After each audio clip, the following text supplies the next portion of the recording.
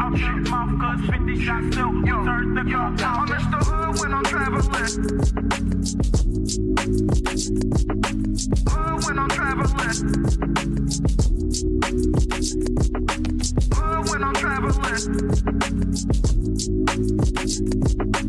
Hood when I'm traveling. Get that when I'm traveling. Six pack wood when I'm traveling. Hood when I'm traveling. Hood when I'm traveling. Hood when I'm traveling. Hood when I'm traveling. Get that when I'm traveling. Six pack wood when I'm traveling. Seeking a place with young free, and I got what it takes to rock the mic right. Seeking a place with young free, and I got what it takes to rock the mic right. Seeking a place with young free, and I got what it takes to rock the mic right. Still watch what you say out your mouth, cause 50 shots still turn the gun out. I'm Mr. Hood when I'm traveling. Hood when I'm traveling. Hood when I'm traveling. Hood when I'm traveling. Get that when I'm traveling. Six pack wood when I'm traveling. Hood when I'm traveling. Hood when I'm traveling. Hood when I'm traveling. Hood when I'm traveling. Get that when I'm traveling. Six pack wood when I'm traveling.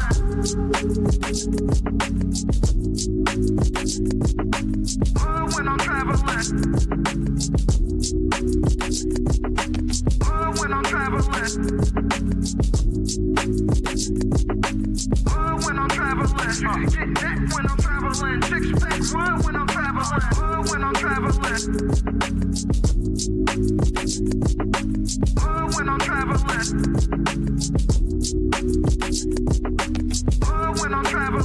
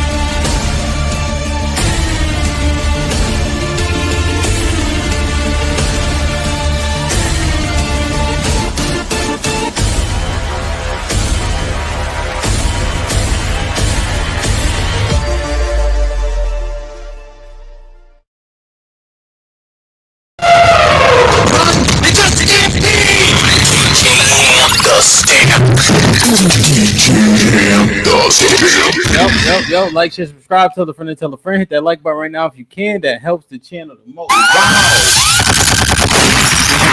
In the building, it's fantastic. Brother. Yo, what up? What's going on, man? Goody, man. Sis got a so-called birthday, man. So we just did a little quick set for her and all that. Oh man, how young is she, man? Sis is old as shit. She is 38. Oh, okay. Yeah, y'all damn near twins then, huh? Yeah, kind of. Tell your daddy stay off your mama, man. Goddamn. Yo, I don't even think he let her stitches heal, man. You know what I mean? But sis old as shit, man. She talking about cougar status, man. Aaron, what's poppin'? Happy birthday to Sister Girl. Congratulations for celebrating your 10th anniversary of your 28th birthday. And here's praying that you get a million more. That's a fact, though. Shout out to getting old. That's a fact. How was y'all weekend? Good? You know what my dad told me? I just left their house just this morning. He said, son, getting old is the greatest blessing in the world, and it's not for the faint of heart or idiots. You don't get to be old being no fool. That's a fact, though. I'll fuck with it. That's a fact, though. I don't know, sis. That's TBD. What y'all do this weekend, man? Administrative shit, preparing for the season change, hanging out with the parents, the kids, family. Usual shit. Yeah, you Miss Fantastic. You do anything exciting this weekend? Nah, man, same old same, bro. I started cooking again. That's about it. I'm fucking What you mean? wasting all this damn money, huh, bro? Bro, my food budget per month. What you mean? Like, nah, I'm cooking. So at the beginning of the year, I was cooking. So I was like prepping and shit or whatever, and fixing all my meals. I wasn't eating a whole bunch of bullshit. But after the Atlanta shit, it was just being whatever. So I finally got back to cooking, bro, and like I was able to have meals for 4 or 5 days for like $80. He doesn't understand.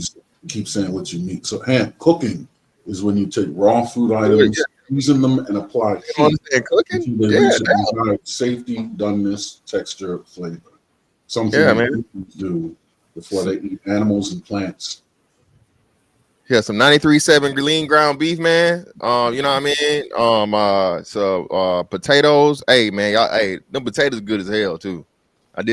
Hey, man, oven roasted potatoes, bro, perfectly with the crust on it, brother. Let me show you. Let me show y'all something. Hey, what's for dinner this week? Fried chicken. Oh, let me check the menu. A menu, Lord. See, this nigga flexing. Cook, nigga. You know what I mean? All right, just so y'all know who y'all shit like that. Hey, Aaron, look. Fantastic. You gotta break it down, man. I like Miss Hamp, so I ain't gonna put in no cooking contest. But shout out to Miss Hamp. Shout out to Mrs. Hamp, man. Shout out to the missus. You know what I mean? That's what's up, bro. Yeah, man. God damn it. I look like I hung up on her though. I didn't mean to do that. Damn, man. Oh man, like, share, subscribe, tell a friend, tell a friend. Hit that like button right now if you can. That helps the channel the most, man. Salute to everybody in the building. We're gonna see how this conversation go, man. We started off on a good foot for sure. Feel me? Chris, what's poppin'? Bell's in the building. E-Dub in the building. Miss Bell's in the building. Impressed you already, man. We salute this sis. She requested Chris Brown, Monica, and Usher. Decent set, you know what I mean? What's poppin'? Mr. Williams in the building. Impressed. Salute once again. Mel, you already know. Let's get it. Like, share, subscribe, my brother Quincy in the building. Quincy not a member. I'm trying to understand why. You know what I mean? Our problems, our solutions. Welcome. It just depends on the topic. Like, we're gonna drop the link today. You're certainly welcome to hit it. Feel me? You just got to be on camera. Only time you don't have to be on camera, and this might be risky, is if it's a members only stream. You know what I mean? That's one of the perks of being a member when we do those streams. Alibaba was popping. Salute to OG Alibaba in the building. Nay, what's up? Jay Wills was popping. Kid, good to see you. Or Kid in the building from Australia. Salute. Almond Eyes in the building was popping. Good to see you. UFO, what's up? Strada, what's popping? DJ, what's popping? SDS Podcast in the building, man. Make sure you go like, share, and subscribe. Empress, drop that link. You heard? Bartholomew Israel, peace and blessings. Shalom, Akiyum. Make sure y'all go subscribe to Mr. Fantastic. If you don't know him, you must be under a rock. You feel me? Venus was popping. Full hell today. You know what I mean? Last minute he popped on, did his thing. Of course, man. Salute to sis. Really on time. That's always good. Darius in the building. Got UFO. Ronnie was popping. Salute. Like, share, subscribe, man. Cali was goody. Sis in the building. Let's get it. Mike Brown, what up? He said, happy birthday, sis. Salute to the 5, man. Miss Jilly. That's for sure.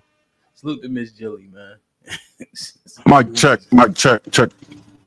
Sound better? Is nasty work. Yeah, it sound about, yeah, it's mediocre, which is the general. Yeah, it usually sounds average for sure. So, yeah. Check. Not too loud though. It's the crazy thing is it does have a peaking sound to it, but it's not loud. Okay. Nah, that shit Can you loud. hear Mr. Fantastic? Like it's peaking, but it's not loud to us though. Nah, that shit loud on my end. Oh, it's loud on you. Okay, you know Yes, what? I I don't got my sound up. That's what it is. How about now? Better? That's better. I think. Check. Yeah. All right. Yeah. Good. All right. So, yeah. Let me see. Keisha was popping. You should be a member. God damn it. Dawn, what up? Salute. Good to see you, man. Let me see. All right, I got everybody. All right. Miles was popping. Cajun seasoning? What that do? Like get you running? Like what? Nah, so it's like the like Five Guys. Yeah. Yeah, that. But baked. Oh, your chicken. And that's not real salty, right? Or is it? No, not the chicken on the potatoes. It's kind of salty. On the potatoes. Oh yeah. That's a good blend. You bake them? Do a tutorial now, man. Look, man. I'm a chef tastic. I have to get in the motherfucking building. Listen to me, bro. Chill out. You're going too far, but you know what I mean? listen.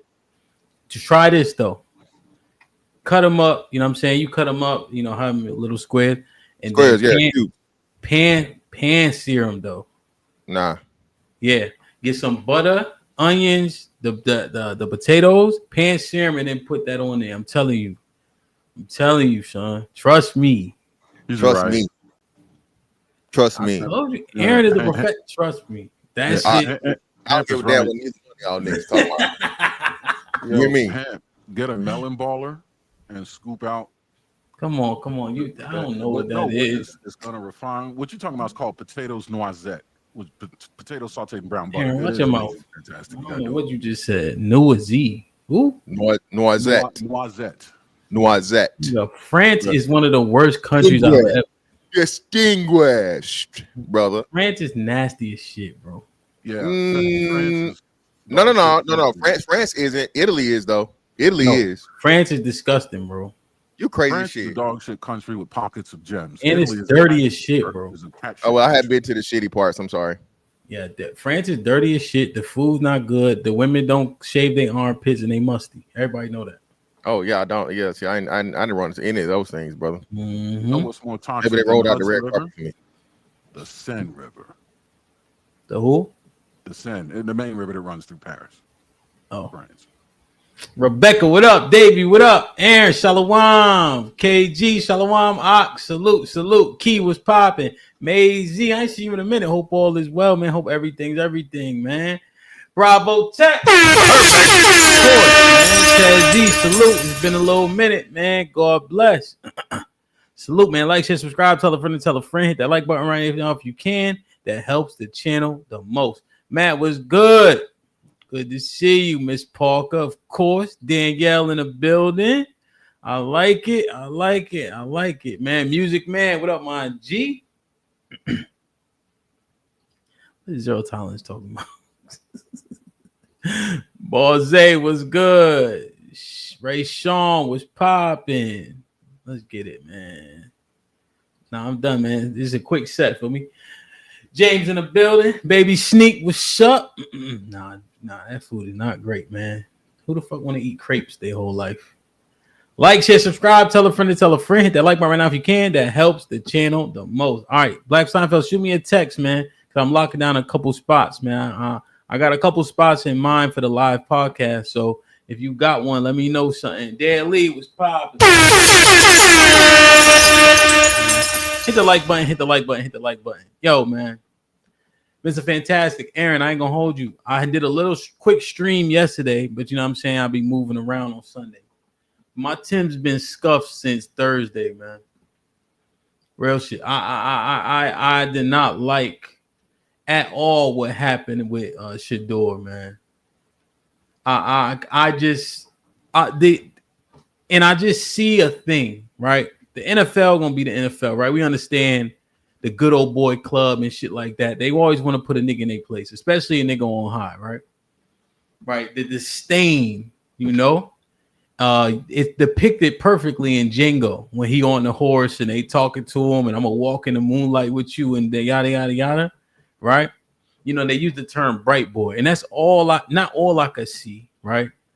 But they think it's something to humble a black man that's on high, right? That's just a portion of what I saw. You know what I'm saying? But the one thing that jumped out to me is it was almost like celebratory for certain niggas. And I just can't understand it. I don't understand that mindset. I seen cats jumping out there. He has a bad attitude and yada, yada, yada. Well, why hasn't that bad attitude ever reared its head anywhere else? Why not with his linemen, with his teammates, with his brother in public, right? Because how you do anything is how you do everything. Manziel couldn't hide himself. Baker Mayfield couldn't hide themselves, right? Just as two minute examples. But it's like there's a proportion of black men specifically that want to jump on that bandwagon, like the ice colder white man type shit. That's really gives me the most cause for pause. There's nothing in the boy's talent that says 5th round. There's nothing in the boy's disposition that says 5th round. Keep it tall. There's nothing I heard from his dad or from him that say 5th round. Tommy made mention, salute to Tommy yesterday, of they had chalk talk, right? So they give you like a semblance of a playbook in which you have to go through it the night before, right?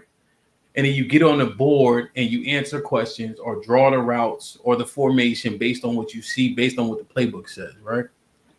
And it was speculated that this terrible coach from the Giants said that Shadeur's response wasn't the best, right? And this is speculative, but he said all his meetings were great after the fact. But when it's chalk talk, right? So if I'm sitting back as a coach and I'm saying, yo, draw XYZ, we go back and forth with the kids to an extent, right? They're not gonna get super disrespectful, but they get to justify why they made that play. And they will say, no, coach, I'm seeing X, Y, and Z. And we'll have a bit of a banter or back and forth, whatever the case is. I wouldn't then label that kid anything, because it wasn't said that he came in not knowing the plays, But I've seen black men specifically latch on to, the shit they latched on to. And I just don't understand that mindset. I don't. What you think, Mr. Fantastic? I understand it wholeheartedly, man. 1,000%. It's crab in the barrel bullshit. Niggas that's got a personal thing about, more so. And again, the sins of the father, right? Dion. They don't like the way Dion did things. A lot of people felt the way because even niggas that's never went to a HBCU. Remember we had this college conversation, HAMP, and I think it's like of the black people that go to fucking HBCUs is like 9% or 13% or something. Yeah. I think it's like 9%. But niggas felt the way because Dion did what he did, turned around an entire like college program for the whole. Before Dion went to Jackson State, bro, I hadn't seen, or thought about a fucking HBCU football game in my adulthood. You feel me? And I'm in the heart of this shit in Florida. You feel me? Yeah. So he came there. He said, "Hey, I made a deal with you guys. I spent money out of my own pocket. I literally did this. He got robbed. Niggas was making excuses about him getting robbed. He shouldn't have had it out and all this other shit and la. Then they robbed the man from the gate. Hey, the stadium is full. We made a deal on how much money I'm supposed to get a kickback on that, and the books was cooked. So he goes on to that, and I think it's more so jealousy, man. The worst man you can ever have in your fucking shit, bro, is jealousy. Because like you said, even me, y'all know I'm not a pro-black or a racist guy at all. All black men done experience some type of motherfucking racial bullshit in our lifetime, bro. You feel me? Especially if you are good and you got the confidence with it and you willing to stand behind yourself. You feel me? Yeah. I can go, and I'm pretty sure Aaron will tell you the same thing, especially like this is why I say too, and this is why I got kind of I'm not so quick to call everything racist because I've been in the military is the most white male dominant structure on the planet. United States military, it doesn't get any more white dominant structure than that. Okay. So that's why when I people try to tell me and try to argue and say, and again, I'm not discounting your things on the job, as in corporate America, but it's nothing of the same. You feel me? Like nepotism, favoritism, legacy shit, all of that. And more cases than not, it's white men. And then another thing you find too, Hamp, is that that little rodent y'all love calling somebody with the motherfucking the burglary eyes. Yeah, you see that the most there because motherfuckers willing to do anything to get that next rank and get that next pay grade, bro. And those of us that are staying and be like, hey, look, bro, you know what I'm saying? I don't have an issue and problem doing my job and being who I am, but I'm not finna tap dance for nobody. I'm not finna kiss no ass. I'm not here for your amusement. And my job is good enough to prove, you know what I'm saying, why I'm able to do that. But that is really offsetting to white people, like for real. When you are, and I tell people this shit for real. Listen, this BABG shit, this came from the Navy. All right, this came from the fucking Navy. It's like I was known as that big ass black guy for real. I made this shit up. Motherfuckers didn't know my name, but you set in a base for a minute or whatever, and people know your face and they can describe it. They don't know your name, but the big ass black guy, that guy. And the white dudes would run back and tell me. And there's like that's your name, like around base, right? Because I was especially younger, bro. I was taking no nothing from nobody. Who the fuck you think you talking to? Respectfully, I don't care about your rank. I'm a grown ass man, bro. I got kids. You know what I'm saying? So whatever you got going on at home, don't bring that shit to me. Cause this, is it personal or professional? Because it's personal now. We can motherfucking take these tops off and these motherfucking ranks off, and we can handle this shit like men. But if it's professional, can you please, you know what I'm saying, monitor your speech and recognize you talk to another grown ass man, especially if it's like, it's a way to do anything, right? So I think it's more so there's a racial aspect to it, but from the niggas, bro, it's more jealousy than anything, bro. I think that's the sad part about it. Okay, go ahead, Aaron. What you think? And the slick shit with what he was saying about being labeled the BABG in the military, and I'm sure he'll agree, is that it's meant with equal parts admiration, respect, and hidden nefarious humor. Right? They get to make a shot and stick it under a genuine sign of respect as well. You know what I mean? Like they really look at that and it's like, all right, yeah, you could really fuck this room up if you wanted to. Like we're not gonna mess with you, but at the same time, you're an animal. But you're an animal. You know what I mean? So much respect, but you're an animal. So that's really the hidden agenda there. But so regarding the topic though, yeah, I mean, I agree. I think about the way I outlined the difference between a nigga, a coon, and a Sambo. And what this is cannon fodder for your coons and Sambos. And really, I would say Sambo, because the target in question isn't really a nigga. You know what I mean? He's actually a decent example of what a successful, superior black person can be. But because they're not, they're going to try to exploit flaws and manufacture flaws to impede his progress. But I guess that's the definition of jealousy. Yeah. And there's an argument about how good he was or wasn't, right? Right. The point is there were too many quarterbacks taken that are emphatically not as good. Right. And he's objectively good. I mean, if you know the game and you see him, he's good, but you don't have to know anything about this planet to know that he's an AP, second team All-American or first. And AP is not an organization that doesn't know what they're doing. To get that kind of an accolade, you have to have the physical ability, the game prowess, the game intelligence, understand, you know what I mean? Heart, drive, everything you need to play the game well, he has it. And is in a leadership position, the number one as far as the ones on the turf. And to say he's no good compared to what? Yeah, that's what I don't know. It just, yeah. It just, I don't know who played football and where, like you said, right? Like, I don't know. But when you turn on the tape, the stuff that he's doing, like, it's a bit advanced for, like, just the average college quarterback, right? Right. And I'm not even talking about arm strength. I'm just talking about scanning the field, seeing it, keeping eyes downfield, willing to take a shot, not folding, right? Yep. I mean, you just see like those mature. That's mature. You're getting up by yourself. You never see them yelling at the lineman because he understands. Massive. Yeah, always Going getting up, after me. not waiting for nobody to pick up. I mean, it's just so many mature traits, right? Not being injury prone. What he gets sacked 65 times or something crazy, like, you know. But I just motherfuckers are going out their way. So is it jealousy or is it trying to appease? I think it's a combination of both. But more so jealousy than appeasement. I think we've all been through this, man. If you get any, I keep telling you, that's why the ain't can't don't want theory is extremely real. And because of the propaganda and the way that we're raised and we're taught, you know, it goes back to Malcolm X's famous speech, you know, who taught you to hate yourself and all this other shit, right? Well, you know, how many times have you heard, oh, you think you somebody? You think you smart, you think you this, you think you that. Well, no, I haven't proclaimed any of these things. I'm simply exuding something. You're able to tell, and it makes you have an inferiority complex. It triggers your inferiority complex. So now you have to point out my advantages and my abilities, you know, as a negative. You feel me?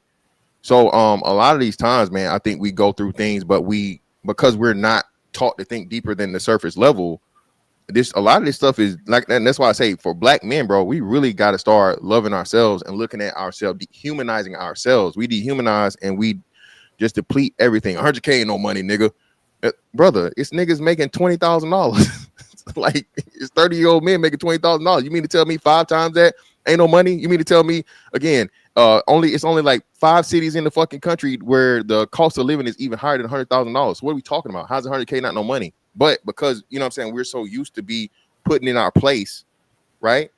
We go along with it and no one fights against it. So that's why I get a lot of the pushback I get, because I think once you put on those glasses or once you remove that veil and you actually see, bro, just how deeply embedded this shit is, bro, we got a lot of work to do. I'm telling you, because if we do, man, I don't think this shit would be allowed to happen to Shadeur. You feel me? Because you know, it would be as much as we say, right? And the NFL players and NBA players or whatever can shut shit down immediately. Players can go on strike at any point in time. You feel me? Mm-hmm. It's like that Boondocks episode, but because, you know, money and, you know, whatever and so on and so forth, hey, but it is what it is. Yeah, 100%. And I'm following what you're saying, right? I also noticing there's a decent amount of people not following the conversation whatsoever. But I'm gonna drop this link, and I want y'all to hit the link, so we can converse directly. I think we've seen previously when people get up here, the energy changes, which is fine, right? You know, it's definitely different standing in front of somebody than just typing, right? But again, if you heard what Mr. Fantastic said, we ain't even talking about the racism, right, that potentially existed during the draft with the Cape, right? We understand majority of the league is 80%, right? 75% us, right? But what we are looking at is the infighting, right? Mm-hmm. The crab in a barrel, willing and wanting to say something negative about the boy or about his father, right? And we see that happen with people consistently. Like if you look at really big content creators, you know, like I'm dropping their names, but you know who we talking about, who always find the point of where the black person in a given situation was wrong, right? We watched the lady not throw the pot of water, and you had motherfuckers running around talking about she threw the pot of water, right? And I know y'all try to get on Mr. Fantastic about what he said. He ain't say she threw the pot of water. That's for damn sure. I just say, I don't know why y'all mix me up with any other nigga. Okay, all I said, the cop was 1,000% wrong. His ass need to be under the jail. He need to get the death penalty. I don't know who y'all mixing me up with, but I had nothing, no defense whatsoever. So please, let's set that record straight. I never said anything other than that for that situation. No, I know. That's why I just said, because they would assume that you, like, you know what I mean? Like you was never even on that bandwagon. You know, there was niggas that's like, well, let me see some more of that shit. You know what I mean? Like, let me see. I gotta like shout out. Is CJ here? I don't know if CJ here. I ain't see him yet. He's CJ in there. CJ in the chat fighting for his life. So remember Aaron? Remember CJ was like, she threw the water. Niggas like, huh? And then we watched it back 1,000 times. Then it had to be re-explained. Then shout out to who we had. I think Cell had like a breakdown of it, and then he came to the truth, right? But you know, you see, motherfuckers. That's what we talking about. We ain't even talking about them being racist. You know what I'm saying?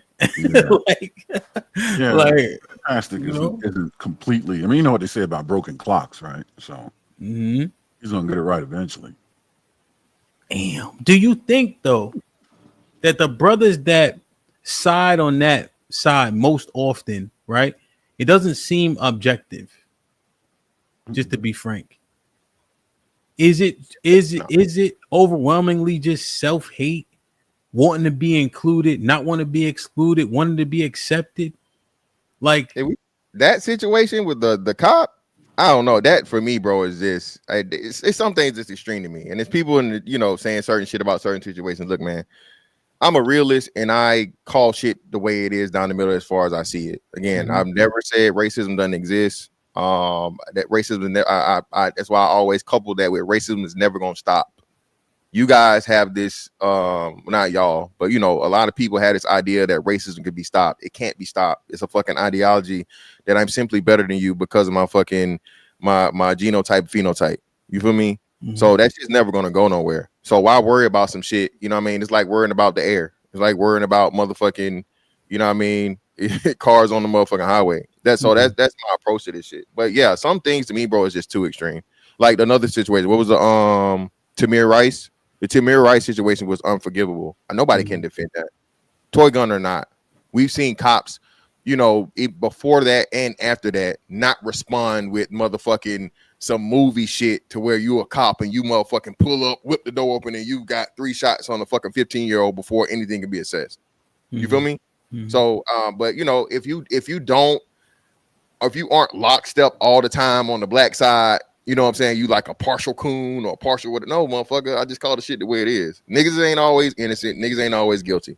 You know what I'm saying? It's some situation where it's some gray area where it may be fucked up situations where now I can put myself in the cop shoes and I can be like, okay, hey, motherfucker had a gun. He had a knife. Legitimately, gun or knife. I told him to stop. He didn't stop. Hey, I shot him. I mean, I don't think people understand. You've never been in that position. Most people haven't. Hemp, you say this shit all the time. Hemp, we got Hemp. I don't know what I was even doing yesterday, bro. I was like, bro, you know what? You know what? That's what it was. So in reference, make sure they discovered that the Atlanta Falcons somebody did the prank call. His son, somebody. Yeah. So you know what I said? Hemp, I said, bro, we really are the last generation of getting punched in your motherfucking face, bro. You understand that? Yeah. The society has become such a troll society because everybody can say some shit from behind the screen across the world, blatantly disrespectful. Most people have never been punched in the fucking face, Hemp. We need to bring that like for real. Most people, if you had your ass whooped as a kid, bro, you got Fantastic. We saw it. We saw it already, right? We saw it. Like, shout out to D-Lock, right? Yes. Oh, were you still here? Yeah, you dropped off. I dropped. But right, you seen the energy shift, right? From the comment to the panel, right? And then you saw when niggas said, oh, niggas is talking crazy. Let's box it out. Nobody shows up. Nobody want no real smoke, right? See, like even in the comments, everybody, they real gun-ho, feel me? But when you have to respond in kind, you have to process information in real time, that shit changes for overwhelming majority of people, So what you saying, like, we know that's a lost art. We tried it. You boxed twice. We tried it. It's comfortable behind the keyboard and all that. We totally understand it. You know what I'm saying? But yeah, that like the Tamir Rice, Fernando Castillo, right? Like literally, there's a little girl sitting in the back seat. and the cops shoot the shit out of him. Y'all see that one? There was one right where you look at it, the cop saying put the car in park. I think his last name was Dubois. I think it was in Cincinnati, but he like put the car in park, and he not putting the shit in park. And they like he didn't try to take off. He tried to take off, you know, and the cops started shooting because he was holding on to the car. So by proxy, he started getting dragged, you know, and then he pulled a burner. You know, people was deliberating over that, right? Because when you don't heed the instruction, right, you open yourself up to shit, you know. And then people be talking about, you know, should they start shooting? You getting drugged by a car, right? That's one we can kind of have a conversation about. But the ones that are matter of fact, right? There's no conversation. You guys remember the one Walter? Was it Walter Scott? Walter Scott, I think. He had a green shirt on. Y'all seen the video a while ago. So he started running. And the cop shot him in the back 3 times because he had a warrant for child support. North Carolina, yeah. And they got it on it. It was either the cop car cam or it wasn't his body cam because you see both of them in it. Yeah. It was whatever it was. Somebody had the footage, and it was like, bro, are we kidding? Another one. I think the first one to where we started recognizing this shit was where the guy again, South Carolina, North Carolina. Yeah. Walter said, "Hey, get your license and registration." He shot him. He said, "Hey man, you told me to get my license and registration, bro. Oh, I'm sorry. And again, man, that's why I tell people, bro, listen, I that's why with me, I'm not trying to do no court in the street shit. I don't ever want to see a black man or a black woman lose their life. Again, there's a lot of niggas like, bro, there are some scary ass people out here, right? And like I said, that's why I'm not a back the blue person. I'm not none of that shit, and so on and so forth. But there are some scary ass cops. And Aaron attested this too. A lot of weak motherfuckers, especially white dudes, get into positions where they have the authority. They have to be given authority to get respect. And then they over exude and they push it as far as they can because it's something they can never do outside of a uniform. Mm-hmm. So, like I said, bro, this whole military structure thing, man, it gives you a whole nother perspective on life in a lens that most people don't understand and don't look because you don't have to. You know what I'm saying? You don't have to abide by that thing.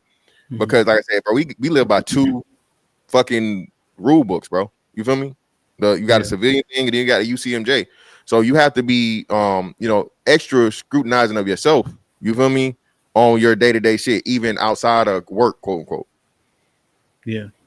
Oh, real shit. There's so many of them shits, man. Remember the guy in the wheelchair that the cop shot? Was he in a wheel? Is in Florida. He wasn't in the wheelchair. He was special needs. So he was the helper. He put his hands up. He was sitting on the floor with the man. He put his hands up. Cop shot him. He was laying on the ground, wasn't he, or something? Yeah. Hey, the nigga that was the Acorn. That was like 2 years ago. Remember he was in the cop car. The Acorn either hit him or hit the car, and he just unload on the man in the cop car. Yeah. Cuffed. He's cuffed now. He cuffed. He said he's shot. He's shooting. Shit crazy, bro. This shit is. They just so. Yeah, no, that one, the one just popped in my head. The fuck happened?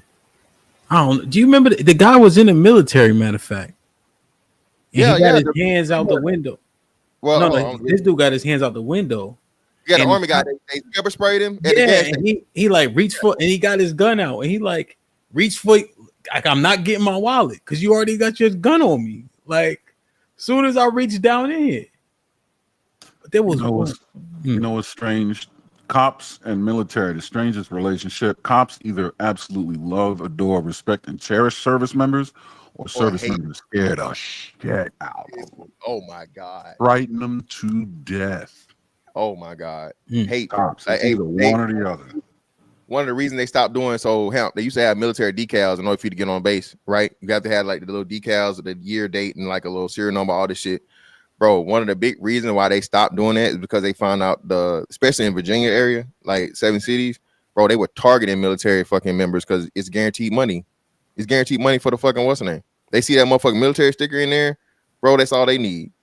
Whatever ticket they give you, you gotta pay it because if you don't pay it, you know what I'm saying? Like I said, it's that double, you know what I mean? So Police Damn. have a false sense of bravado that they have, the weapon on their hip and some sort of tactical training and ability. But that's what scares them about the military is that everything that they have, we have at an exponentially increased level in ways that they couldn't go near it. Yeah. Damn. That shit is interesting. I mean, we obviously a little bit adjacent to what it is that we're talking about. And I guess I want to hear from, well, like I'm saying, we're not talking because we was talking about infighting, right? Like the people who choose to just simply see it against, the so-called black person in the situation. What you frowning about? You doing too many things at once. I want to, but when we drop the link though, right? They don't click it though. So it's very hard to converse with them. This is surprising. No, I'm just saying it out loud. So okay. we on the same page, right? But it's just very. I don't understand. I don't understand it. Right? Right is right and wrong is wrong. But when you have the option to mine through something, the default is to default. I break up. Yeah, you just pause for a second. But you good. Go after default. I don't know why my shit. Okay, the default is to assume that the black person did something to put themselves in that situation. All right. God forbid, Dion speaking out. Now he's the one that cost his son, $10 million. But the thing about it is the agents do it all the time. Like, do you guys know Drew Rosenhaus as an example? Well, he had all the big ones. T.O. was one of his. He got all the biggest names, right? He used to. And you want to talk about talking shit? That's why they elected that guy. He would go to bat for his so-called clients. These boys don't have an agent. Their father is their spokesperson. You know? If he's representing the likes of T.O., he's got to be a piece of work. Let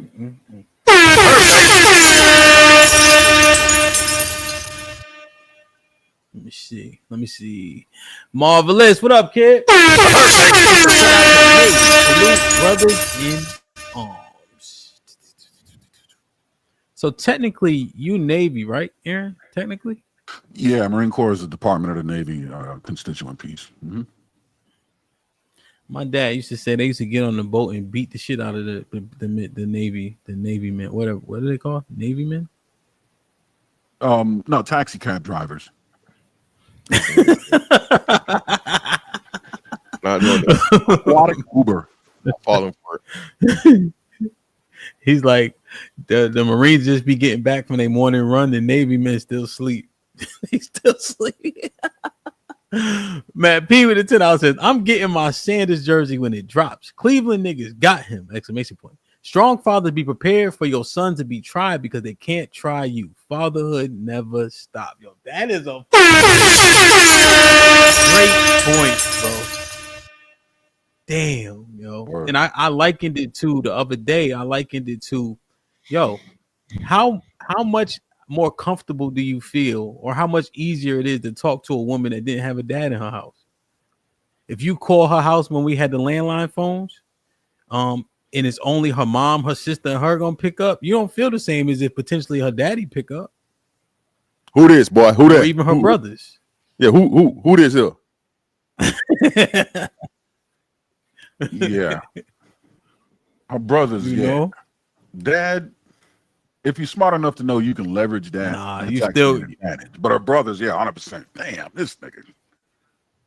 But you have to work with the dad. You got to have a particular presentation, though. You got to change the game. Yeah. 100%. 100%. Yeah, yes, sir. Yes, sir. And then she'll be like, yeah, he was respectful, you know.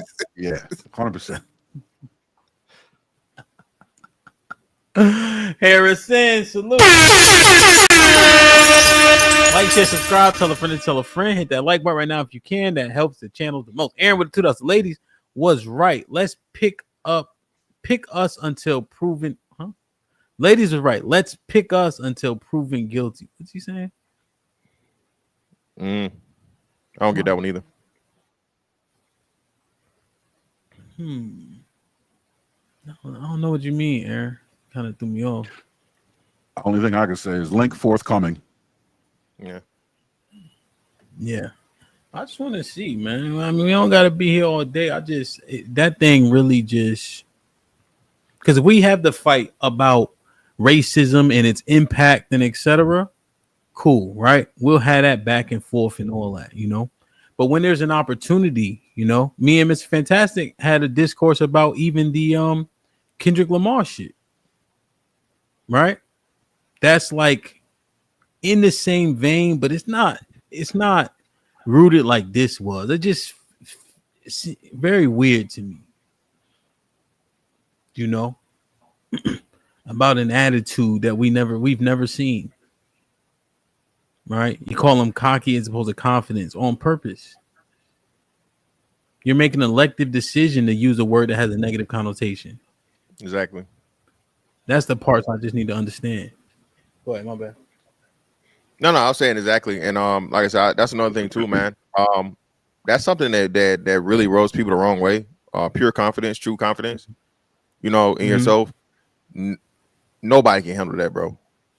I mean, and I think when you're a black man with that, we look at the Floyd Mayweathers, the TOs, those, if you have that bravado and you can actually back up that shit you talk, again, even Michael Jordan, Kobe, all that shit or whatever, so on and so forth, bro, it was known they were stone cold killers, bro. You feel me? And made no fucking, didn't try to run from it. But hey, I think unless you're in that position, and people think they're close enough to you to, to be relatable, then it gets, you feel me? AFR, just the nigga I was looking for. What's popping? I ain't see you in a month for Sundays. AFR, what's goody? Where you been at?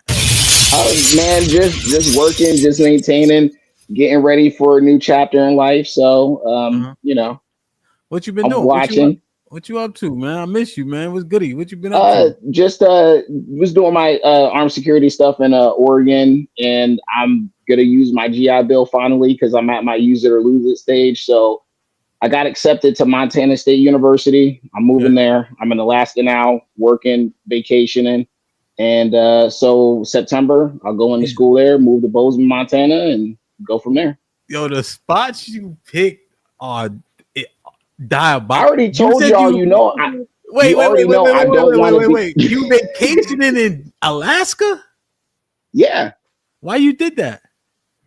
Because it's nice out here. Wait, but the sun don't go down, right? This summertime or some shit like that? Well, the more summer comes, then it's going to be more sunlight. But yeah.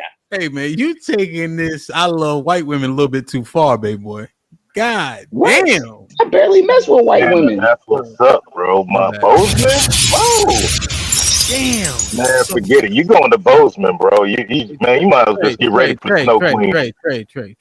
Mute for a second. God damn. Well, I'm proud of you. All right. I'm proud of you. Listen, I did my time in the South. I grew up on the East Coast. I'm good. Y'all can have all that. Montana. Like, I lived in Atlanta back in the early 2010s. Around that, I'm good. Y'all can have all that. Damn, man. So what you gonna do out there? You gonna have to get a snow bunny, huh?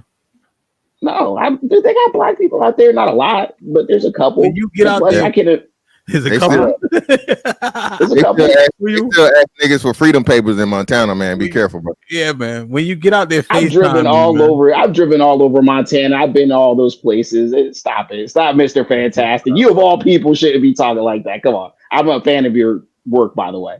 But yeah. Well, let me just say, hey Trey, what's popping? Man, what it do, man? I'm just listening to the Shadeur. You know, I'm an Oregon fan. I'm a Ducks fan, man. So Yeah, we it, it we gonna get you. We gonna get you it's in here, right? Right. Just a second. We got you. Marvelous was good. perfect. What up, fam? How y'all doing, man? Doing all right, man. We doing all right, man. How you been? I'm good, man. I'm about to go out and underway next week, but I'm here for the time being till that happens. All right.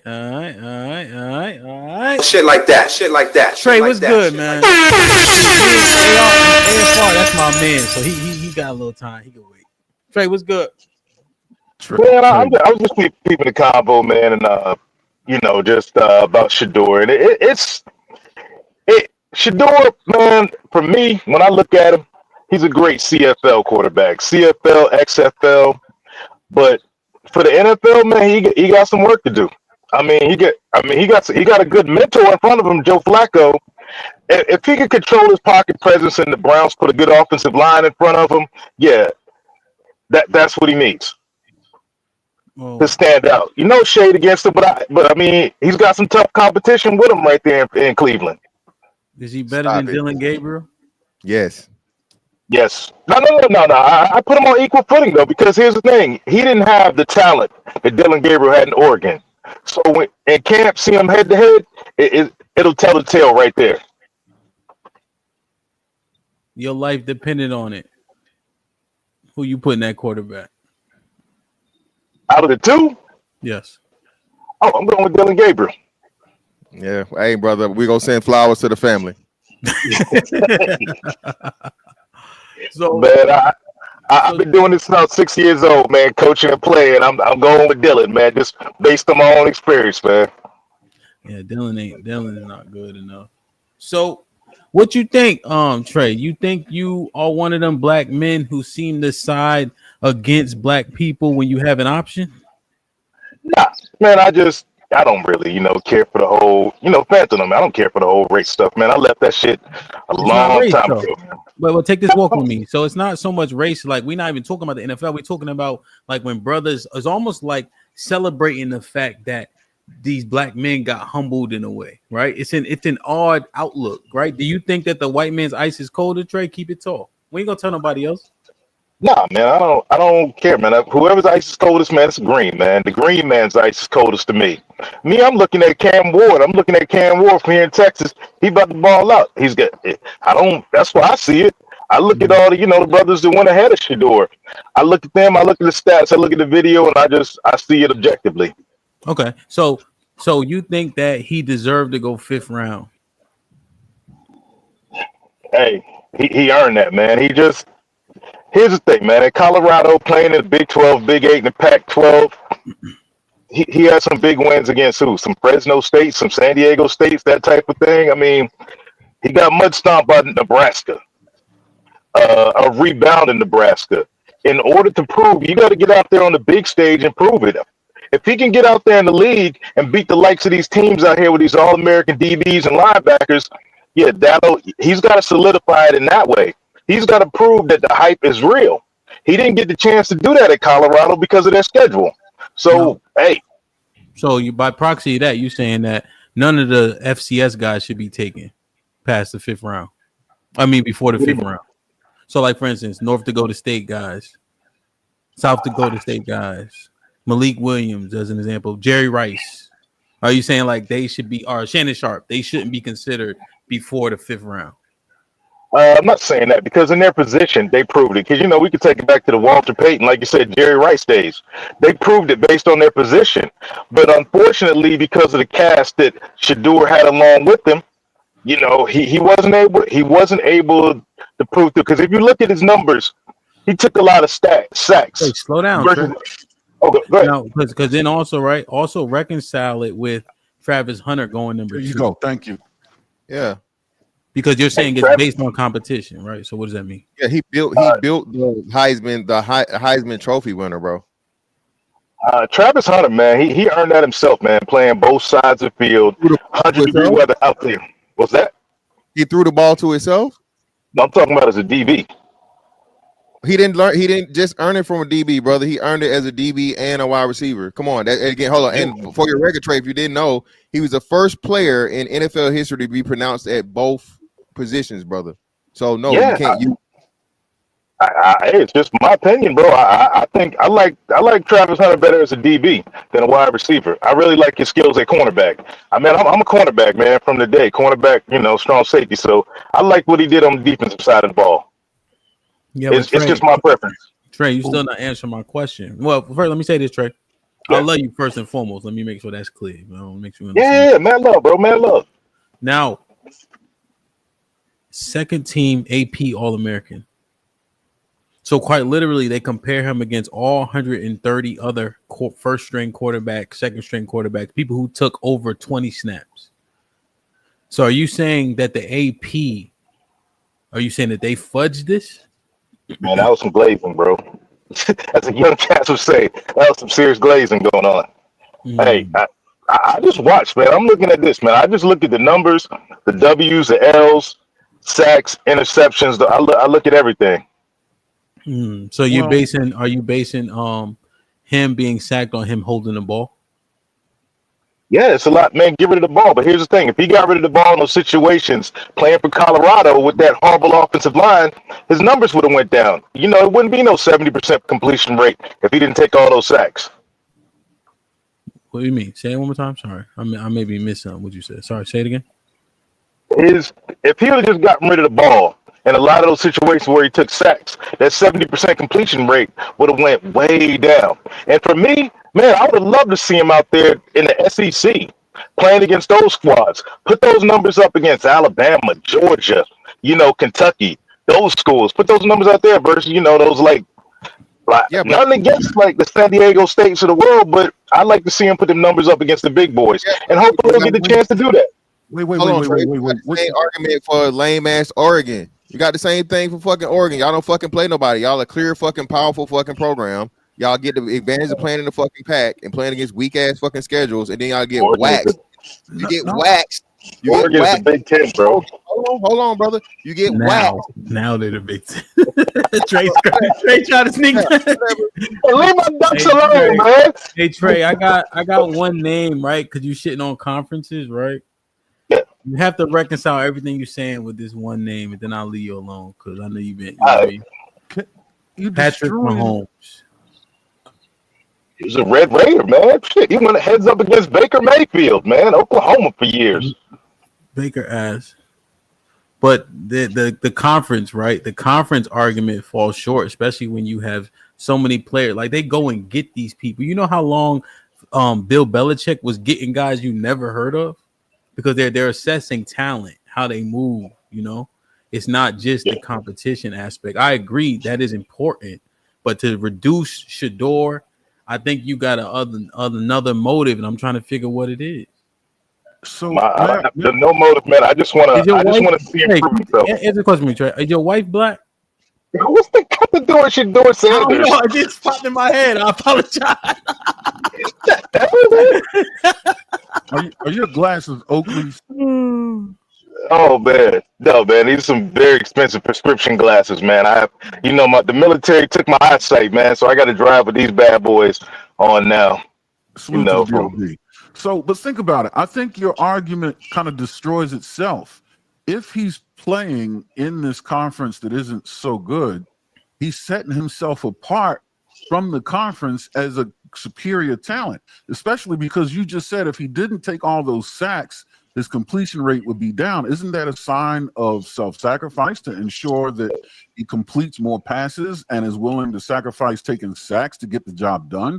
And doesn't that speak to the quality of his offensive line, not the quality of his ability to be a quarterback? And if you like Travis Hunter better as a DB, wouldn't you take all of the attributes of a great DB, and the one thing that would require him to be a good wideout is a quarterback that can throw a key into a lock at 40 yards?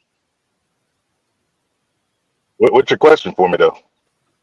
Everything you just said kind of fortifies HAMP's point, not him being a 5th round pick. Everything you said justifies him being a first an AP All-American. Well, I look at it like this, man. When I put him straight to head with Cam Ward, salute to Texas here, Cam Ward coming out of Columbus. I go with Cam Ward all day long, but Cam Ward played for Miami in the garbage ACC. Miami got started. Hey, easy on the ACC talk. Former Terp here. Hey, I was a Hokie fan. I'm from VA, man. I'm from the 757, and I'm a Duck fan. So I'm with you, man. But I mad love for Cam Ward and Shadeur, bro. It's just that when I put him head to head, I got to go with Cam Ward all day long. He played in the garbage conference too, and the numbers are just better. His ball control is better. His game control, controlling the clock was all that better for Cam Ward. It's just when I put him head to head, if I'm coaching him, I'm going with Cam Ward. I'm looking at Shadeur like, hey, man, you got to get rid of the ball. We can't take these sacks over and over. You got a garbage offensive line, so, we got to get the ball out quicker. We got to get the ball in our playmakers' hands. We got to open up the running game. So, yeah, get that ball out quicker so we don't take those sacks. That's just my opinion. Or the offensive line needs to be a more impervious wall, and his receivers need to become more available. I mean, he had playmakers. I mean, you got to have playmakers when you got no offensive line, because a lot of times you got to throw up those moon balls like your boy Russell Wilson. And he had the receivers out there to go up there and get him. But I'm with you, man. Cleveland's got a nice offensive line. They did what they did for Joe Flacco and Jameis Winston last year. Joe Flacco a couple years ago. If they can hold that, man, I want to see what Shadeur going to do. I mean, at least he's not a traitor like Dak Prescott, right? Oh, man, I was hoping the Cowboys would take him, honestly. It would help them because they like fun to the entire NFL except the Cowboys. Yeah, I didn't know Dak got his money finally. I didn't know they signed Dak to a major contract because I thought it was going to be a deal too. Yeah. So, all right, let me ask, and shout out to AFR. I don't know where he dropped off to, and I'll get Marvin in a second. Tommy was popping. But so Trey, you talking, majority football, right?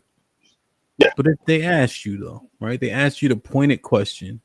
When you see what happened, I know you're talking about football talent, but even the fact that you hesitated because you were giving it consideration if him or Dylan Gabriel's better, right? That surmises that you understand that Shadeur is at the very least a third round talent if you even compare those two. And then when you see a Jalen, well, just let me just paint this out, right?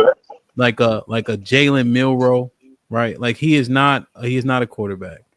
And then you see the boy who what was his name? Trudeau? What was his last name? The one who went Mr. Glass, the white boy. Second round. Yeah. Oh, went to the Saints? Yeah, to the Saints. Yeah. And he's he was the backup for Trevor Lawrence, right? 26-year-old, you damn near a dinosaur.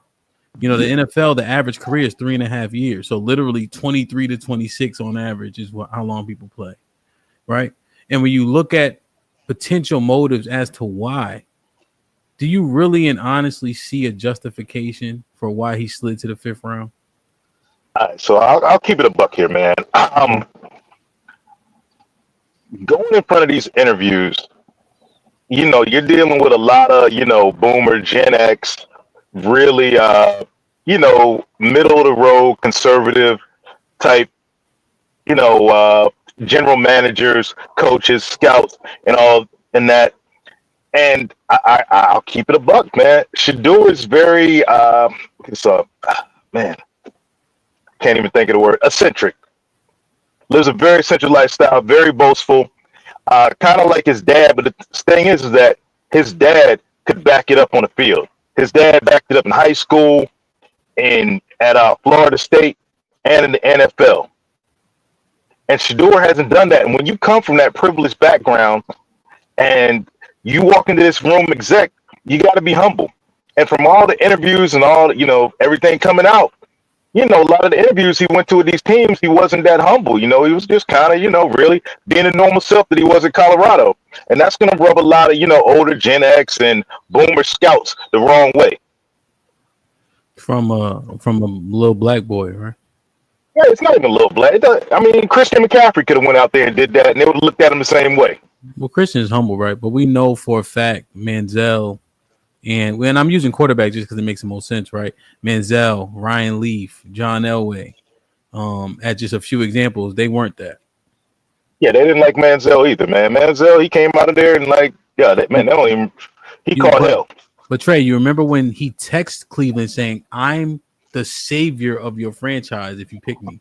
That was in his text message, and they picked him 22nd. Yeah, I don't know, man.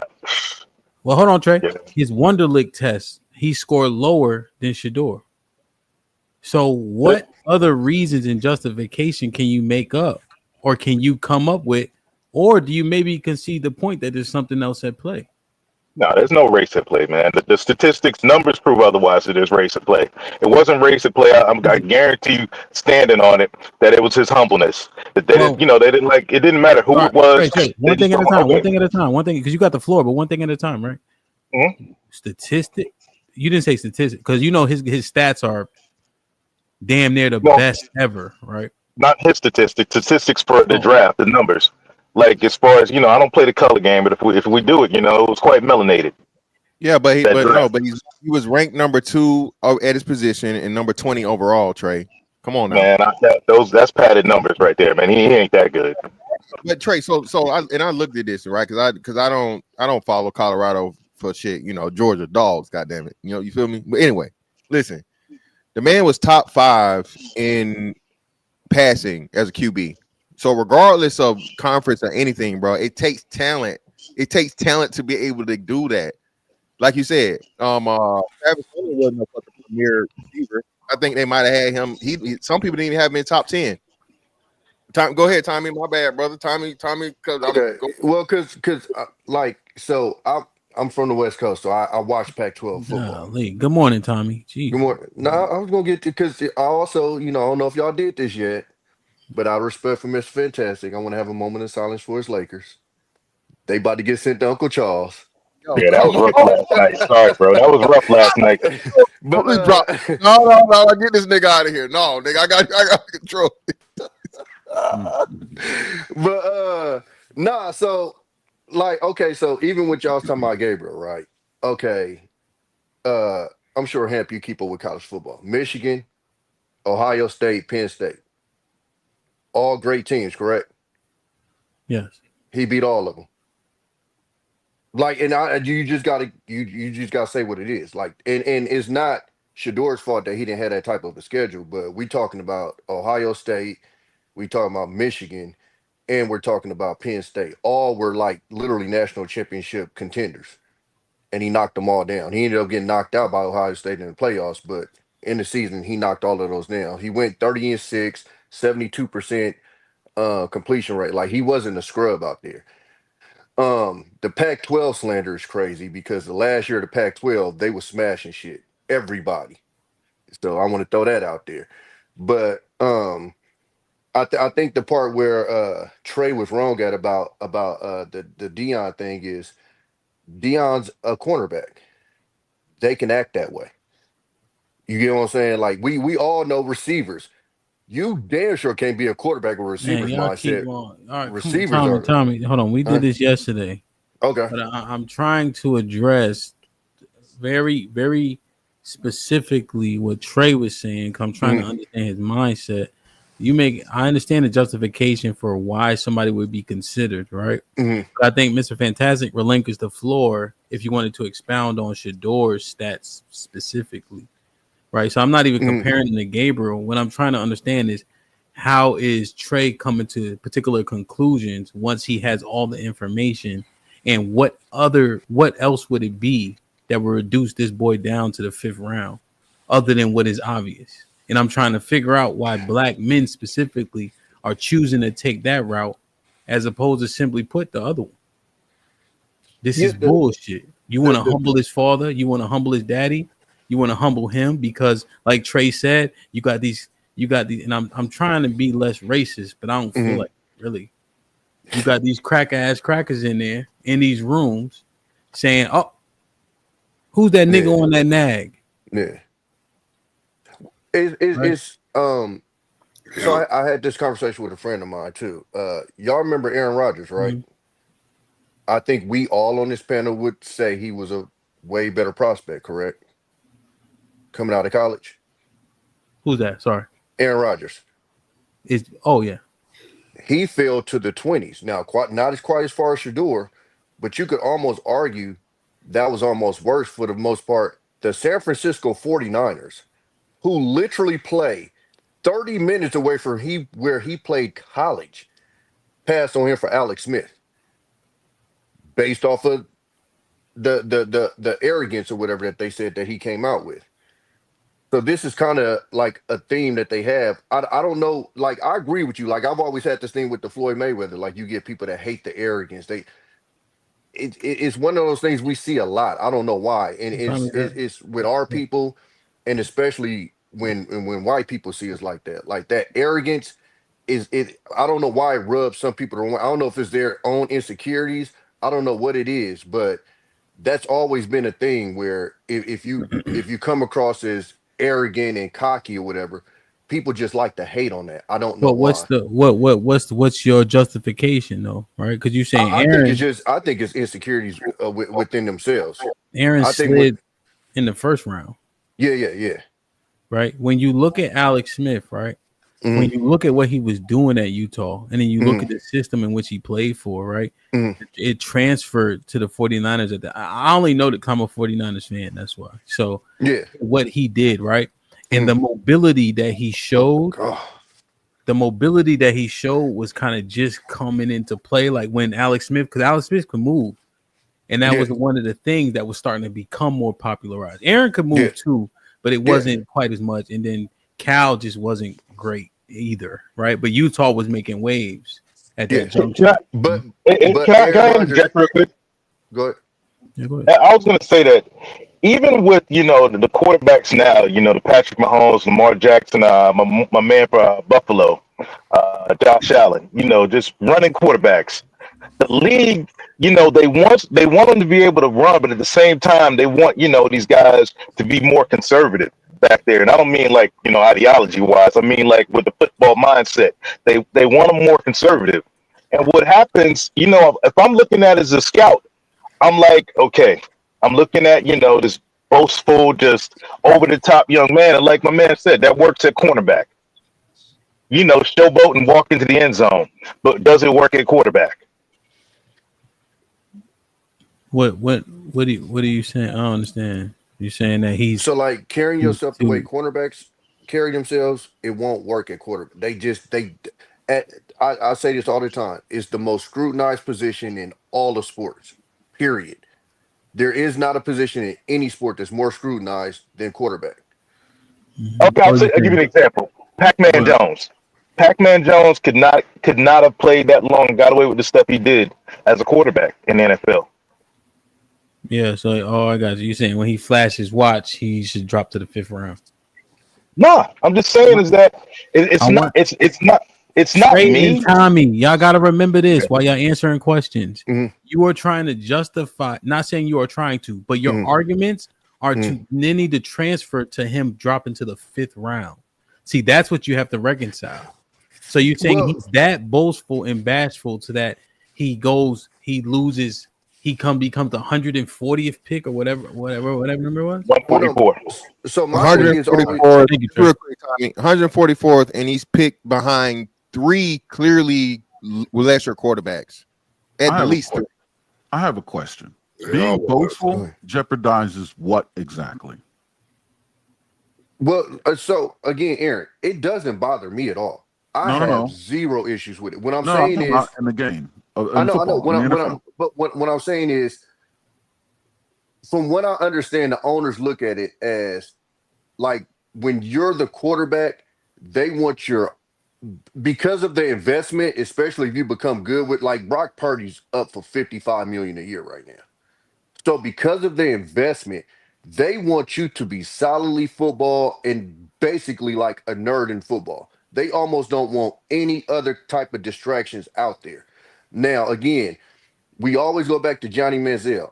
I'm glad I just had this little conversation with my boy that's a Browns fan. Since 99, they've had 40 quarterbacks there. It's a dumpster fire. My Raiders have been bad, and we've only had 18. They've had 40 different quarterbacks. at that franchise. So Now, that's bring it that's why back. I've always okay. But That's why I've always been y'all pushing gotta it. stay on. So this what I can't let y'all do. Mhm. I cannot. Tommy, I love you. Trey, I Mhm. love you. Marvin didn't get to talk yet. I hate his hat, but that's my nigga. That's the one that stretch, ain't it? Yeah, yeah. The headband, the crown, and everything. Yep. Yep. But we kind of going around it. I don't. When we look at fifth round Mhm. talent, rewards, right? Mhm. Moving from different system to different system. Jackson State to this, right? Yeah. Beating TCU. He beat Nebraska that first year, right? Mhm.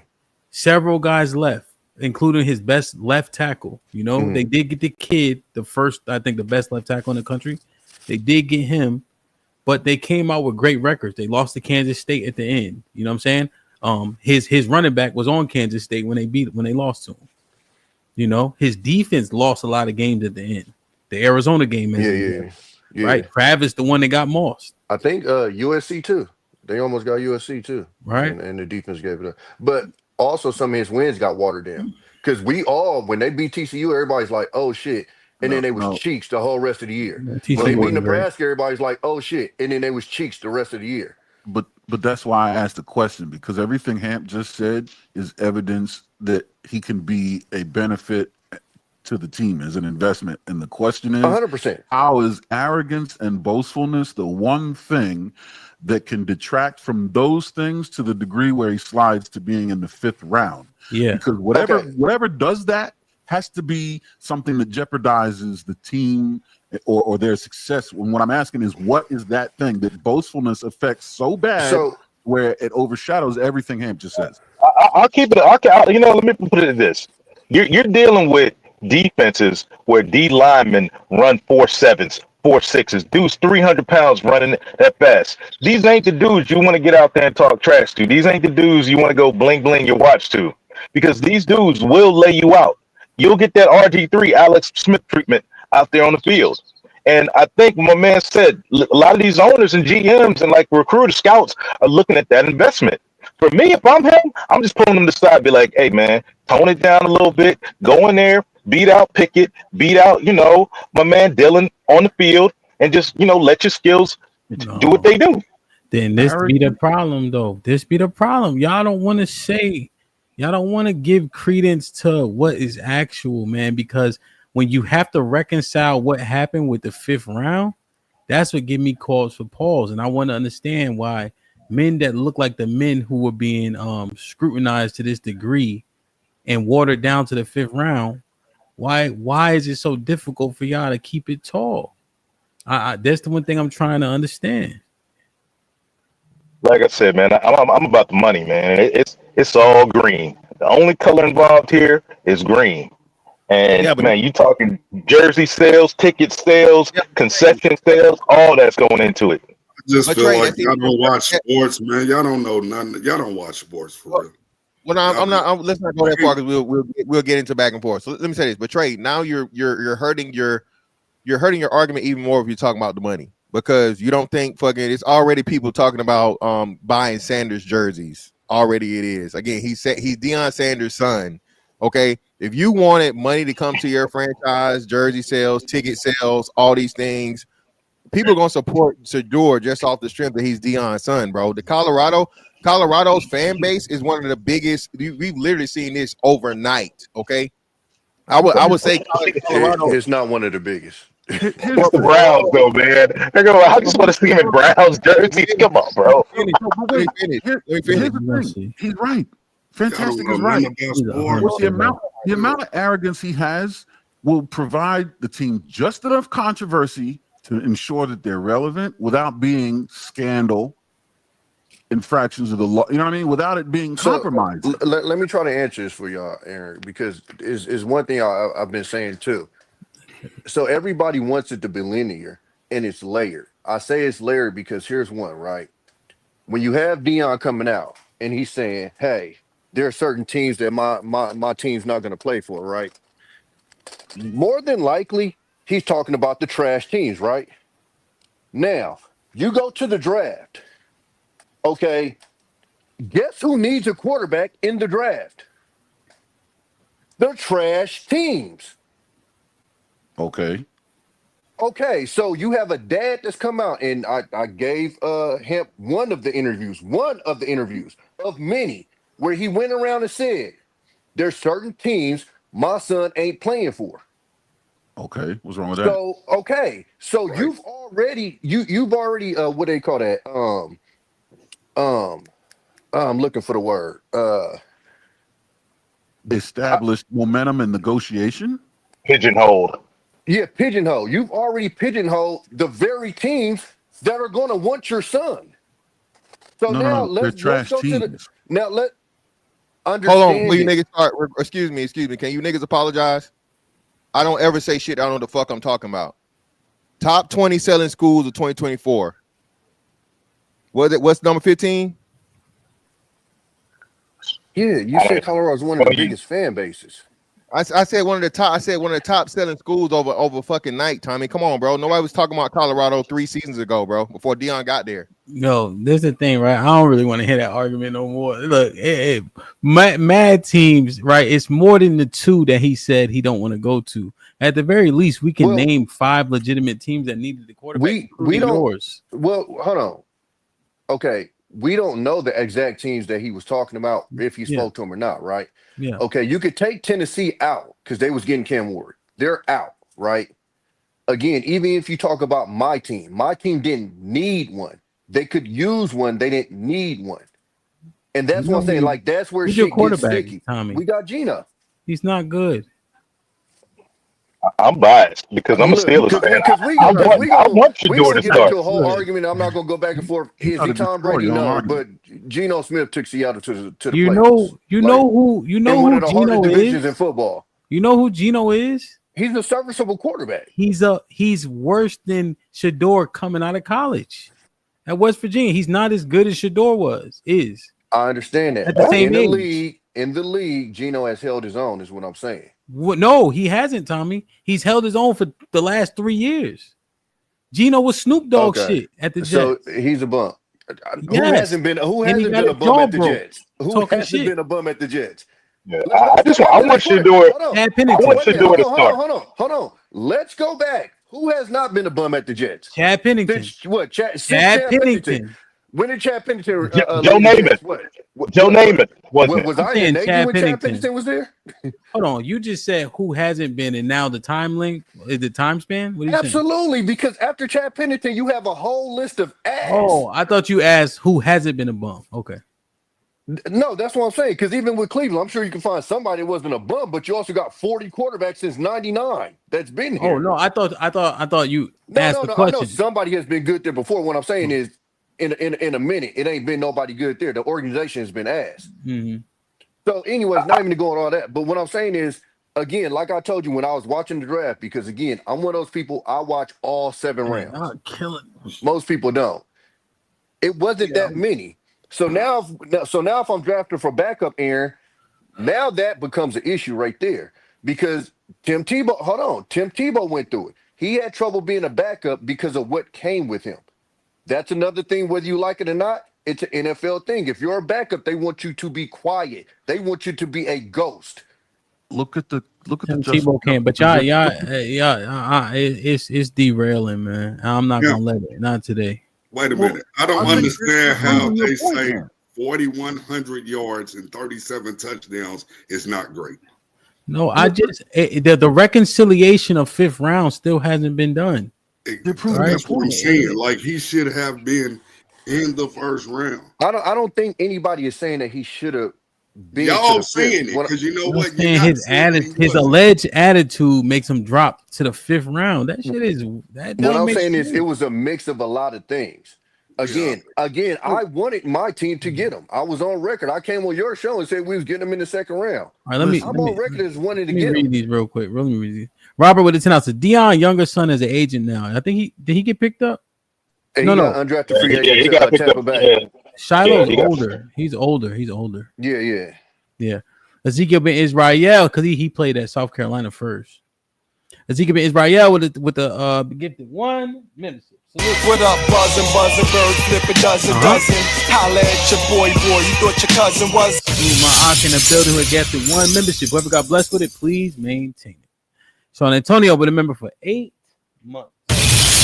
I know a quote friendly snow bunny in Bozeman, Montana. AFR.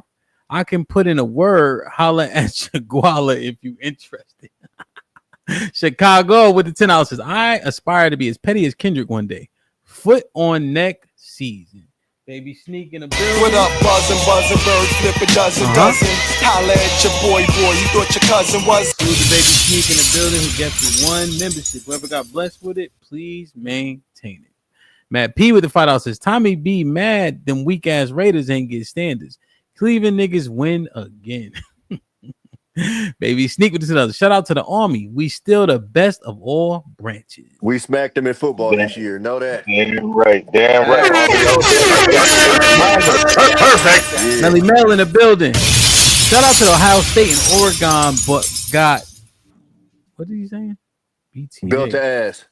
Oh, belt to ass in the Rose Bowl. Oh. That was a totally different flip from the regular season. See, through you with the $5. So let me get this right. Y'all think all coaches and owners got together just to spite the Sanders? The crazy thing is, we didn't say it first. Stephen A. said it. Skip Bayless said it. They said it was collusion. Yes. Right? Clearly. And when you look at the actual rosters and you look at the 5th round seed through you, just based on the mathematics and the logic, what else can it be? If you're a woman, stop it. Stop talking about sports. Thanks for the money, but shut the fuck up and just let the man. I'm not gonna lie to you. The Raiders is what really made me kind of go towards that way of thinking that maybe something's going on. Because for me, it made no sense with the Tom Brady connection. He was tapped in with the owner, and him and Geno Smith have similar games. It seemed like a perfect fit to me. So when they kept passing, I'm like, all right, something weird going on. Yeah, that's the thing that's probably one of the best examples. Go ahead, Aaron, real quick. I got 2 more. Well, DC Slim with the $5. Oh, it's sad y'all only doing this because it's Deion's son. No, he makes sense. I will say Donovan Edwards didn't get picked up, and that was a 5-star recruit out of high school, and he's undrafted free agent, which is nuts. Hell, he was on the cover. He was on the Michigan running back. He was on the cover of the college football game. Donovan Edwards. Yeah, out of Michigan. He was a 5-star recruit out of Michigan, and he did not get drafted. It's a couple of them that didn't get drafted. That was crazy. Well, I know they know they can get them running backs in that free agent class for that little bit of money. Kasim been a member for 6. OG. There's nothing wrong with turning down good talent if their reputation is damaging to your brand. But if you suffer as they got out their feelings, yeah, I guess I just wish his reputation was damaging for that point to hold true. Marcus Antonio Castillo with the 2000. Shadeur takes too many sacks. Undersized, low QB IQ. Wait, how do you even justify this statement? The too many sacks I might give him because they say he held the ball too long to make a play sometimes, but the low quarterback IQ is nuts to me. You can't even say that. We'll address that after the point. Go ahead. My bad. Line was so bad. Yeah, so horrible. That's what I'm saying. Like y'all, I don't even play football and I understand that, bro. Do you not understand if when a quarterback takes a certain amount of sacks, there's no such thing as him holding the ball jet long all the time. The line No, there are certain plays that you can point to where you say, okay, he should have just got rid of it. Okay, so you know what the easiest argument is to that though? It's quarterbacks that can hold the ball longer because that line is that great. Cowboys, anybody? Hold on. Troy Aikman, anybody? Let's get through the super chats because we got other. We're gonna destroy all this argument. Troy got them concussions for no reason. That's for damn sure. And he had a line forever. But Troy hold that motherfucker as long as he can. But he ain't afraid. That's where you get the big play. He had a Hall of Fame fullback. He had Hall of Fame everything. And then somebody in the chat said, but Shadeur was the dump off king. Like you can't have all of it. Like, you know what I mean? That's literally everything. I mean, Tom Brady was a dump off king. No, but they saying Tim Tebow's college career was the dump pass. Well, I was simply saying that just to say he's holding the ball, but he's the dump off king as well. Those Yeah, that two don't things even make coincide. sense. Yeah, because you got to get rid of the ball fast if you dumping it off. Marcus with the $2 says Dylan Gabriel, Cam Ward had better careers. Yeah, Dylan Gabriel, what are he 40? Yeah, he had. When you look at his stats, he got 2 senior seasons. Yeah, he 40 something years Yeah. old. Marvelous, But I what's mean- good, man. You've been quiet for an hour. No, man. I'm just looking into all this stuff, man. Getting caught up on all the shenanigans and what y'all really talking about, and what it comes down to, and why this gentleman is getting put down in the rounds. You know what I'm saying? So, is he the cream of the crop? From what y'all are talking about, it sounds like he is. It sounds like he's actually someone who should be considered.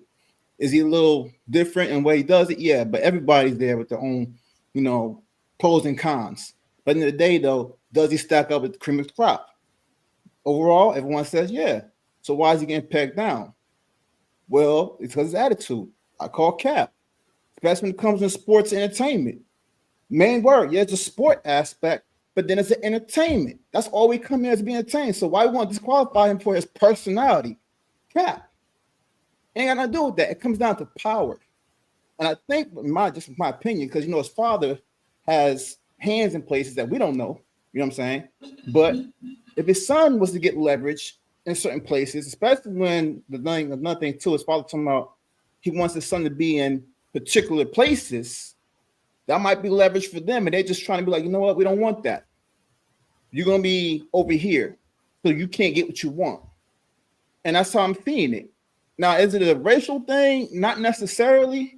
Archie Manning. The emotion, but I will say this: there is a power grab here, though, from what I'm understanding. Archie Manning got this kind of response. Yeah. He was shuffling his kids around the NFL like he owned the joint. Yeah, it's an optics thing. And I'll tell y'all, like owners, it's an investment optics. He's doing rap videos. He's hanging out with rappers, throwing parties with rappers. And like I said, for a cornerback, for a running back like beast mode, that's acceptable. For a quarterback, you're the face of a franchise, you're the face of a city, you're the face of a state, an entire billion-dollar fan base. But now you're strengthening the argument, because now I'm taking it this way. Because the man's culture, his father, and you're saying that right there is something we don't want to represent us. That image, that attitude, that look. The pedigree? No, I'm saying, like, from what he just talked about, he's saying we don't want that particular look and image. I'm like, Right. Well, if that's the case, it does sound racial at that point, because you know what this man's about. That's what I'm saying. Racial.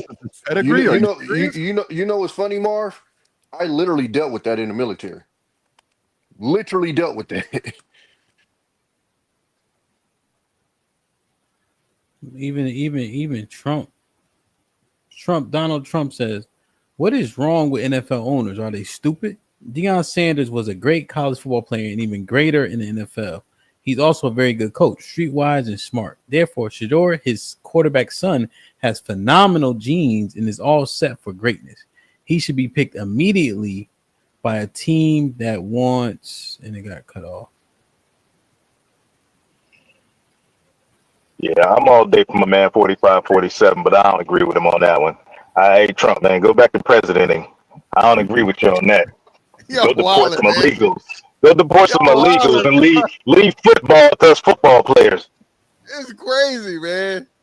It's like fantastic talking about some Army paratrooper stuff. Trump owned the football team. God damn it! Shut up. He owned the New Jersey Generals, man. He owned the league. He owned the whole league. Remember? And what happened? It don't matter. Hey, MAGA motherfucker. Y'all like everything else he do. Shit, fuck it. You know what he talking about.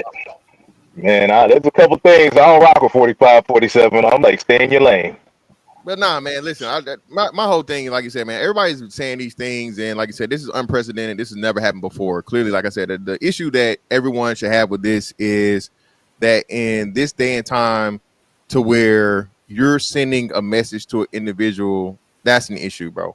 Right? Over assumed, okay, or I guess projected, right, or suspected behavior that's going to transfer over from his college to his professional career.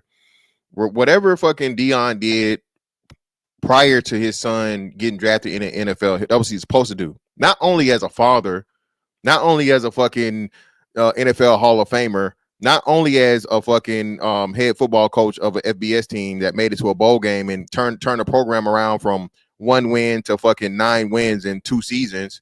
You know what I'm saying? Finishing in the top 25.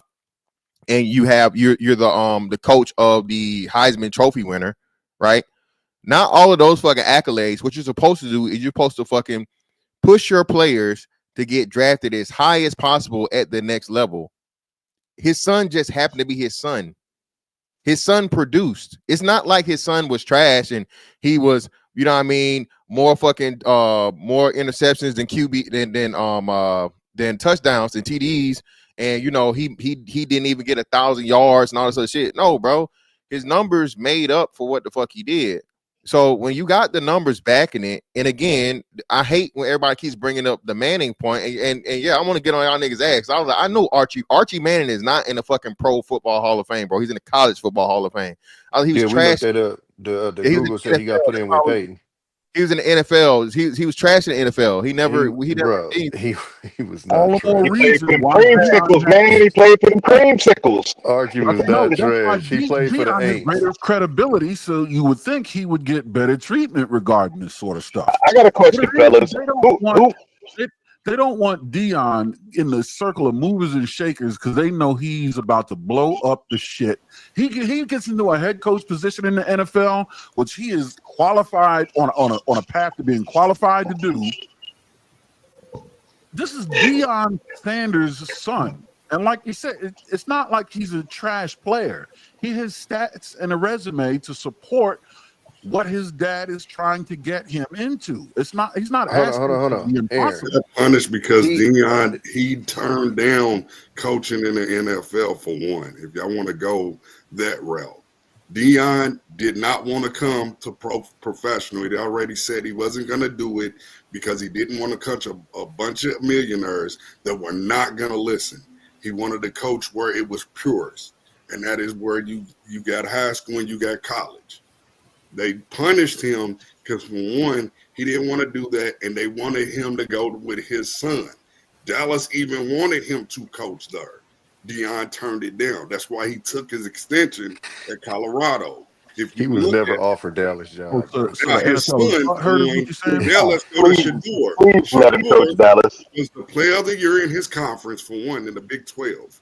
That alone right there, who does he have on his team? The Heisman Trophy winner, right? But he got player of the year. Correct. I'm trying to figure. I'm just trying to figure what y'all get out of this shit, man. They just want to like this because they project it. I want Shadeur to start. You know, just to let it know I'm a Steelers fan. I want Shadeur to start. I'll be there in Cleveland and in Pittsburgh watching them play. I want him. Like with TJ Watt, Alex Highsmith, now Jack Howard. I want him to start. For the love of God, put Shadeur in that game. But this is a study of the decision the NFL is making that lands him in the 5th round. That is a heinous view of this man that is had by the people that are supposed to be recruiting players. Because I think like that's what you think Mayfield was pissing in the damn bushes and beating up on cops and shit and doing all kind of shit. Johnny Manziel, they all acting an ass, and they were white boys. And both got drafted by the Lamar, they got mad at him got because his drafted mom by the was exact his same agent. organization that's had His mom 40 was his quarterbacks agent. since He was a Heisman Trophy 1999. winner. They dropped him. You don't see the connections. But what I'm telling you, Will, again, I keep saying this. They both got drafted by the exact same organization that has had 40 quarterbacks in the. You saying we know that, but I'm saying it's a hard example to use when you're using it's common sense, Tommy. You know what? When you're using the worst organization in the league. You've been doing that for a couple of days now, man. They got Mr. Crab Leg Stealer. They got the Mr. Happy Ending in Cleveland. Man, I love Cleveland roster. The trade for Deshaun Watson. Y'all putting yourselves in a hole that I don't know what if y'all know it, like because there's no justification for the 5th round. There is. I'm trying to figure out. I'm trying to figure out why other black men see this happen to a black man and they can't see it. I'm trying to understand it. Even when Marv was painting everything, he said, "This is cap, that's cap." He ain't really get a reply. We just keep hearing the same bullshit. So even if it is Cleveland drafting him, Cleveland have an opportunity to draft him before the 5th round. How does he slide? Right?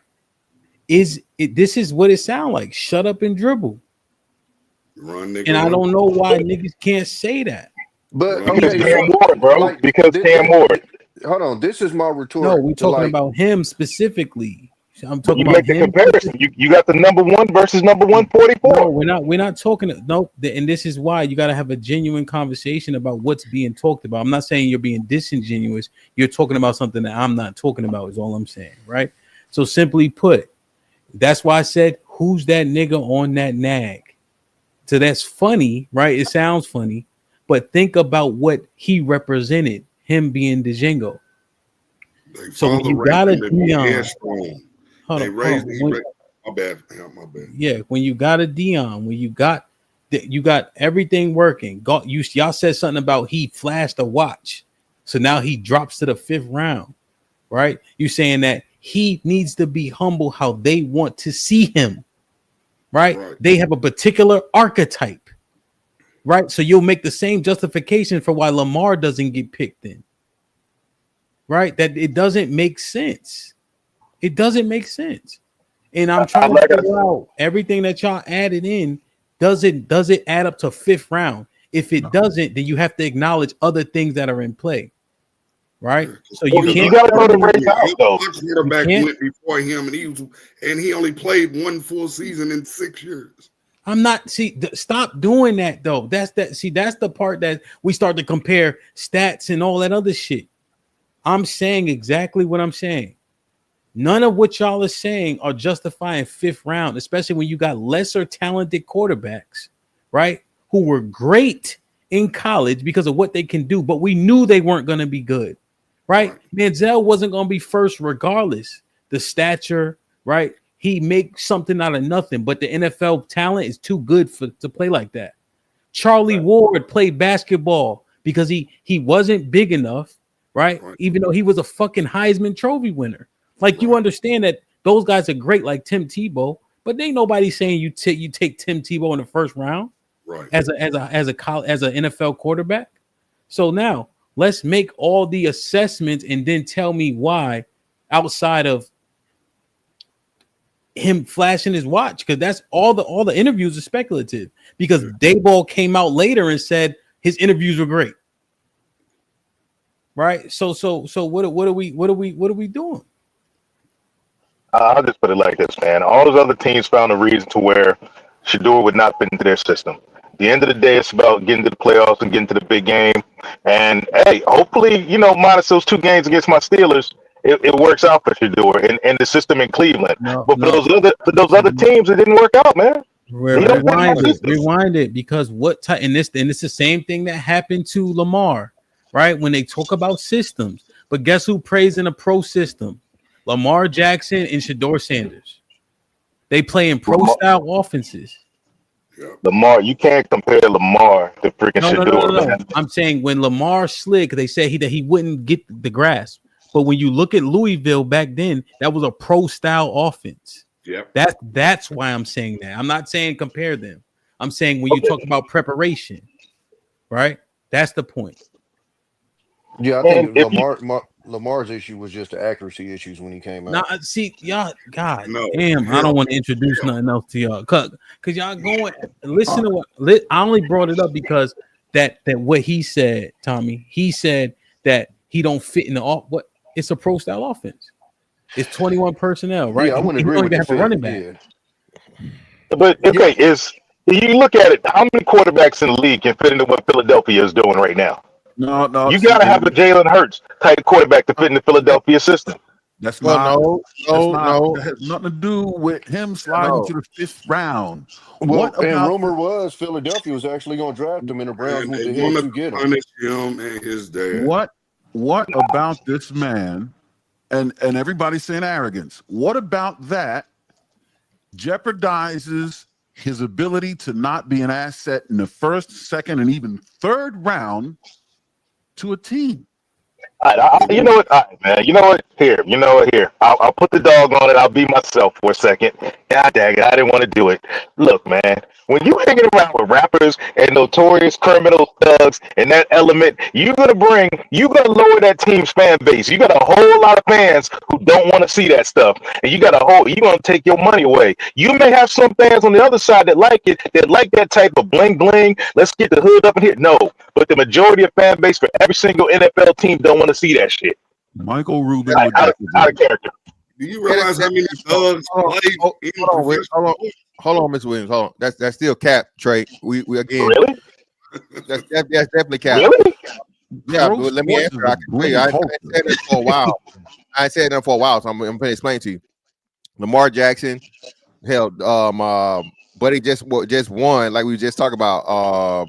The Philadelphia quarterback, bro. You remember the chain, Jalen Hurts, the chain he put on after the fucking. I think they lost a game and then they won the next game with some shit and so on and so forth, bro. People are comfortable as long as you're winning. This is what we know about football. As long as you win, nobody gives a fuck what you do. No one cares. Okay, y'all gotta stop this bullshit as to where you gotta win first. Hold on. Okay, still listen. Football is a religion in the United States, bro. We know this. Sunday is for football. So no matter what you do for the most part, so on and so forth, bro, the fan base is gonna be the fan base, especially Cleveland. Cleveland is used to fucking losing. So I promise you, if he came in and he gets them 1 or 2 more fucking wins, he's gonna have the biggest motherfucking support ever in life, and that's within the city. Outside of the city, but outside of the city, because like I said, carrying on the fucking carrying on the brand that he built up in Colorado, and the fan base he's gonna bring with him just because he's Deion Sanders' son. That is automatically gonna be more jersey sales. I promise you this. Even if they give him a number, he gets a jersey and all this other shit. If I guess, I would say Shadeur Sanders jerseys would be top 20 jerseys. Man, that's an ugly jersey, man. The Browns. Yeah, if I was him, I would just put me on a team with a nice looking jersey. You can say it's likely all you want, but what I'm saying is this. There is nothing to justify, be it economic, be it fucking attitude, or any of these things. We looking at everything from the past that we know, right? Right, understanding. Okay. Think like the white man for a second, fantastic. Think like the white man for a second. You was around for 20 years in the Navy. You know, think like the white man. Think about all the conservative, daggone, what y'all call, peckerwoods in the stands watching. You just think like him for a second. I'm thinking Roethlisberger is the archetype to crash a 200-mile-an-hour motorcycle, and he was in the first round draft pick. Yeah, and they repeated. Hold on. That happened when he was in the NFL.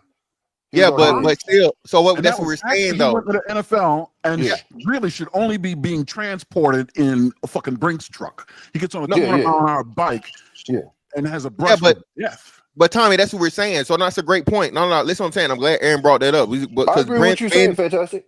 Yeah, fuck the motorcycle. Ben, we changed a couple of another R word, Litzberger is what we were calling them for a minute for 2, and then 2 confirmed cases. One which happened in Milledgeville, Georgia. Shout out to Milledgeville, right? Like to where he was out here. No, not false accusations, brother. He didn't deny it, and they finally suspended his ass on the 3rd time because he had to settle in both of the first cases.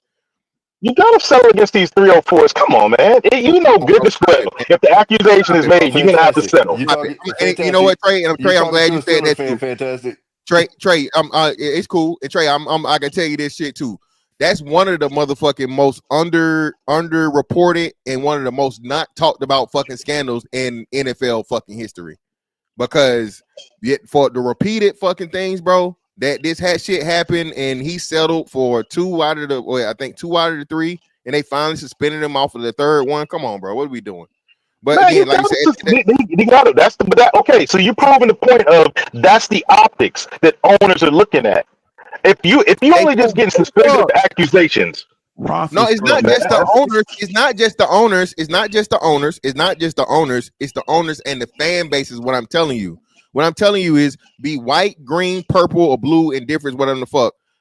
Football is a religion. People's teams are their teams. Okay? So if you're helping your team win, they don't give a fuck. Again, Pac-Man Jones. Pac-Man Jones was like one of the, but no one cared. He was still, as long as He he can wanted do to what he do on the field. T.O., Yep. same thing. T.O., one of the most outspoken people or whatever. Horrible No matter what you optics. say. That's what I'm saying. I want him to get the chance. I want Get Vaseline on them. They're so bad. Yeah. I want Shadeur to get the chance. If he proves it, good. So be it. Like, just don't beat my Steelers. But he's got to put up a shut up, especially in Cleveland. You know that fan base. That man, they're gonna give him about this much leverage. I mean, leeway in Cleveland. But they just know the hell they just Everybody gave with an NFL card has to put up a shut up. You're saying you agree with a 5th round pick? Yes. Yeah, So, Trey, whatever. This is my Real thing. quick Like, to you guys, Tommy, bro. They just made Buddy the highest defensive player on the what's the name, right? In Cleveland. Myles Garrett. Yeah, Garrett. Yeah. Yeah, Well right. earned. Well earned. So what are we talking about? But Myles Garrett is unstoppable. We talking somebody who's unstoppable. Myles Garrett also tried to beat the shit out of that white boy 2 seasons ago. My quarterback. Yeah, my quarterback was back. Yeah, Mason Rudolph. Yeah, I mean, it was heinous. He got suspended, rightfully so. But it doesn't take away from what he does on the football field. Myles Garrett, he is unstoppable. This is such an affront to football. Even HAMP, I think, has been driven to go find the bottom of a bottle. Where did he go? Okay, what's wrong with Shadeur? He has the opportunity now. He can go out there and shut all the naysayers up. All these discussions will be over with if he just steps on the field and just shows out. No, that's forthcoming. Trust me. But the problem is that we have black men that are in support of and agree with him being reduced to a 5th round pick. So I should put my skin color over my football IQ. All the years, all my experience of football, playing, coaching, all that, I should just put it to the side for skin color. Okay, so we're not, but fuck that though. But you ran away from the question we asked you earlier. So hold on. Name all. Tell us of all the quarterbacks outside of Cam Ward, of course. Tell us truthfully that those players drafted, the quarterbacks drafted before him, had better stats, better numbers, better attributes. Go, tell me. I'll tell you what, Jalen Miller, the kid from Alabama, he went higher because he played for Alabama. If it was up, like back when he came out of Jackson State, I wanted to see freaking Shadeur go to Alabama. I asked you a question specifically. Hold on, just real quick. Don't run from my question, Trey. Answer my question. So you're answering it without answering it. So is Jackson Milroe better? Is Jackson Milroe better than Shadeur Sanders? Not in my opinion, no. But Dylan Gabriel and Will Howard, yes. This is okay. So that's cool. That's great. We can go with that. So all right. So now you got what? How many QBs were drafted in front of him? Was it 5 or 6? Like 5. The old dude, Jalen Milrose, Will Howard, and Dylan Gabriel. Yeah. So the guy from that the Saints drafted, was he better than Shadeur? You know, I'll tell you this. Right? To me, they're on equal state. To me, they're equal. I don't see any difference in them. Trey, how is he equal? And Aaron, I'm gonna get you in, brother. I see you freezing up a little bit. So because with Shadeur, I have to see him with the same offensive line, with the same group of receivers, and do this because both of them would play. Because Shadeur played in the trash circumstances, man. He played a lot of sandlot football. But Trey, that's what I'm saying. So that actually hurts y'all point. We all keep talking about Shadeur getting sacked and still being able to get fucking damn near 4,000 yards, bro. With him getting sacked and him still being durable, he never been hurt. Because the most important part of fucking football is what? Durability, right? So when we talk about the guy that fucking the Saints drafted, where again he only made it through one healthy season, and the motherfucker 27 years old, Trey, is he better than Shadeur Sanders, bro? Bro, I don't know. I don't know. No, you know he's not. Bro, I look at Shadeur Sanders, bro. I watched every game Colorado played, and I didn't see anything that impressed me. Nothing. What impressed me was Travis Hunter. Joe Horn, that other receiver they had, that impressed me. But like I said, I'm biased because his offensive line was trashed. He's not the kind of quarterback I would want in my system. Me coaching, he's not my type of quarterback. So wait a minute. So you don't give him respect that he didn't have a line? I don't get that. Like you said, you're a football player. You should respect the problem that does not exist on AstroTurf at all. It's upstairs. When you said that the NFL, there's no evidence of racial favoritism in the NFL looking at the players, that's because that's not what the problem is. The problem is in the influencing arena of the game. It's with Dion and his son, that legacy having an influential impact on the decision-making process. This is a nigga know your place situation. Has nothing to do with any kind of diversity on the football field. This is where the movers and shakers live. They don't want these people impacting the big boys club in ways that are clear. You got a lot of brothers in that big boys club, so are they in on it too? Are they just Uncle Toms? You're telling me Not in owners, no. even None of them are or owners. majority of the brothers in the movers and shakers club? Man, we had Gene Upshaw, rest in peace, was, he ran the Players Circuit for years, The man. total population of the movers and shakers club is black. Look, man, what I tell you, man, at that level, you're talking billionaire level, there is no black and white. It's only green. Yeah, but it's no black at all. I mean, I think So what do you need black for? What do you need black for at that level? I don't care. I want wins as a team. I want wins, not skin color. I'm not saying. My bad. Go ahead. No, nepotism drives the legacy of the top floor. Okay, so let's talk nepotism. Shadeur has only been coached by his dad. What he has to get out there and show that somebody else can coach him. Once he proves his point, once he proves that, everything else will come. But he has to prove it. You're skirting the point. You're skirting the point. The point is he's been reduced to a 5th round pick because he and his father, they're putting him in a position where he has to divorce any kind of attachment to his father to seek success, is what you're saying. That's the problem. You got hundreds of thousands. He should be able to go all the way to the top, right, on the wings of his father. The lift generated by his father alone and his resume should be enough to secure a seat at the big boy table, probably the head of it. All right, so if Peyton Manning and Eli Manning went out there stinking it up, looking like Mark Sanchez, trust me, they would have just, that whole family would have just went away. If they went out there looking like Mark Sanchez.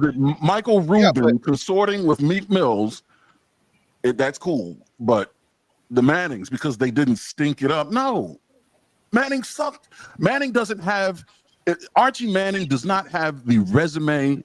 Eli and Peyton, not Arch. Deion Sanders, his knowledge of the game, his pedigree, his history, his track record, his fame. As a cornerback, entity. The entire Manning family. Still an overall football player, though. So again, Trey, we got now. Let's see where you are for real. Investment to the NFL or any team that associates themselves with these people. Deion alone and anything that is produced by him, especially his loins, but even his coaching, is gonna be a win. What coaching? He coached at Jacksonville State. Jackson State didn't win the big one. He coached at Colorado and went 12 and 13. Like, we gotta get. What are you showing me? It's Deion. That was a choice. That's not. Okay, what has he done? Give me one. Give me one. Let me answer the question. So for one, he turned around a 1-win team into a motherfucking bowl team in fucking 2 seasons. One. I'm a Steelers fan, man. You got to give me better than mediocre as a Steelers fan, man. I lived through the Bubby Grifter years. So Trey, tell me another coach that's done that. Tell me another coach that's turned. Hold on. I don't rock with mediocre, man. I'm homies with Mike Thompson. I went to college with him, and I'm still on his ass for that mediocre shit. I don't do mediocre, man. You keep running from the questions, bro. I'm asking you again. You are, so answer the question. I'm gonna ask you again. Tell me the fucking college football coach that turned a 1-win team into a bowl team in 2 seasons. No, I don't care. It doesn't even matter. So why you don't care? A bowl team playing Fresno State and Colorado State. You barely beat Colorado State, and you talk Colorado State, bro. You barely beat Colorado State, and you are talking this. So Trey, still. So how many other teams are in? What's that? What's fucking Colorado? Colorado is pack away. Beat Alabama, beat Michigan. Put them teams on your schedule. Big Ten, so Big Ten, even better. So that's crazy. Yeah, the whole shift. So Big Ten. So tell me a Big Ten. Is it Big Ten or Big 12? Either or, I don't know. Yeah. Big 12. Don't beat Northwestern. Don't beat Northwestern. Don't beat Vanderbilt. You know what I'm saying? Bro, they finished as a top 25 team. No matter who. Fucking teams lost to teams they were not supposed to lose to. What are we talking about? At the end of the day, you keep running from my question. What is mediocre? What is mediocre? I don't do the mediocre. Niggas do mediocre, bro. My bad. You know what I'm saying? The community. I'll put it like this: the community settles too strong for mediocre, man. Mediocre don't get you nowhere in this world. How is that Like mediocre though? Trey, 12 and 13, bro. 12 and 13 is mediocre. He has Trey. You're not considering the context, right? So the that doesn't matter to me, man. I'm a football player, man. Well, wait, because it's getting a little bit. Now you're being deliberate, right? So now we have to address it in a different way, right? So essentially, when Mr. Fantastic presents you what he's saying, right, you would consider the context in all other conversations. So for you to exclude the context here is disingenuous. So if Colorado, I'm about to tell you. So when Colorado was 1-11 and then 0-12 the past 2 years, right?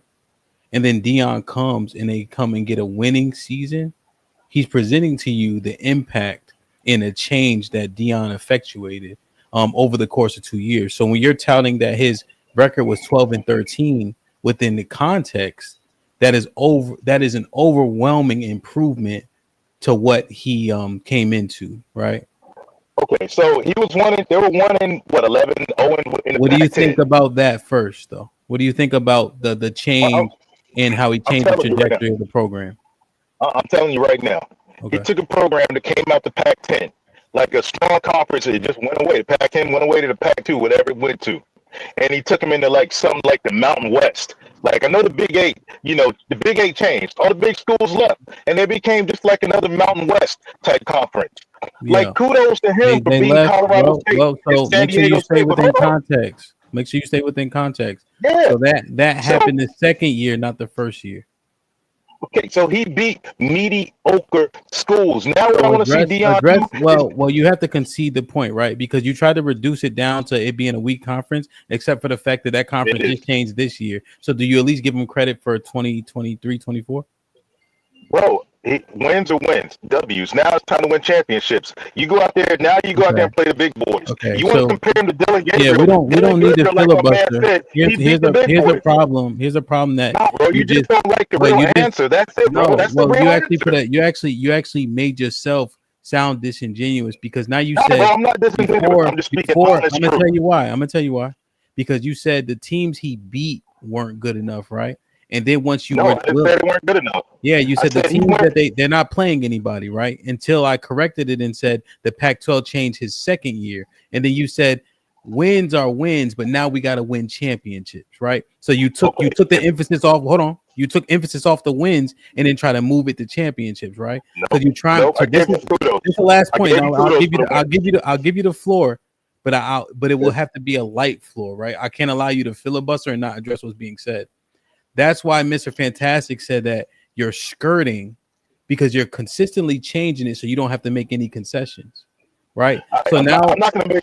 So this is the last point. It's the last thing. Okay. So now are you saying because he didn't win championships, because that's what you just made it about, is that why you're saying that he doesn't deserve the reverence for turning that team around?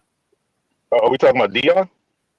Well, we're talking about the program. We're talking about the impact. We're talking about the quarterback, which is the most important position. Okay, I'll just focus on Deion, because it'll get convoluted if we start doing all that other stuff.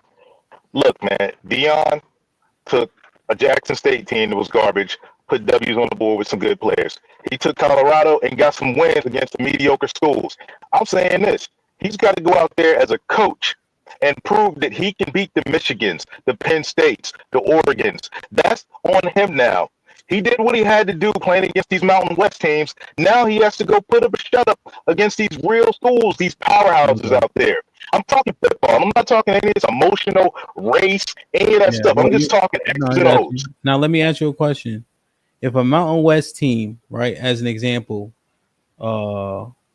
beats Maryland, do they celebrate that win?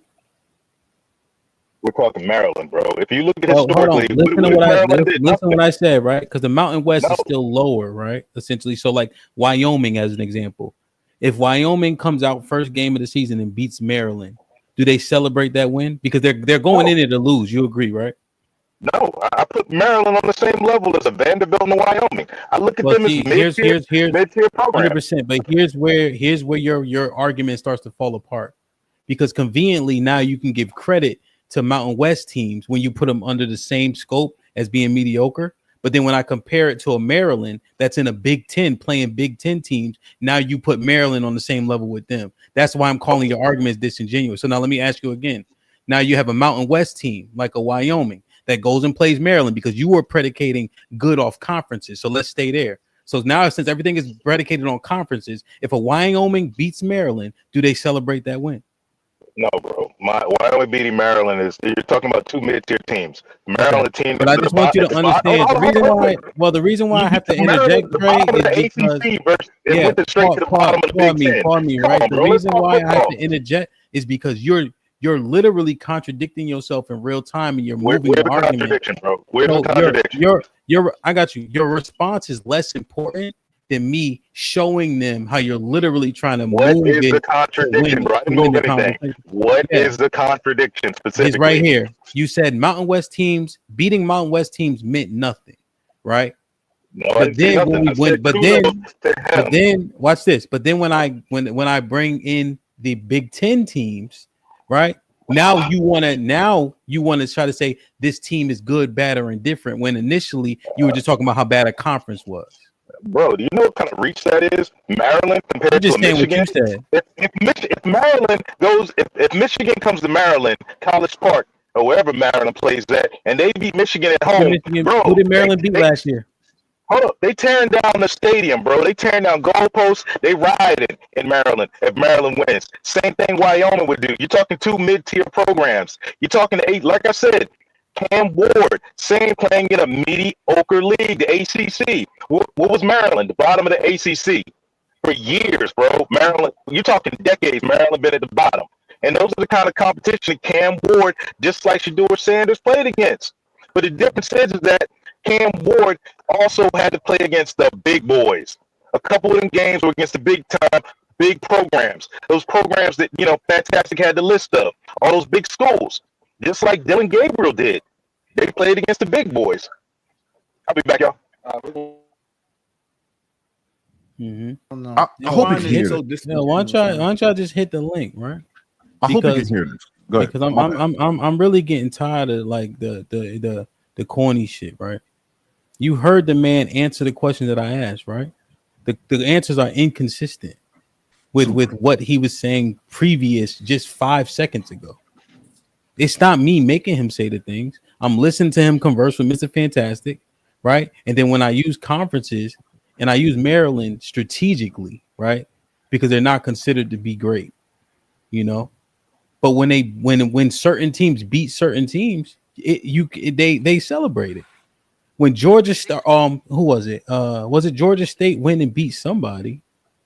Georgia State beat I think it was Georgia State beat Georgia Tech, I think.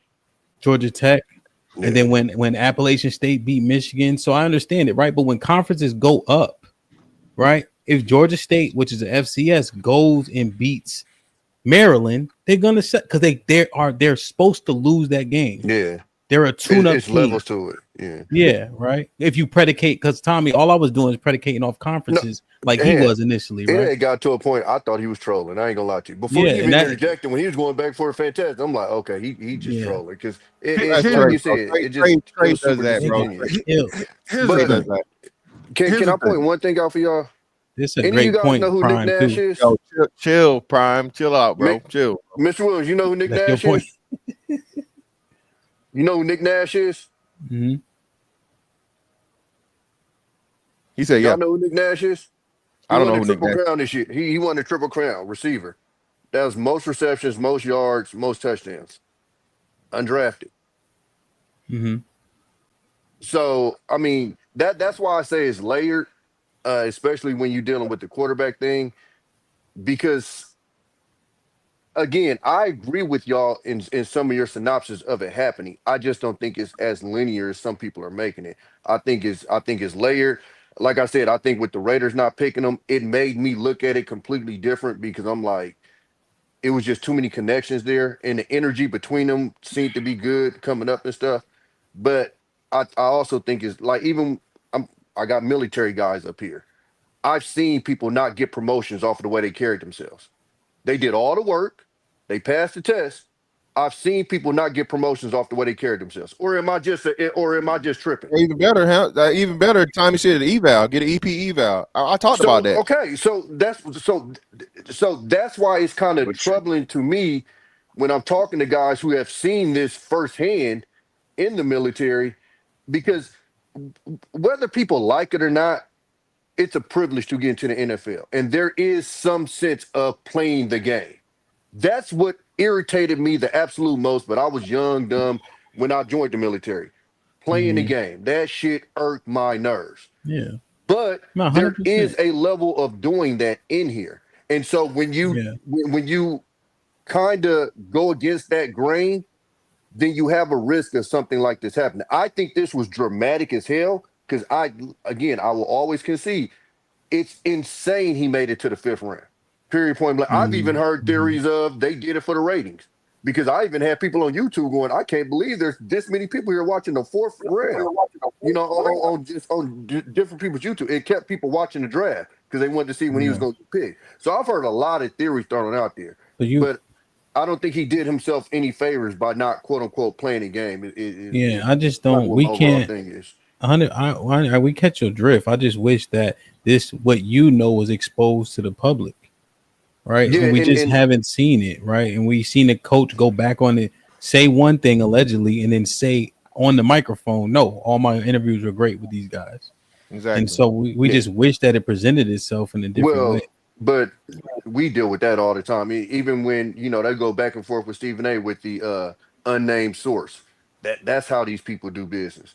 They'll do all this behind the scenes and come and I don't know where that came from. And that's just the point, right? We wish that it reared its head like we saw with the other examples, Trey White, what's popping? How you doing? What's up, my brother? What's going on? What you think? Ain't nothing, man. Ain't nothing, chilling, man. How y'all doing? Doing well, man. Doing well. What's your matter of fact, Trey? Give me a second. Let me read these real quick, and you've got the mic. Reaper Rel with the 10 ounces. Remember, there are sources saying Deion was planning on joining Shadeur in the NFL. Deion's success in coaching and recruitment scares them shitty GMs. We'll love to hear which owners liked Shadeur. Seed on Nathaniel with the 10 ounces. Race refers to the competition of different groups of people. You are supposed to you're supposed to compete to win. Racism. If your society is dominated by other race, leave. We're not supposed to get what they get here. Mike Brown with the $2 top 8 in Heisman voting. Rock the Den was popping with the $5. The Shield NFL is not going for flashy watches and grills. Culture on the sideline. Well, Justin Jefferson literally wears a grill on the sideline, but again, he's a receiver. Yeah, Lamar does too. Lamar Jackson, he did the last game of the season. He was chains and grill. My bad. Go ahead. My boy was been a member for 16 months. Salute says, can someone please explain why he was 5th round? I still haven't heard it. Yeah, that's the key, right? Once you make right, you have to. What's the proper word, Aaron? Juxtapose. Juxtapose. Right to the 5th. Well, essentially, right, all this information and then justify 5th round. You can't do it. That's why it got to be something else other than play. Right? They got to make a value assessment. Yeah. Marcus with the $2 says Cleveland saved $45 million drafting Shadeur in the 5th round. That is true. See, through you with the $2 says he didn't interview well. Is that a possibility? Possible. Chirp. Yeah, possible, but the probability is low because we heard the boy talk so many times. Exactly. Chirp. Bird, stop chirping. What are the only? Go ahead. No, to go from 2nd to 5th round. What are you only using 4-letter words? DC Slim with the $5 says this argument is so fake. Y'all not even talking about the number 1 pick is black. I smell fake outrage because it's Deion. DC Slim, I think you came in here with an assumption, right? And I think hopefully after the conversation has progressed, because that was 116, hopefully you got a different outlook based on what we're comparing. I think when Marv opened up with his soliloquy, I think I like how he went about it. I just don't know. I think it might have gotten slightly glossed over, and I was distracted. But I think I like how he was framing that shit. DC Slim with the $5 says this. Oh, I read this one. Cali Bev with the $2 says I'm not black, I'm green. DC Slim with the $5 says y'all showing a worship for famous people. Some of the people on the panel don't know what they talking about. Sean Brewer with the $5 says, dude, Trey don't know football at all. Give Shadeur or prime 5-star talent all around him like Bama and see what they could do. This guy is one of them. Nas, Nas in the building with a 20 ball says, hey, Mr. Stack, can you finish these real quick? Got you. Shout out to Nas for the 20 ball. Prime treats players like CEOs of themselves, not just players. It's a threat to the NFL CBA where owners have tags, cuts, and non-guaranteed money, allowing owners to rule like the feudal lords over the player movement. Appreciate you, Nas. Yeah, hold on. Gotta find it in the joint because I'm not following. You find it in here. Yeah. Is that it? Oh, you got you could. I got it. Yeah. Okay. All right. Shout out to man Sean Brewer for the 10, man.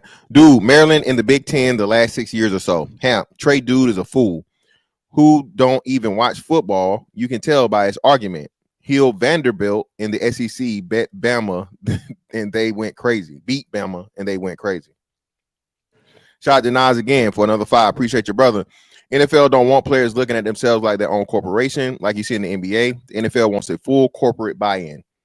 Shout out to my man Reese Anderson for the 5. They mocked him to my Giants for mocked him to my Giants for months.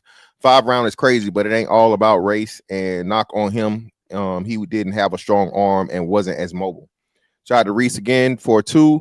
Also, he skipped the combine and the Senior Bowl. All right. Brother Trey, it's on you, man. Go ahead, brother. What you got for us? You know how many players missed the Senior Bowl, the combine, all that? Like, that's... Yeah, 30% of them probably or more. This right here is just asinine. I never seen anything like it in life. Good word. Promotions, I was about to say, just the promotion in itself will get you drafted higher. Just the promotion in itself will get you drafted. So the fact that he promoted so high, he did so much, and he didn't get drafted, not even in the second round, it's total disrespect. Total disrespect. Like, I can't see him. Like, I can see him getting slipped out of the first round. I can't see him slipping out of the second round at all. And I really can't even see him really slipping out of the first round. I mean, it's just more so if, the Steelers and the Raiders wanted to take offensive linemen before they had got to him.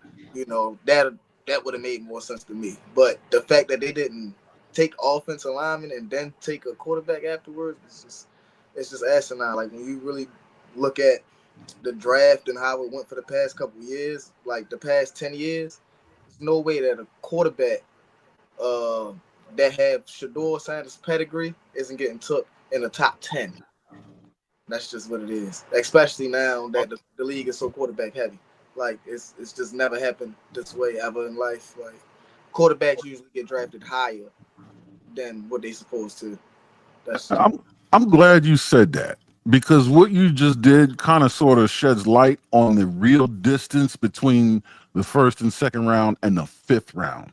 You know what I mean? Like, the difference between first and second round is enough for you to raise your eyebrow, because that's exactly, it's true. Like, if he was in the 3rd round, what would you feel?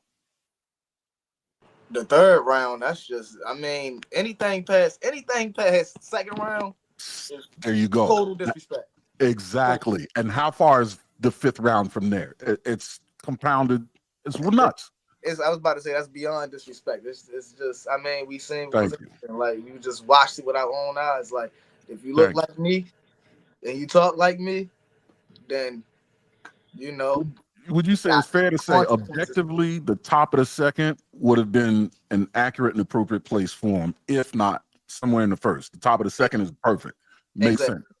Exactly. Okay. After that, it's like, where we headed? I was about to say, because if they decided to take a 5-star defensive lineman or a 5-star offensive lineman, you couldn't really be mad at that, because right. trenches is important. You know what I'm saying? Exactly. The trenches is just as important as quarterback. So, but the quarterback, the position of quarterback is just it's so outrageously, overlooked Yeah. between every position. It don't make no sense for you not to take Shadeur. It just It's don't. central to the organization. Yeah. You know what? I had a question for you guys on the panel because I'm still new to this whole thing, but I think this is more about Deion Sanders than it is his son, in my opinion, because I'm looking at, again, from the power aspect of this, and I think Deion might have revealed his hand a little too soon. And when he did that, I think decisions in the back scene were made because he's wanting to promote his son. He had all good intentions. Any father would do the same. But I think when he did that, he might have either jumped the gun or showed his hand to some players that he stacked against that he shouldn't have had, in my opinion. Well, I would say this, right, and I think it is a whole lot bigger than what people understand or realize. Deion shook up everything. Deion changed a lot. All right, this whole the portal, the shift of power, the NIL, all these different things, bro. Like I said, marketing himself as a coach, I ain't hard to find. All these different things. This is much deeper than the surface, and I'm glad you brought it up, Marvelous. I don't think people understanding this stuff. Deion back in the day, like you said, man. The thing about it though, Deion never had one scandal. Deion never did any bad business. Deion, outside of the flashiness and all these different things, consummate professional. So that's why I can't buy the bullshit about, oh, his son gonna be like him and whatever. Okay, so what? He knows how to. He has the master to teach him. He learned from the best fucking person. So what are we talking about here? I just don't. I can't get this thing of. I'm sorry, go ahead. Somebody I was about to say it's more so they want a reason. They want a reason, but they really don't have a real reason. And the thing is, like, when you really think about Deion Sanders, like Deion Sanders is iconic. You want to be just like Deion Sanders growing up. I don't care if you born in the 80s or if you born in the 90s or if you even born in the 2000s. The people that you want to be, if you playing defense, especially corner, you want to be first you want to be a Deion. Second, you want to be a Darrell Reeves. That they the two people that you talk about when you talk about corner. You know what I mean? Like, me growing up, what I'm saying? I even know about Deion. You know what I'm saying? I'm born 98. You know what I'm saying? I didn't sing the songs he sang. He was all types of people play. You know what I mean? Cam Tank, I didn't sing them. I didn't sing them. I didn't sing the best. I didn't sing Champ Bailey. I didn't sing them. But you not talking about something you want to be like Champ Bailey as a corner. You talk about something you want to be like Deion as a receiver. You talk about something you want to be like Moss. I'm Monster. Come on now, like, I mean, it's the writing is on the table. You know Yeah, what I mean? but Like, Trey, it's just on the table. Like, this is the only thing that I got to push back on you with that is, and I think we all agree, receivers can act like receivers, DBs can act like DBs. Troy Aikman couldn't act like Michael Irvin. Michael Irvin was a wild boy, but it was cool because he was a receiver. You get what I'm no, saying? I don't get that because my whole thing is I'm not supposed to act like you. You're not supposed to act like me. We No, all but what got I'm saying is, no. At the end of the day, we even all the got different attitude personalities. We as a Hey, all wide one at a time. receiver. Hey, one at a time so we can hear y'all. And just one quick, real quick. Hey, I know we ain't know my shit, but look, man, this ain't no motherfucking discount, motherfucking what's the name, bro? Likes is free. Hit the like button for me, goddamn it. We got 400 plus people in here. We ain't even got 200 likes. Hit the like button. Double tap the screen. Be watching on your phone. Come out of the chat. Hit the like button. Come right back, man. Appreciate you. Your brother good team, man. Go ahead. Yeah, I was about to say we all got different personalities, and that's the whole thing. It's like you want me to be cookie cutter because you want hell no. Like, and that's the thing that we have to get out of. Like Lamar, he not cookie cutter. Jalen Hurts, he not cookie cutter. You don't hear nothing with these quarterbacks. Even Cam Newton, he's not cookie cutter. Hey, When he was in the NFL, when Cam was in, he had the Superman. You feel what I'm saying? Dancing on. Come on, bro. Like well, I think this is a good transition, though. So hold on, I think this is a good transition. Shout out to Trey, and that's why I'm saying this, right? Especially with Lamar, seeing why I keep forgetting this, Jalen Hurts, right? Seeing this change and this shift, right? I said this too, right, bro? We got maybe 10 more years of the Jerry Jones and these legacy NFL owners, right? they gonna be up out of here. They going on the motherfucking upper room or down below, wherever the fuck they going. They gonna be dead and gone, right? So I think this is their Custer's last stand of fighting to keep that tradition there that's just dying out.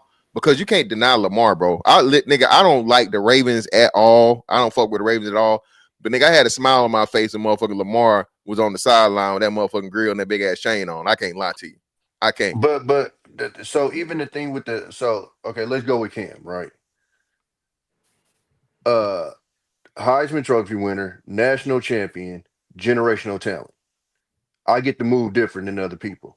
Lamar came into the league and then he earned the right to do what he wanted to do. Tommy, you know I gotta say it. Hold on, Tommy, you know I gotta say it. Future Hall of Famer.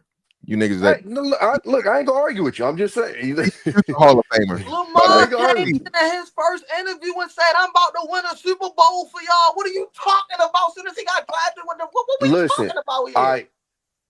It's not the confidence. It's a difference. Like I said, like what he's saying on the sideline, grilled.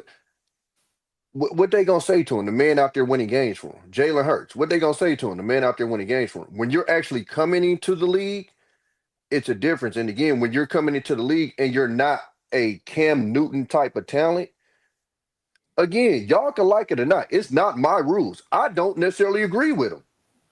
I just understand that it's a game that you have to play. And unfairly, there's some people due to their skill set, and his dad was one of them, that didn't have to play the same game that everybody else has to play. Deion, when he came in, he literally talked to a team, and he said, "What number are you?" They told him what number they was picking. He said, "I ain't going to be here by then," because that's how much of a talent he was. Now, there's another talented cornerback that could have been that same draft, and if he'd have did that shit, they'd have looked at him like he'd have lost his mind. And so I think we're ignoring the fact that divide actually is there as well. The goalpost movement is crazy because now you got to be a Heisman winner. So listen to me. Hold on, wait. You can be a top 20 player. I'm talking about in all of college. You a top 20 player in all of college, but you're not him. So Trey. Nick Nash, the Triple Crown winner at receiver, receptions, touchdowns, receiving yards, not drafted. Is he not that nigga? Tommy, I looked at that though, and should have won a Belinda over Travis Hunter. But Tommy, let me go, Mr. Williams. So let me go.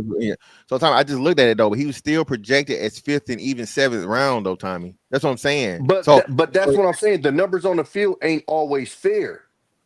That's what I'm saying. Even with all them numbers, right? If you would have put somebody like a Calvin Johnson out there, even if you'd have put them numbers over a Calvin Johnson, they'd have been drooling over a Calvin Johnson. Because there's levels to this, is what I'm saying. Yeah, but Tommy, the projection for Shadeur is first round, along with the numbers. I think that's the part that, and then you have Will Johnson, right? He tore his Achilles, but he's so good. He's still. Where did Will Johnson go? Second round from Michigan. I think so. Yeah. Right. So you have it. You have like even back like Kyrie. Did Kyrie even play at UNC? He played one game at Duke. But they knew what time it was, right? So Nick, even though they have those numbers, right, they looking at several factors. And when you go to combines and they see how you move, does that movement transfer? You know? So perfect example. Last year. Any of y'all know who the number 1 pick in the NBA draft was last year? Probably not. Hold on, give me a second. Exactly. That's my point. That's my point. And that's the number 1 pick. Tell me. If you give me the team, I could probably tell you. I believe he went to Atlanta. Or was it Atlanta? But my point is, even that, because it was such a weak draft to where literally we got to look up who he was, that dude can't move the way other number 1 drafts can. You get what I'm saying? Like that's what I mean. Like it's levels. Like even though you're that nigga in this draft, if the draft is looked at as weak, you could be that nigga in this draft, but they're not looking at you like you that nigga. You get what I'm saying? Tommy, you already know everybody can't go, Tommy. You said what, Miss Williams? Everybody can't go. You know, in the NFL, you know everybody can't go. You know, depending on what conference you in and where you're at, depending on the strength of your schedule, you're not gonna go. You're not getting drafted. Yeah, you could do that, but what conference are you playing? So Mr. Williams, that's kind of what the argument that Trey was making, saying that Colorado played in a lesser conference. And But when we they know went that up that was a against the real rebuild anyway. teams, go ahead. We know that that was a rebuild anyway. Look at what he did. Now you got the transfer portal. So everybody was transferring all over the country. Yeah. So anybody that actually had a bowl season actually did well because everybody was going everywhere. You have new time players with new I wouldn't say that. USC made a bowl season. We was not happy with that shit. Actually factual though. You can look it up. USC made a bowl and we weren't happy with that shit. NIL actually changed everything and changed the dynamic in the past 3 years. No, absolutely. And Coach Sanders has, I think, been probably top 3 or 4 that's taken advantage of that portal for sure. He did. He was getting that's how he flipped it around so coach fast. from Alabama. You got to think about that. That's the whole thing. It is for one, he got punished. This is the good old boys club. But they did so many things. Even now, they held Shadeur. This is how much weight this man has. They held Shadeur all this time so they could get viewership. Because after the second round, the NFL draft is crap. No, it's crap for y'all. Like that. No, for y'all. I watch all 7 rounds every year. I need to know who we're picking up. You don't have as much tactful football that you should. I'm in them trenches. That's why I'm telling y'all, even with Cleveland, to waste a 3rd round pick, I don't think most people understand how insane that is and how ridiculous of an organization they are. Man, it was a strategy, man. They wanted to crush him. They wanted to crush his dad. That's what it was about, man. It was about placism. Know your place. Their father has did one thing. He's instilled this even in his players, not only to be great on the football field, but you're going to be great in life. They cannot control them, and that's what they want, a puppet. Deion, he's been preaching what? He's been preaching it. 4 years. Look at what he did at Jackson State. He's the only HBCU, only time that college game day's ever been there. The only time. It's never been done. Colorado, look at what they did. It's never been done. And then to coach his kids. Look at him. That man did amazing with no line. He was running for his life constantly, but he was throwing to a Heisman candidate. You can't even tell me 5 people on their offensive line or their wide receivers besides Travis Hunter. I was about to Horn Jr. What you talking about, Webster? Bro, I watch football. You talking to the five. wrong one? You can't even tell me 5. I'm telling you can't because I know it. 5 receivers? You want me to go 5 receivers deep No, on I the team said that ain't 5 mine? players on the offensive line. Anybody who's lining up. Anywhere. You want me to name the whole offensive line? We all know that the offensive line is trash. Look at it, 4,100 yards, 37 touchdowns, 10 interceptions, running for his life. This man has got the Johnny Unitas Award, the Gold Norm Award. Come on now. The way he earned his awards, accolades, and was a Heisman candidate off and on. What'd you say, Trey? I didn't hear you. I said the way he break tackles in the backfield is crazy. I'm talking I think even the mobility thing was weird when they were saying he wasn't mobile. He gets away. He does enough to get away. No, his mobility ain't all that. He's like, all right, so if you look at him, his play style in a pocket is a lot like Ben Roethlisberger's. I'm like the boy break tackles like big tackles. Yeah, I think he's more quick than fast. I think he is. It kind of reminds me like Patrick Mahomes as far as like his mobility. Like he's not fast, but he's like shifty enough to get away and get, like you said, get out of sacks and stuff. But if you put him on a 40, you ain't gonna be impressed type shit. You know what's crazy? How many times did he throw the ball a game? Like there's just so many things that aren't like. Did he even have a running game? No, Colorado had no fucking running game. Not no crazy. 70% completion rating, right? Yeah, percentage. Ball, He's throwing the ball 40 times a game. Yo, Todd, Trey, it might be more than that because they barely ran that motherfucker. No, They it had a had decent screen game. 35-40 because they did try to run because they had I think his name was like Deontay Johnson. He was more of a scat back, like he did a lot of catches out the backfield, and you know they did a lot of like pitches. You know what I'm saying? Well, But that's the thing. yeah, He lost. He actually lost. I think his name was Marcus Edwards. Remember the small scat back they had, and he went to play to Kansas State. They even lost that. You know, I don't know. This shit just crazy. My main thing was I don't even understand how men that look like him could like not see the shit. You don't even gotta be all gun ho about this shit, but just like yo, keep it tall. Like, come on, my nigga. You know it's something like that. You know, it has to be more, right? And of course, you know, be humble. We understand that. We understand that quarterbacks are held to a different standard, right? But not to the point where it's the fifth round, unless you have a different type of agenda. And we've known this to be true, that they want to humble niggas. Mr. Fantastic talk about it in the military and etc. Right when they in charge, what happens? And so when I see like he's super cocky, who somebody put that in the super chat. It's stuck in my head, but the name is not popping out for me. But super cocky, like you know what I mean? Just because you see, and then these are the same people who be like nigga shit this, nigga shit that. Oh, he got a chain on that. I like. They all motherfuckers try to reduce the shit that we do to some ignorant shit. But think about it, here. Floyd Mayweather Why you say would be but? You about to disagree with me? no. I just said think about this, Hamp. Well, you said Floyd but May. though. Now I'm Oh worried. no, I wouldn't. But Floyd Mayweather, as far as training and dedication to a sport, is probably 1 or 1A ever.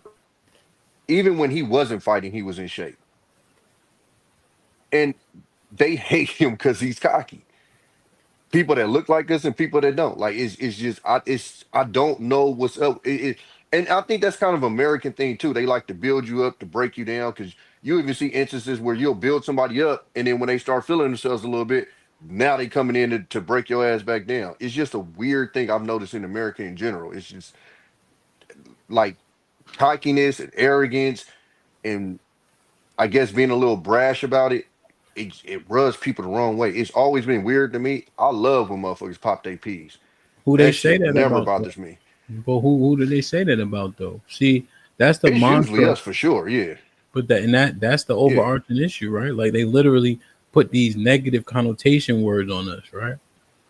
You know, but every time I see whack ass Baker Mayfield, they always talking about how he amp and he fire and he over there talking shit to the other team to get his team going, right? They don't never put no negative connotation words around that boy. It just annoying. But my thing is Trey, Marv, Tommy, Mr. Fantastic, Aaron, Mr. Williams is it's black men saying this corny shit. Mm-hmm. That's the part. The NFL gonna be what it's gonna be, right? We understand that. Like Mr. Fantastic be saying, we acknowledge racism. We know it can affect us, right? To the point to where we let it beat us is where I would agree with him to where don't let this shit beat you, right? Don't let it make you sit there and just get every excuse in the book. But we understand that we may have to fight through it at times going through life. But it's motherfucking other black men carrying on that mantra. Oh, it's his attitude. Nah, come on. You know what time it is. Just say it and let us move on. I was about to say I don't know what it is. It's like you can't be young and confident. Like that's what it is. It's like more so if you older and confident, cool. Over 35, cool. Ain't nobody really got nothing to say. Under 35, it's more so, yeah, this motherfucker need to shut up before he get to his head too big. I'd be like, man, I don't give a fuck what you talking about because I'm gonna keep talking. And here's the thing.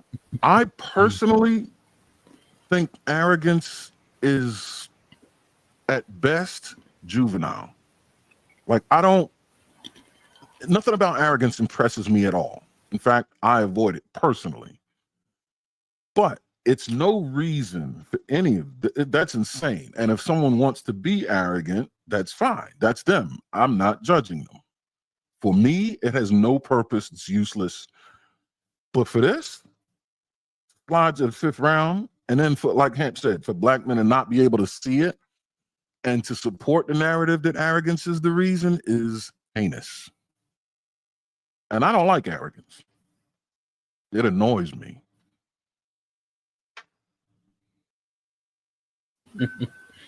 Word. It's actually a funny.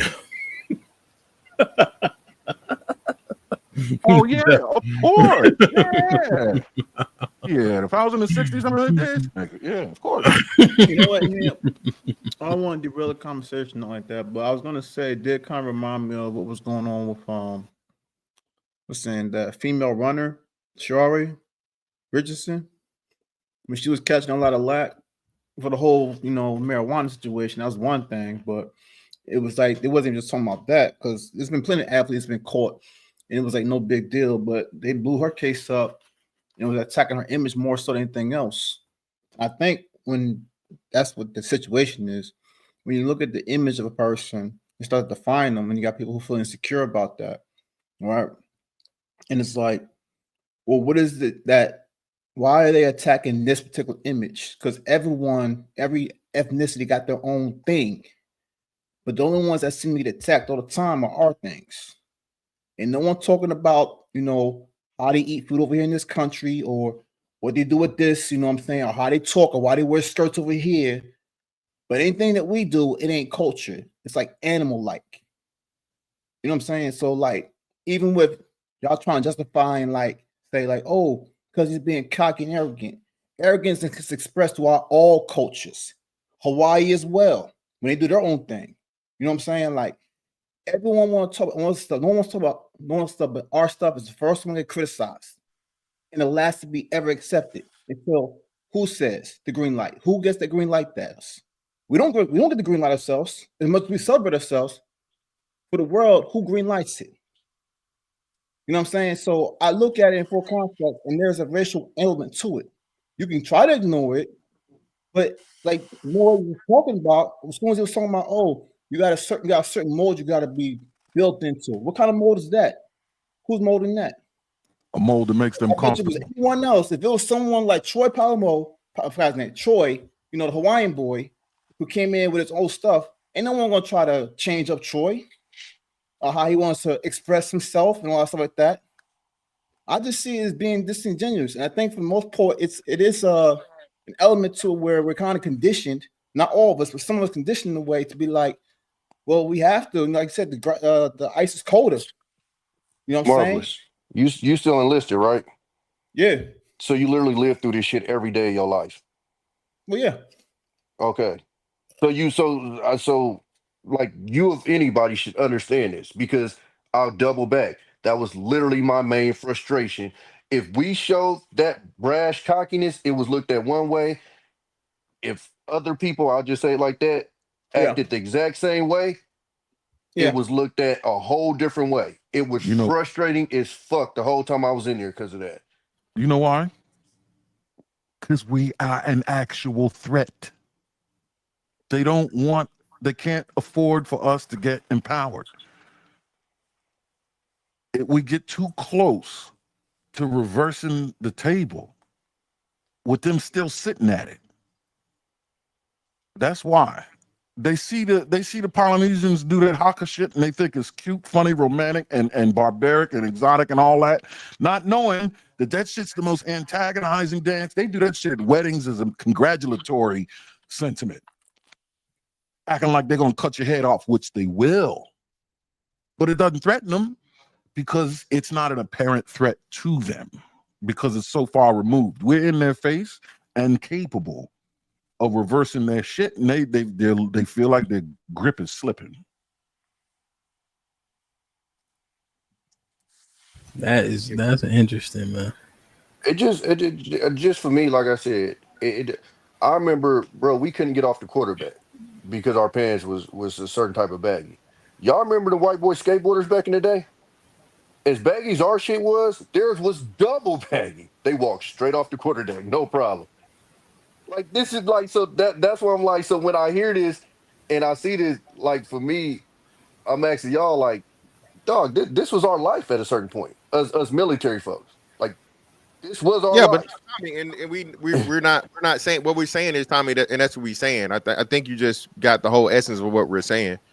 It's so blatant to the point of where, hey, we know it is what it is, but all we saying is that it's super fucked up. And as black men, a lot of the times, you got to be the motherfucker to drop your nuts and be like, hey, bro, all right, bro, all right, this other shit is cool, fine, but then, like you said, you got to have a chief or you got to have a first class. So you got to have somebody just bold and say, no, no, no, no, no, no, hey, oh, you just let him off the boat and bring him back. You know what I'm saying? And you have to call this shit out. And that's what we're saying. So I think and I was Yeah, saying this I earlier. was an E2. They wasn't listening to my E2 ass But, at all. but I feel you. I feel you. But this is what I say, right? I tell my story about this shit where they tried to pull with the booster shots, right? They tried to make people get booster shots to get out the boat. Bro, I had to talk to an admiral, bro. I was the motherfucker that ran up on the fucking admiral on the ship and be like, hey, sir, how you doing? How many times I got to talk to you? You know what's going on with this whole, this booster shot thing. Hey, this is really, really shaky. Hey, I ain't been in no trouble. I done been in this motherfucking boat, 6 months. You know what I'm saying? We done just got extended. We done motherfucking passed the motherfucking bridge and no return. And y'all turned us around. You mean to tell me for the last couple months I'm gonna be on this motherfucker, I can't get out the boat because I refuse to get a shot? Oh well, we'll have somebody look into that. So again, man, Tommy, we literally have to be the people to do it. You got to be the nigga that drop your nuts. This is why I laugh at people talking about a lot of shit, right? But you gotta call it out. And that's all we saying in the Shadeur situation, bro. It's too fucked up not to say something about it. I understand all the other shit, and we understand it's a good old boys game. And like I said, I think we're on the tail end of that. Like I said, Jerry Jones might have a good 3 to 5 years. I mean, that adrenochrome keep him here a little bit longer. But you know what I'm saying? But all these NFL owners that we've known that's been NFL owners, they're gonna have to start selling these teams to different people. And I think the NFL, this was like again, their last message as to where no, we not letting you niggas like Dion because somebody else said this too. I forget who said it. I think it was Blanco. Shout out to Blanco. Deion Sanders is going to be a NFL head coach. Okay, so and I think Well, just the he way said he he don't changed, want to. he's saying that he's supposed to say it for what's name. Eventually, bro, especially this, and they gonna offer him the money and whatever, bro. I just don't foresee Deion not eventually being an NFL head coach, bro. Just don't see it. But either way, I could be wrong. But in the case that he is, I just think Deion is a trailblazer by many different standards. He's proven it as a player. He's proven it now as a college coach. Hell, he's proven it as a father, right? Because again, man, I mean, listen, if I'm a dad, I'm trying to be like fucking Deion. You feel me? If I got the power to get my son and make my son look as good and do all this other shit and control it to where he's successful and his numbers and whatever, you damn right. And I'm gonna fucking shout his name from the rooftops and say he the best thing over the sliced bird every time, bro. That's what I'm supposed to do. And I'm a I dad. ain't gonna lie to you, dog. The more I look at the Raiders, it just seems like, dog, we had AP driving a 6'4" to work every day, standing on the sidelines with diamond studs in his ear. Like, the more I think about it, bro, it had to be some type of collusion. Like this is wild. Roethlisberger, Roethlisberger as a youth was like Biff from Back to the Future.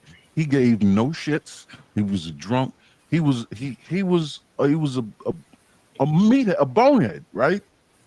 First round draft pick. What did he do in the NFL?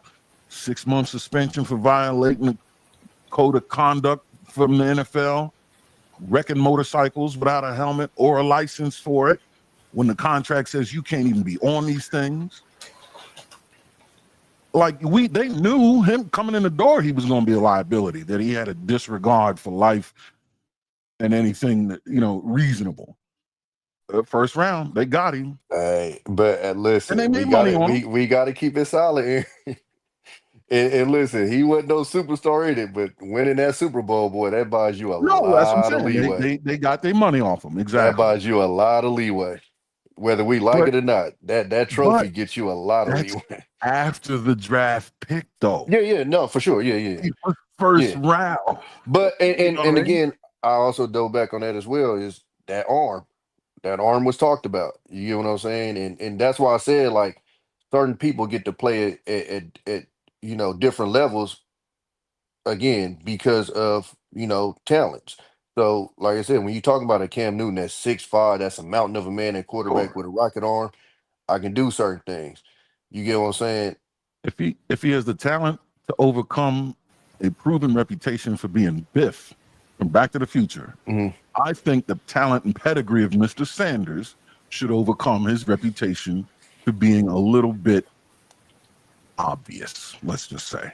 I would agree with you. In a fair world, 100%. That nigga was raping. That nigga was driving motorcycles. Assaulting motherfuckers, men and women. And that Nah, he was a motherfucker wild played boy. that. He played at Ohio. Yeah. Come on, man. Not even, what was it? Ohio. Miami of Ohio, yeah. Yeah. Like he was at a fucking Miami. Come on, man. 10-15. What's popping, man? Big baby. Goody, how you? Hey man, I'm cooling, baby. You know. What's popping, man? Hey man, I had to come tap in on the Shadeur shit, man. You know, I think they tried to play, but I think they tried to kill his confidence, man. They ain't want another Deion Sanders in that bitch, man. But they just fueling the fire, bro. That's how they do it, is fueling the fire. I don't know if it's a race thing, slightly maybe, because they don't like black men, you know what I'm saying, with that type of personality. But I think it mainly has something to do with his pops, though. Who his pops is and the influence he got, you know what I'm saying? Yeah. Yeah, what'd you think about them taking out how they feel about his father on him? Hey man, I think it's fucked up. You know what I'm saying? You know, what they say, people gotta pay for their father's sins. Mm-hmm. You know, I don't agree with it, you know what I'm saying? Because he his own man. That's like my son getting penalized for the shit I did. He a completely different person, bro. He grew up in the suburbs. I'm from the hood, all that type of shit. It'll be fucked up for them to take out like what I did onto my son. So Yo, I don't think see. Go ahead, my bad. I was about to say, I don't even think he a bad kid, bro. Like, I ain't really heard nothing from the dude that made me think like this nigga a menace or some shit. Yo, and I just know, like, you know, when you think about like when they want to keep you in a particular place, right? I remember I was working for this one company. So I was like the first of like a bunch of positions because it was a new company. So I was like the first regional, the first senior director, the first this, first that, right? They messed up on my you know, like different payment system. What was it called? I forget the one we had. But anyway, I had all these accesses. So I could see how much everybody was getting paid. The whole company, right? So I never told them this. I just kept looking at the shit, right? So it was like an ADP like type of thing. ADP. It's called payroll. Payroll. Yeah, one of the payroll system, right? So because I already had a lot of permissions because I had so many people I was managing, and then they just gave me a permission for like everything, like an admin. So I'm looking at the only people who was getting paid more than me was the C-suite, right? So, but then we had vice president of this and vice president of that. They weren't getting paid more than me, but they would bestow them those titles though. So every time I got a promotion, I never interviewed for it. It was like we're opening up a new role. Here's X, you know. But that title hits different, and that title is transferable too. The salary ranges to a degree, but you know that title is often transferable and worth. I'm not gonna say as much as the money, but pretty substantially. You know, and I used to have conversation of like Hampton, you're too forward, right? You're too this, right? Because there's a lot of white women too that we had to work with because senior moving that space has a lot of older like middle-aged white women. And when I'm looking at this, right, they will put you on high, but they had that little thing. But I'm still not a president though. You know, when everybody had to come to me for the majority of the operational logistics and things of that nature. You know. And I always noticed it was always something I had to work on to get to that other level. But I wouldn't do work without getting paid for it, though. You know what I mean? Like if you give me this much responsibility, I have to get paid for it. Right. You know what I mean? So they knew they had to pay me. But the title changes were kind of regional, then a senior director, right? After I was already a director. You know what I'm saying? So I'm just looking at it. And they want you to kind of be more humble. They want you to be how they want you to. You know what I mean? They want you to be. And if I'm like, because like they'll ask me questions, right, Aaron? Panther, what do you think about that? Not a good idea.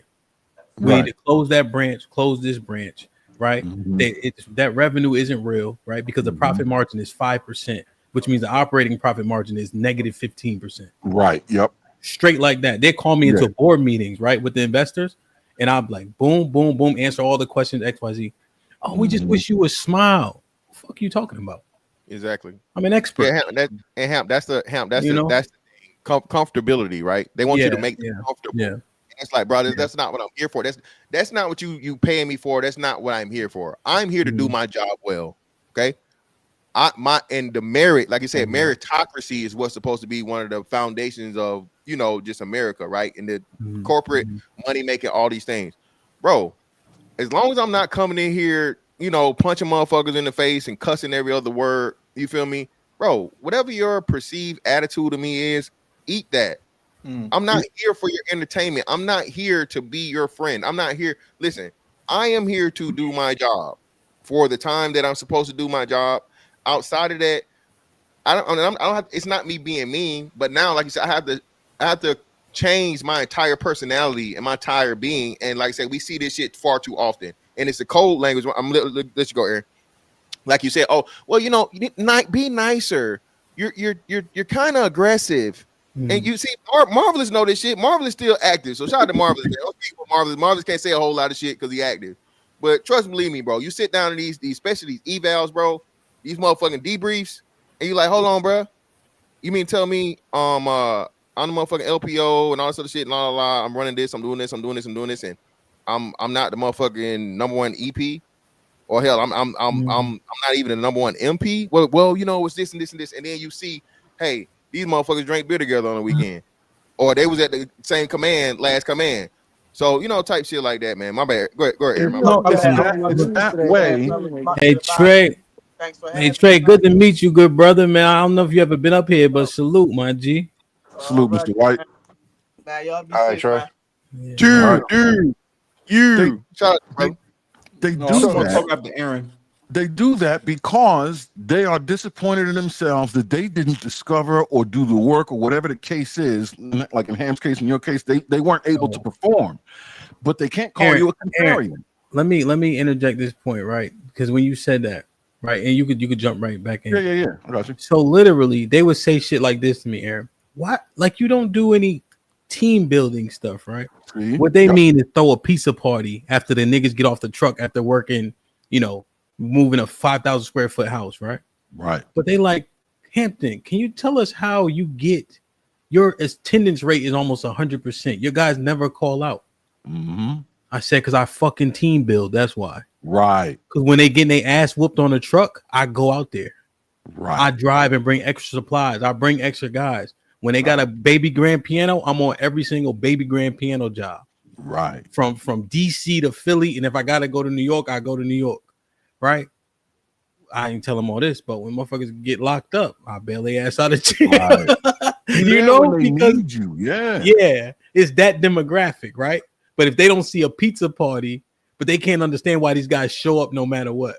You know what I'm saying? Like, right. But go ahead, my exactly. bad. No. That fortifies the point. That's exactly it. That they're disappointed in themselves that they don't even have the fortitude to be there when people are needed, which is where true leadership resides. It's an act of service, right? But that's why they want to be able to label you a contrarian, but they can't because your results would disprove it right away. That's also why they do what I call the business card jewelry or business card decoration. These VP designations that really don't have any weight or merit in the C-suite. But what it does is it's just something that they give a business card that says VP. Now they marketed themselves to whoever the recipient of this business card is, but there's no substance behind it just because you're the chief of the department that chooses the color of the walls we're going to paint the place this quarter or whatever. You know what I mean? No, but again, that's part of the blowing smoke thing. There's no real, actual, concrete value there, and they can't come at you and call you a contrarian because you're the concrete value. Yeah, and they didn't think of it. You're above them, but their business card would suggest otherwise, and they can't move around it. I was going to add to the point with the leadership thing, right? Because it's true what Han was talking about. You're going to be the guy that is effective, end results and everything shows, can't complain, but you still want that little extra. And what they're trying to do is, like you were saying earlier, they want you to be what they want you to be. They're not trying to really accept you. Now, this is something I learned way back when I first joined the military. When I had people I was working with and I didn't like them so much, and I was just like, man, I can't stand this person. Like, but I can't lie. They know what they're doing with their job. So me as an individual, look at this person, I had to look at it like, oh, how can I use this person effectively? Because he's still valuable and he got something.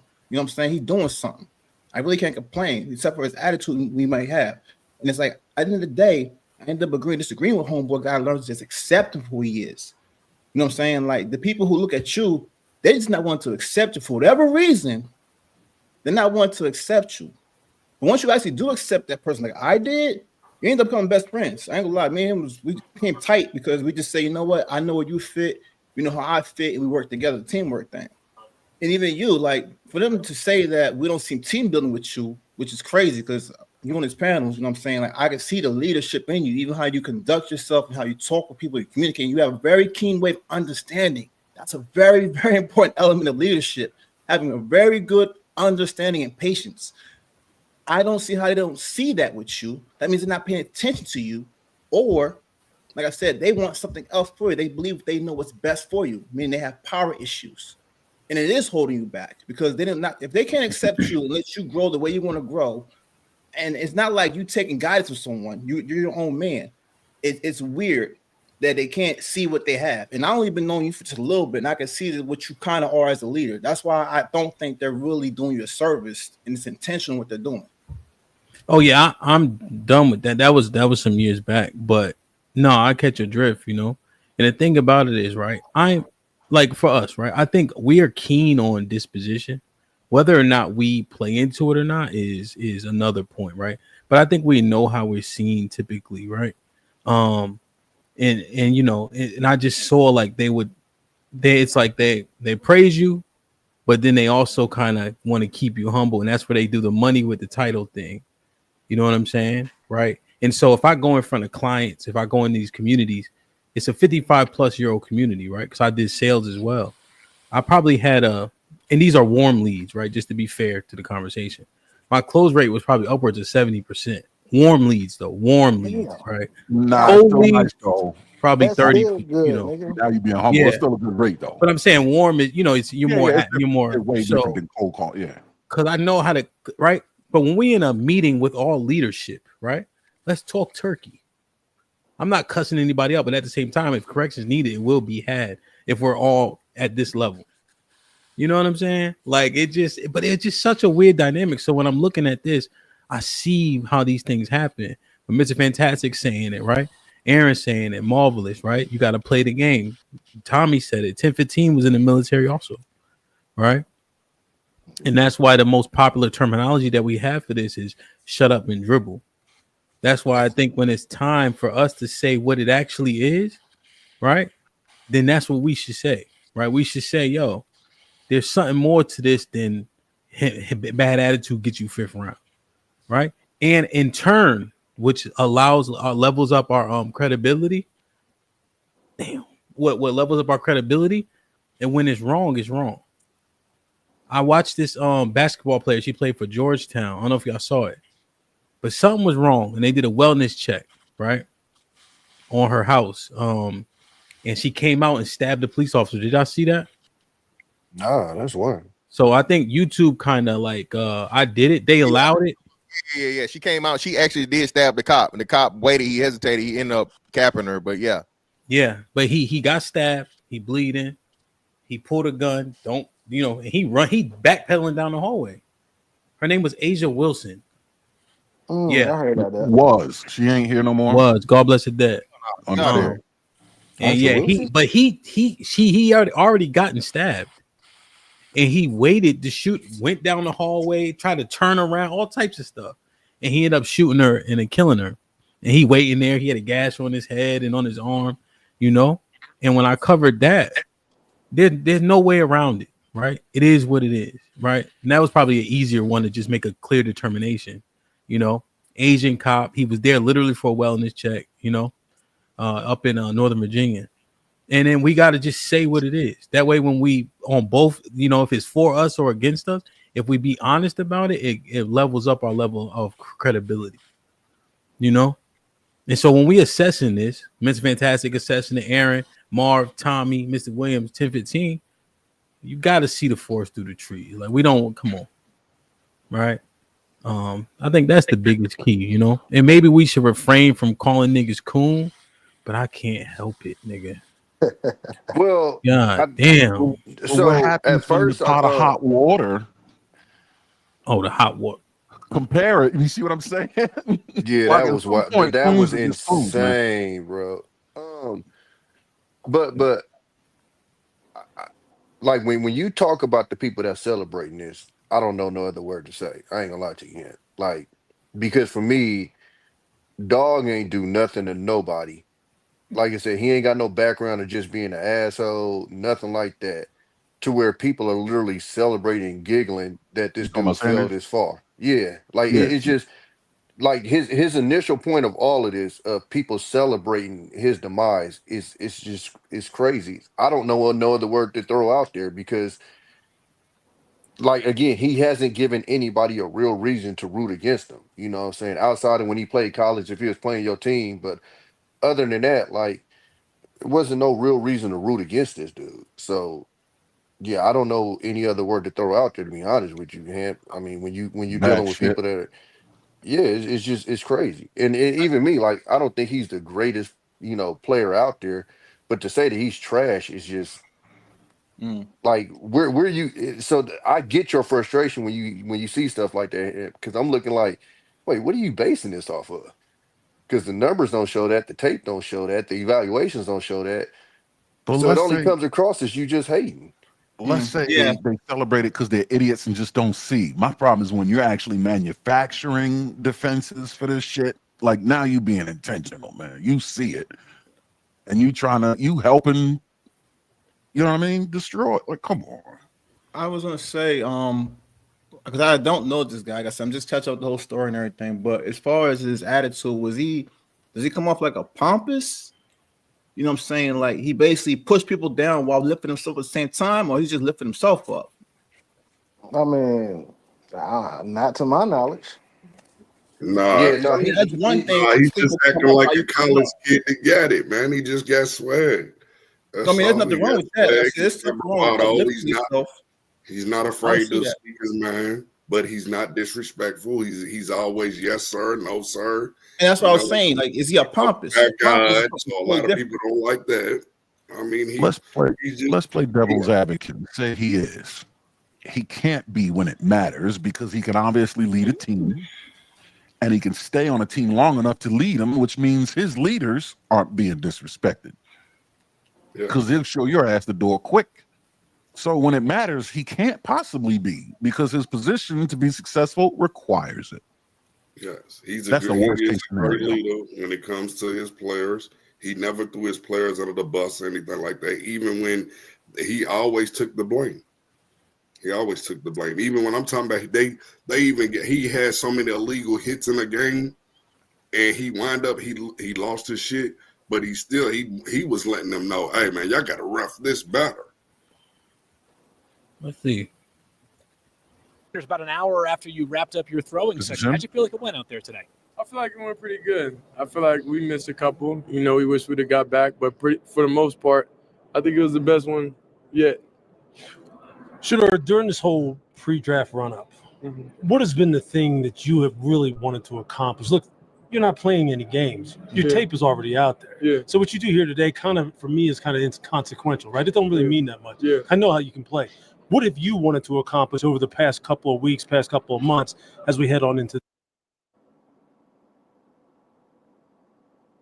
Now, mind you, what Louis Riddick just said is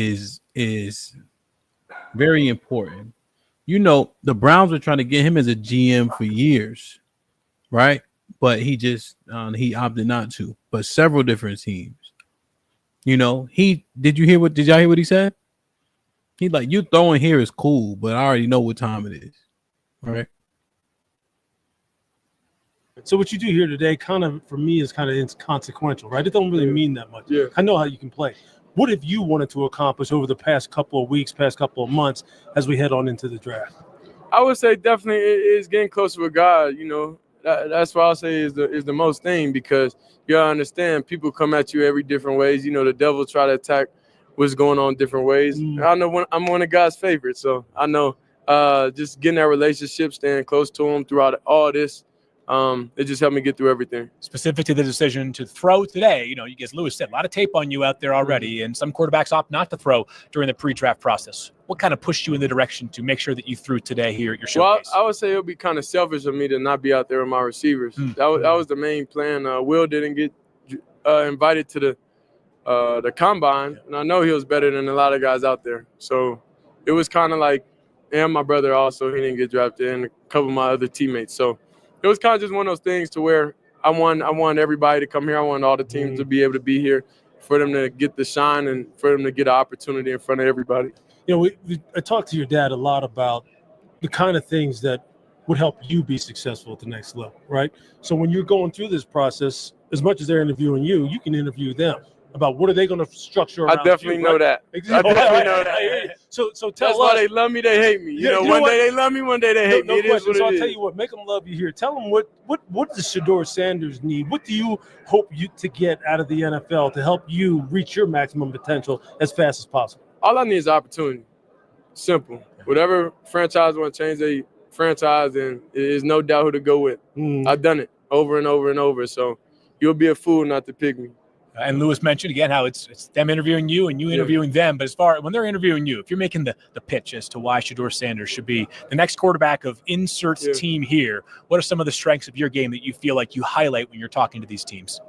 Let me ask you a question. What's the most important trait of a quarterback? I'd say decision making and accuracy, winning, consistency. That works too. Look at the last 4 years. Yeah. That's how I know right? I'm the best quarterback in the draft. The So consistency of your decision making and accuracy. So it makes sense. It checks all boxes. Yeah, I got At you. least the one guy, but you know I'm a Sanders. They can't put me. I'm a Sanders. They can't. You last played a game December 28th. It's been a long time. It's a long draft process. How have you handled probably some of the mental rigors that go along with it, right? People talking about you maybe going to this team, maybe going to that time. Your stock is, one day it's high, one day it's lower. How do you sort of handle all that comes along with this process? Well, I'll say I have a great team. I have great support around me, and I know what the business is, and I know what it's about. So I don't really pay attention to the media and everything, because I have a great mentor, which is my dad, that's able to tell me, oh, this is just a part of what it is. So I truly don't care when I come out here and throw. I don't care who's there. I don't care who's not there. I'm out here focused on completing footballs, and that's it. So I don't know even who was here. That's how it is at Colorado games. You get all these celebrities, different people here. It's like, I don't even know they're there. I'm so focused. Well, I knew they were there when we came here last year, and we did the game against Colorado State. I was standing down on the sideline. I don't know, man. He already sound humbled, Hamp. I can't lie. His dad raised him well, in my opinion, bro. I like him. Yeah, you can't buy. You muted him, but you can't buy the cockiness shit. Because again, when he having to have the post game interviews, win or loss, bro. You can see poise. You can see again knowing how to speak, answering questions correctly. Everybody wants to harp on, he threw the linemen under the bus. That was one game. How many times did he praise them after that? You got to have it both ways, and it's not being called down the middle. And like I said, I think it's just too much credence and excuses given on the other side as to how and why they're going to automatically assume, he's just this and this. No, come on, man. Like you said, he's a young man that was able to, like you said, start a brand of his name, his family name. And when we talk about pedigree, it gets no better than that. Now, outside of probably Tom Brady, and I don't think either one of his sons is touching a fucking football.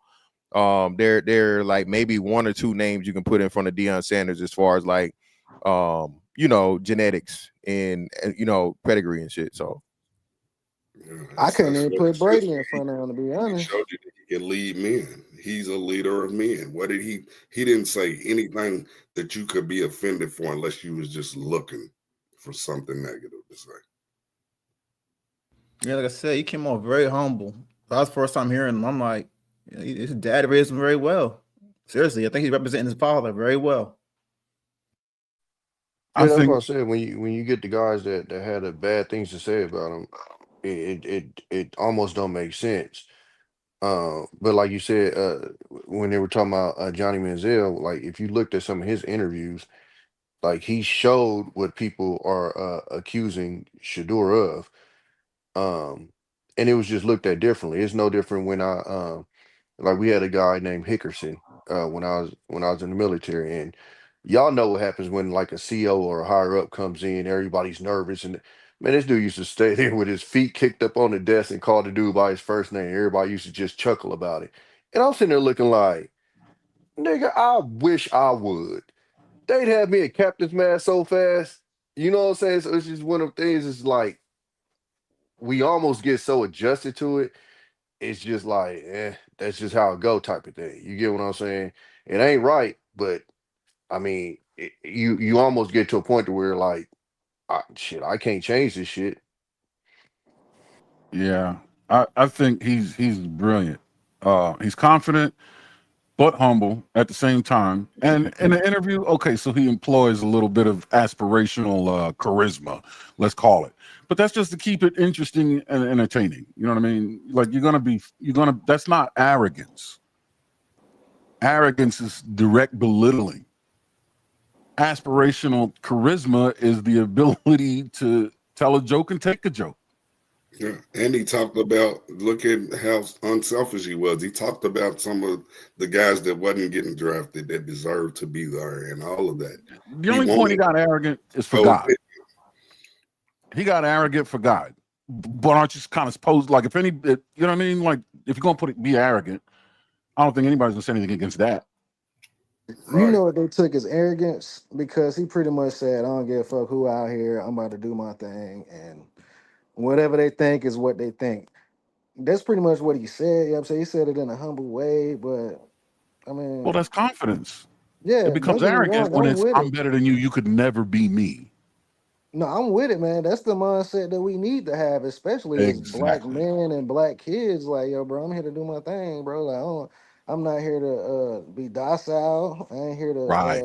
be what y'all want me to be. I'm here to be Right. me. And if you don't like it, then whatever. That's your problem, right? Exactly. Yeah, I mean, he said, that's what his dad been telling him his whole life. He wanted God favorites. Like, come on, y'all know the shit that y'all father say that you repeat and like, Man, what? like that's regular shit though. Like, you know what I'm saying? Regular shit, bro. Like, I don't know. Like, it just this is weird. But he said he's one of God's favorites. He didn't say he's Jesus Christ. They don't care. They like, he look like a fucking rapper. And he act like one. Reaper, what's up, man? Yo, what up? What up? What up? Salute to everybody in the chat, man. Can you guys What's hear me? good? Yeah, we gave you. What's popping? Yeah, you guys hit on a lot of great points, and I was in and out to go to a freaking dermatologist. Don't ask. I have folliculitis. I got the crazy razor bumps and stuff. HAMP. Let's get back to the topic. Word. Damn, HAMP, let's get back to the topic. Let's get back to the topic. I ain't heard of pseudofolliculitis in a long time, my nigga. Yeah, let's get back You to the got the topic. solution? Right? They gave you solution? Yeah, it's not big. It's like not big. It's fucking pause. Yo, man, that's why your hat game so crazy, huh? No. The hat, it's just the back hair, but it's stop like touching it. Stop touching it. Stop touching it. No, it's nothing. It's down. It's not bad. It's not. Stop cutting your own hair. I told you that. I told you that. I'm going bald next, so it don't matter. So I'm gonna cut this all off. But nah, this. Wait, you said what? Yeah. I was saying you BK. You gonna cut all what off, nigga? You don't got no hair on your head. Yo, son, watch your mouth, son. Let's get back Go to the ahead. topic, Let me son. see. Yo, flash us real quick. Whoa. Nah, I'm chilling. You see? Y'all niggas is wildin'. I'm saying, like, I mean, do what you do. I'm trying to stay on the topic. This dude is going all over the place. So hold on, beloved. You said it, my nigga. You say, yo, I got the thing. You know what I mean? All right, my bad. I stupidly told you I'm going to Durham. I apologize, y'all. You good? You need somebody to go with you? You need somebody in the waiting room, my nigga. Yo, you see, accusing the brethren over here, son. Yo, can we get back to the topic, All right, go ahead, my fault. Golly, man. But nah, I Mustache is was crazy. Go son, ahead, this my bad. mustache is sexy, son. This is son, it's that Mexican shit, baby. But I was trying to say that I was trying to say that this topic reminded me. I don't know if you guys remember. Most of you guys, Hamp, you definitely remember Jimmy the Greek. Remember what Jimmy the Greek said? Because all this seems to me is preservation, right? We keep looking at. You guys looked at Dion too. I think this is more about Dion than it is about Shadeur. You will never find in a draft where a team doesn't take a player who, again, put up that completion rate, regardless of where they played, that put up that completion rate, that was a pocket passer, right? Something, this guy was a pocket passer. Yeah, I can't even get to this, son. This is wild, son. This is wild, son. I can't even get through this. All I want to, all I want to say is that this is all preservation, man, by higher ups, not necessarily the owners, but a lot of GMs. Like, think about this: if I bring in this kid whose father and is already intimated around NFL circles, I've heard someone else talk about this on a radio show, former player. He was like, don't worry about what you heard about with Colorado. Dion wants to get into the NFL, blah blah blah blah. If you draft this guy in the first round, you're gonna have to play him, most likely, right? You're gonna have to showcase him somehow. You're paying him big money as a high first round pick or a first round pick, right? I know it comes down to skill. This guy brings success to your program. Then they're gonna start looking at GM, and he might be able to leverage and say, "Hey, get my dad inside the building. Get your dad inside the building. Now the GM is out, right?" So that's how I'm thinking about it. They don't want a guy like Dion who's able to take a HBCU, which fantastic point this out. He's like, I've never watched HBCU football in my life, or to that level. And Dion was able to make that program successful. Goes over to Colorado, moribund college, university, hasn't been good in years. Able to make them successful. You bring that guy into an NFL circuit, you tell me he's not going to be an NFL GM in the next few years, especially if his son is good. So you got a lot of GMs out there. They trying to preserve their position. That's why I say I would love to see what the owners say. Because these owners don't know football. They're rich. They pay people that know football for the most part, right? David Tepper, guy who ran my school's business program, 50 billion. This guy's he doesn't know shit about football. One of the smartest distressed investors of all time. You know what I'm saying? So I would like to see what the owner said, because this can't come down from the owners. Jerry Jones loved Johnny Manziel. He has to be taken off a ledge not to take him. You tell me he wouldn't have picked Shadeur Stevens?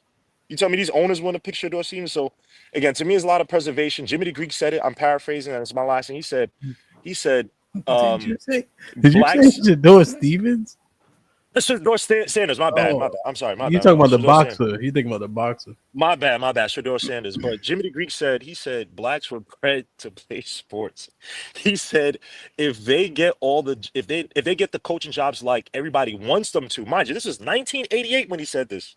He said because remember, you got Doug Williams, who won the Super Bowl, and blacks are starting to move up the ranks. So he's like, if you give the blacks the coaching jobs, what's going to be left for the whites?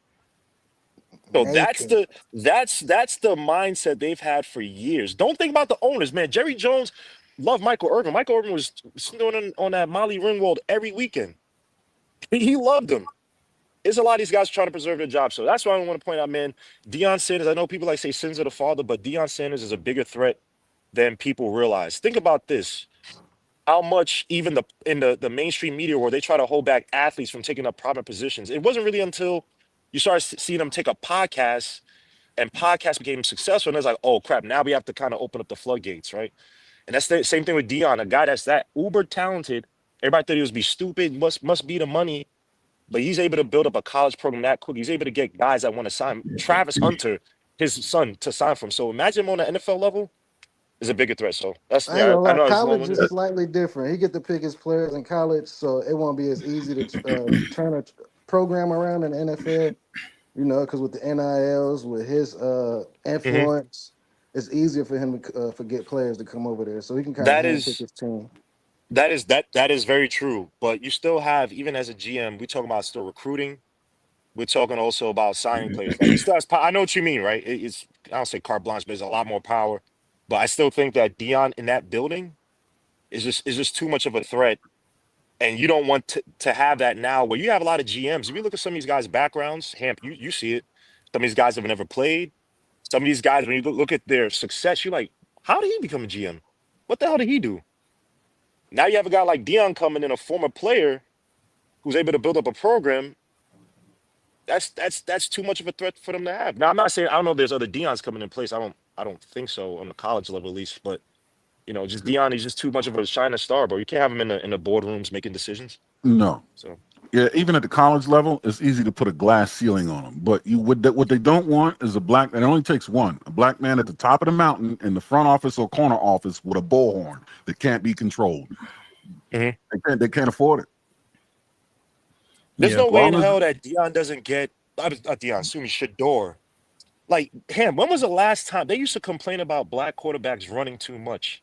Y'all remember back in the day, even McNabb stopped running because he didn't like the criticism that he was a black quarterback who ran too much. And remember, he stopped running. That's how sickening and pervasive this is. Now you're looking there. Remember, Lamar Jackson, look at his profile. They killed Lamar Jackson about that. Now you have a pocket passer. He's taking too many sacks. Well, of course, if you put him in an NFL situation with better O-line, because remember him, I don't know if it's PFF, they do this, but remember you have analysts, they'll say, oh, his completion rate was this, but if he had a proper O-line, his completion rate would be this. They did it with Josh Allen at Wyoming. Yeah, they'll put like a handicap on it. Thank you. And they didn't do that for Shadeur. Like they blame Shadeur for things he didn't control, and yet everything they wanted, they praised white quarterbacks for doing, they poo-poo Shadeur for doing. So it's not, bro. It's not Shadeur. It's deeper than that, man. It's the father, man. But yeah. It's interesting. interesting. I'm praying for him. I wish he would have went undrafted though, because if he went undrafted, he could have probably picked a better his own situation or have a little more control and then negotiate the contract. What I'm scared about is that what the Browns may do is that they may not even start Shadeur until midseason. Because imagine if Shadeur started this season, the beginning of the season, beats everybody in the training camp, and then he gives you, say, 9-10 wins. That's way too much. No, go ahead, my bad. Well, no, I'm just listening. I mean, the Stefanski offense, they need a running back, though. They got one, right? Yeah, but he came back from that gruesome injury a few years ago, right? No, Nick Chubb is gone. Oh, Nick Chubb is gone? Yeah, they drafted one, I think. But they need, because it's primarily focused on play action, which I think Shadeur can do well because it's pro-centric. So he used to, even though they didn't have, they actually did have a decent tight end, but he had transferred out after that first year. So I've seen Shadeur play well with that 21 personnel. Well, Njoku, you talking about? No, I'm talking about at Colorado. Oh, Colorado. Yeah, so they usually play with like a lot of 11 personnel. So that means there's a tight end and one running back, right? Mm-hmm. And I've seen them do well in that personnel. That play action is timing, right? When people talking about he was slants and dumping it off, but you got to be on time with the slant. You got to be on time with the slant. It's getting picked in the NFL for sure. And he didn't have a lot of big ass receivers either, so you got to put it in there. Pause. You know what's crazy too, Ham? Like, damn, the Browns may be blessed. I was reading the profile, right? Because I watched more games last year. I did this year with Shadeur, and everything about him is like a wide receiver's dream. Puts his wide receiver, never puts wide receiver in harm's way. Tries to throw like anticipatory passes. Tries to lead his receivers, like everything that you want.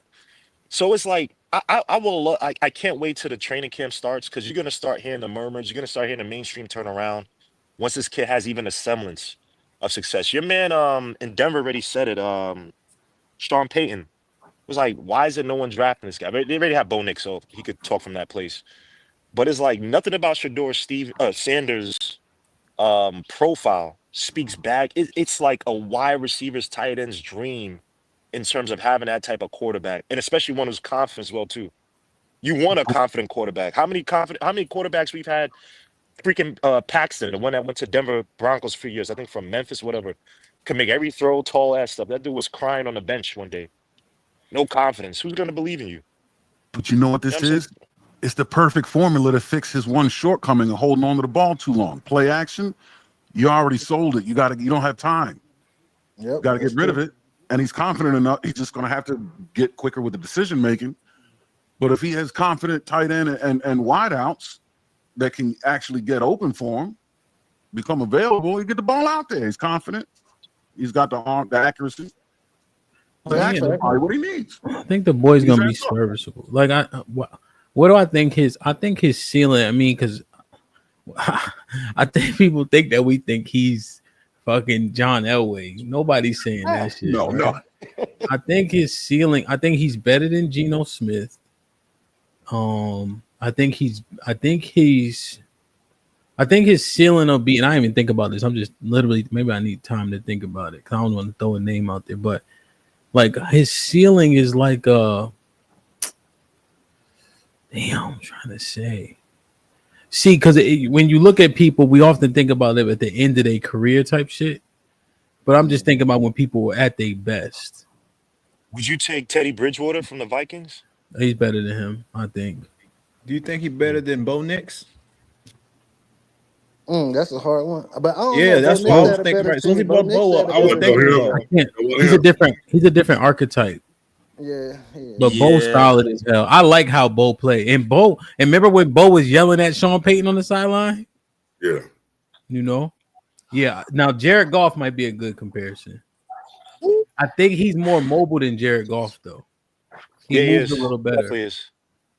But you His know what? If you mobility wanted to do his ceiling, him, before Bridgewater got hurt, before he tore up his leg, that would be a good ceiling because he was on the rise. So if he could get to that level, Bridgewater was not as. See, I think Bridgewater's so like skinny though, Stable. kind of. Small, yeah. What He's about like the boy in smaller. Washington? What's his name again? The boy in Washington? That nigga was No, crazy. right now. No, he can't. Oh, Jaden No, Daniels? hell no. Nah. Jaden Daniels weigh 130 pounds, but that motherfucker, that nigga's athletic as hell.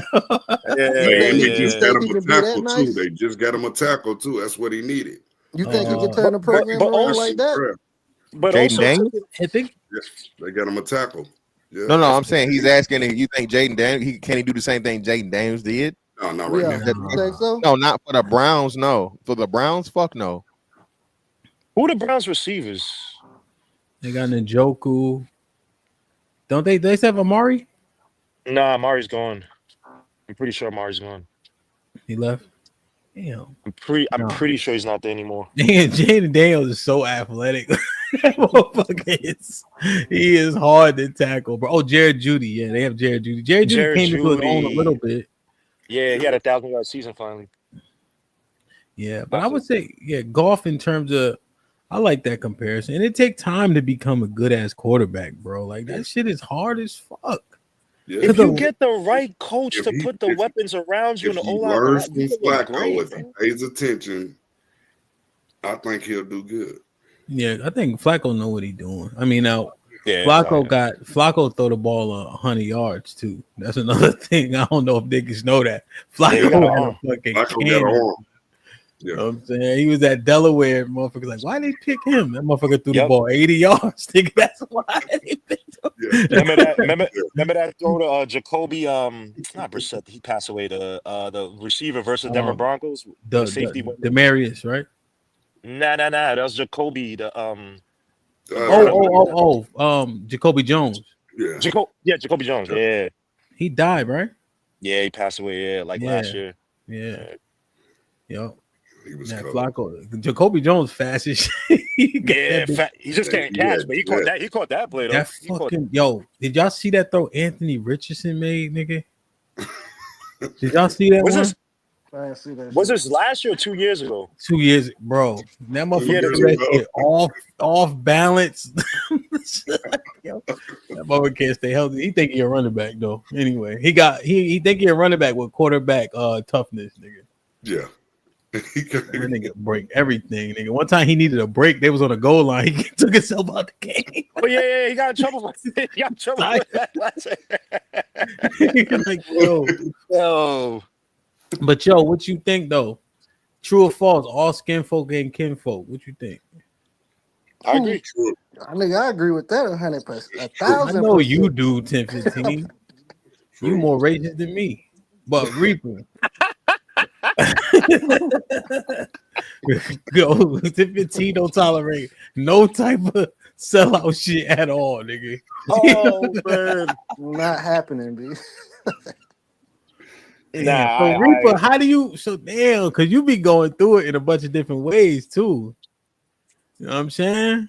Because niggas hit you with that T word and shit. Like, how do you reconcile all that? What's with the T word? Oh Lord, this is a setup. What's No, the T no, word? I'm not. I'm not. It's a setup. Hey, what's the T word, son? You know what the T word is, my nigga. Of course. I get it all the time, yo. So, like, How do I how do you, reconcile? when you look at the term, like, all Skinfolk ain't Kinfolk, what do you think? It's true. I agree.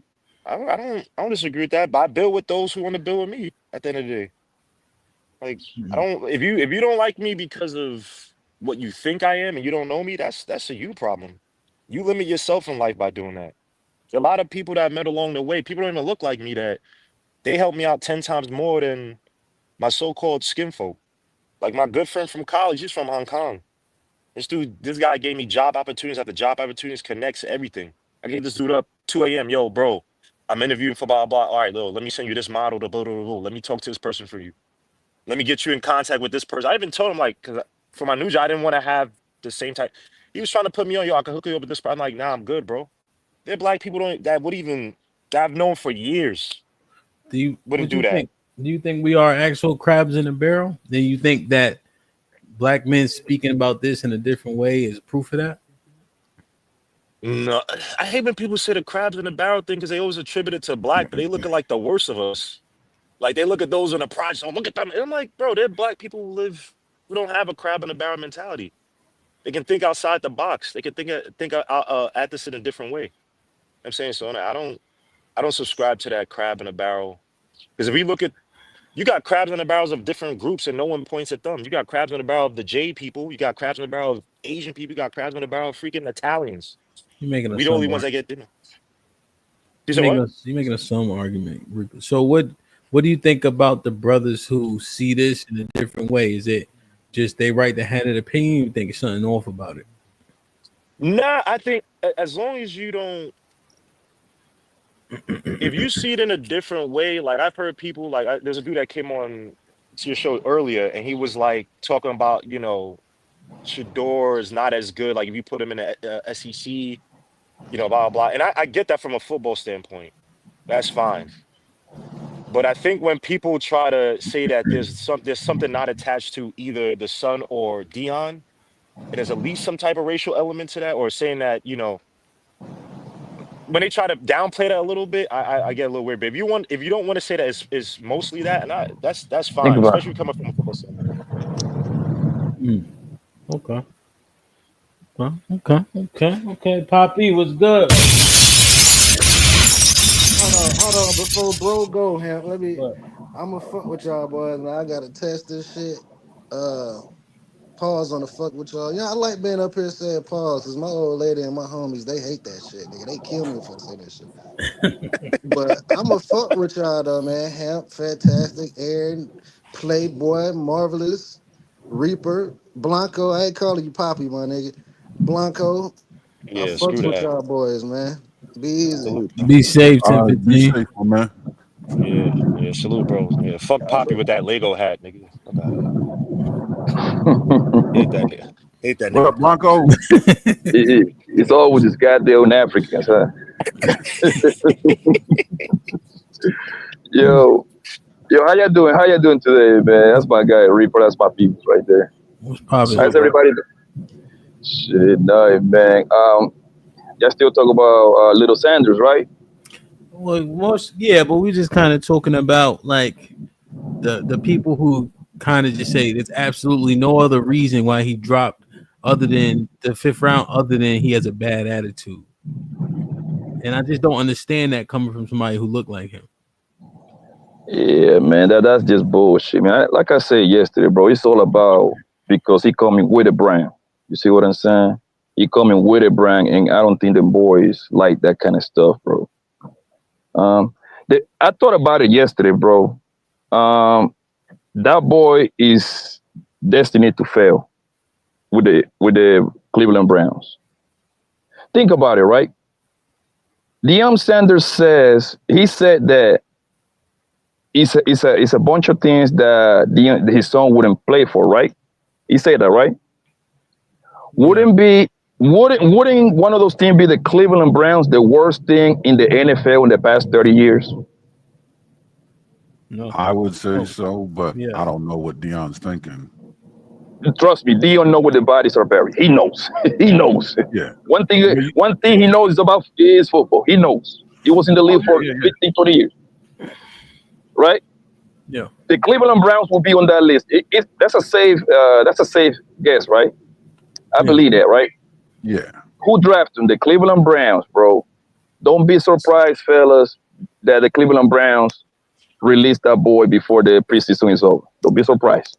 Oh, you draw a correlation between them, between the Browns being the worst team, his father saying he can't play for some teams, and them being the only team looking at him. Yes, because I'm 1,000% sure that on that list, the Cleveland Brown was part of that list. That the teams that Deion Sanders want his baby boy to play. I'm 1,000% sure. I'm willing to bet my bank accounts. I'm willing to bet that. Yo, Poppy. Only Yeah, reason he's why I better. disagree with you on that, I don't think He's he's better. going to get cut because he's still still a draw money wise, right? Those jerseys are going to be selling. They're going to, and also too, to Brian Bosworth for doing this, you're going to have people that are going to hate him too, right? So you're able to fuel off of that. Think about this. When was the last time Cleveland was a draw on, say, like ESPN, Monday night or Sunday night football, whatever, whether it's the game or whether they're breaking down the game? Just think about how big of a name Jody he's going to be. Mansell, Baker Mayfield, they kind of were like, it was a hype behind them. Right, but Shadeur Deshaun is better Watson than too. Johnny. Yeah. Shadeur is better than Johnny, and I'm telling them, jersey, just the attention. That owner is But going the to look at it part, like, they're not going to cut part him, that bro. you're missing, go ahead. I'm sorry, I thought you was done. Go ahead. Nah, this is late. No, go ahead. This is late. Go ahead, bro. The part that you're missing, this is not about money, bro. This is about putting Deion Sanders and Little Sander in their place. This is not about this has got nothing to do about money, bro. One thing about the NFL, bro, they got slave owner mentality, bro. They will eat a contract just to prove a point, fam. They paid that boy Colin Kaepernick to go away, nigga. Fuck the money. They pay you to go away. This is not about money, bro. Hold on, Poppy. Colin Kaepernick won start to suck. He was actually trash. After No, he Jim Harbaugh. wasn't. What kind of football you watch? Yes. Are you kidding me? He was Nigga, he went to fucking Green Bay, nigga, and beat fucking Aaron Rodgers at his house. Poppy. Nah, Reba, Rob Poppy, you don't gotta respond to that because they paid him to go away. Was your point? You didn't say how good he was or wasn't. Okay, all right. I didn't want to, but my point was that, and this is what I said earlier, right? With Shadeur Sanders, I keep saying Stevens, with Shadeur Sanders, even if he's not playing, he's still a draw. So I can have him I don't even have to play this guy. I can still keep the power of Deion away. Because like I said, if they start this dude and he got you 9-10 wins, now you have to say, all right, you have to make some concessions because we're not paying him big money. So we may have to bring his father in the building just to appease him, right? But if I don't play this guy to half the season, I make money off this guy for jersey sales, whatever. And then we see what happens for half of the season. Can't get to the playoffs. They're probably gonna be 1 and whatever by halfway through the season. Play him the rest of the season. Let's see what happens. I get 10 players, then we see what happens next season. So you can still leverage off him without you losing leverage. Again, this is not about money, bro. This is not. If it was about money, they would have took the boy in the second or third round at the latest. This ain't got nothing to do with money, bro. You got to understand that. Listen, the NFL is the #1 sport in America. They made the most money. They made like about between 18 and 20 billion last year. They almost double up the NBA, bro. They don't care about no money. All of them got a check for $300+ million just off TV, bro. All of them. They don't care about no damn money, bro. It's about a lesson, bro. This is about a lesson, fam. They're giving the boy a lesson. I wonder who Deion Sanders crossed, bro. And in the NFL, it's about four or five owners that matters. Jerry Jones, Robert Kraft. Who else? Who else matter in the NFL when it comes to ownership? Goddamn, the guy from the Broncos, he sold his thing. Who won the San Francisco 49ers? The Barlows, yeah. The Eagles. What the hell, guys? And the Kansas Yeah, City he Chiefs. on the Sisters. And you Yeah, got but anyway, Las he, Vegas. yeah, he a clown, but yeah, I get what you're saying. The family. He's Look, like the brokest NFL owner.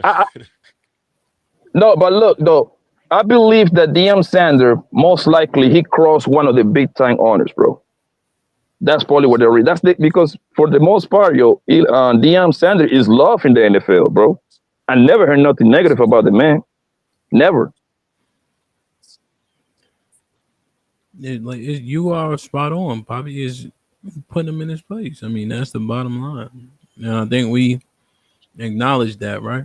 I just wish that the other men, right, who have a voice and look like how we look, would just acknowledge that fact. It is what it is. You know what I mean? Now we can theorize what's gonna happen next and XYZ, but how we got here is what Poppy is saying.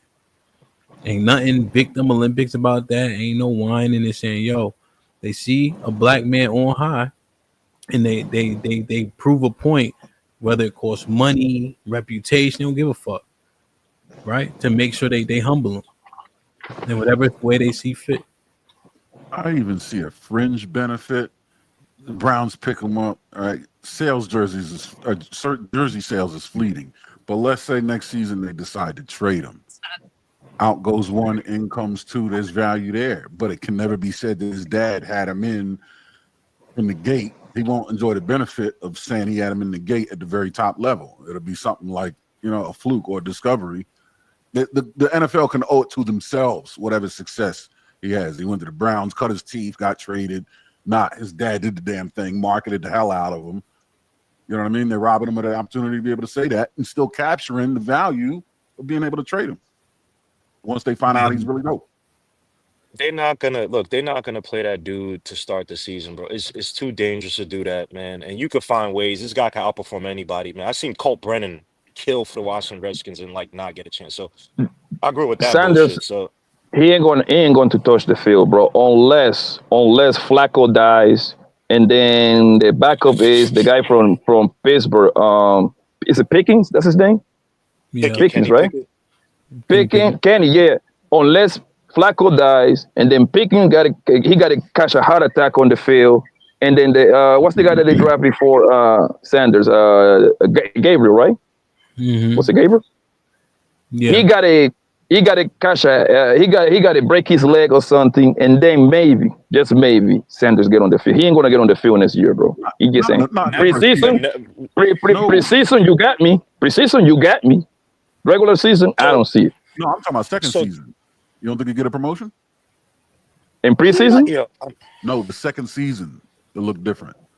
The second. Yes, of course. At that point, but he ain't gonna get on the field. I just don't see it, bro. He might get a chance. I'm telling you, this y'all gotta take into account. Look, not all these GMs agree with the coach. There's always a bunch of fallouts, but never underestimate the desperation of a coach who has to get wins. And never underestimate the power of Cleveland telling you, yo, play the backup QB. Remember, who's your man who got drafted from Kentucky? All right. Yeah, that's not gonna work, Reaper. Yeah, Reaper. We seen. All right. Hold on. We seen the motherfucking Super Bowl get lost because they didn't want the nigga with the dreads and the gold teeth to be fucking Super Bowl MVP, bro. Trust me. When that call comes on and that call says, "Hey, he will not play," he will not play. I'm with Blanco.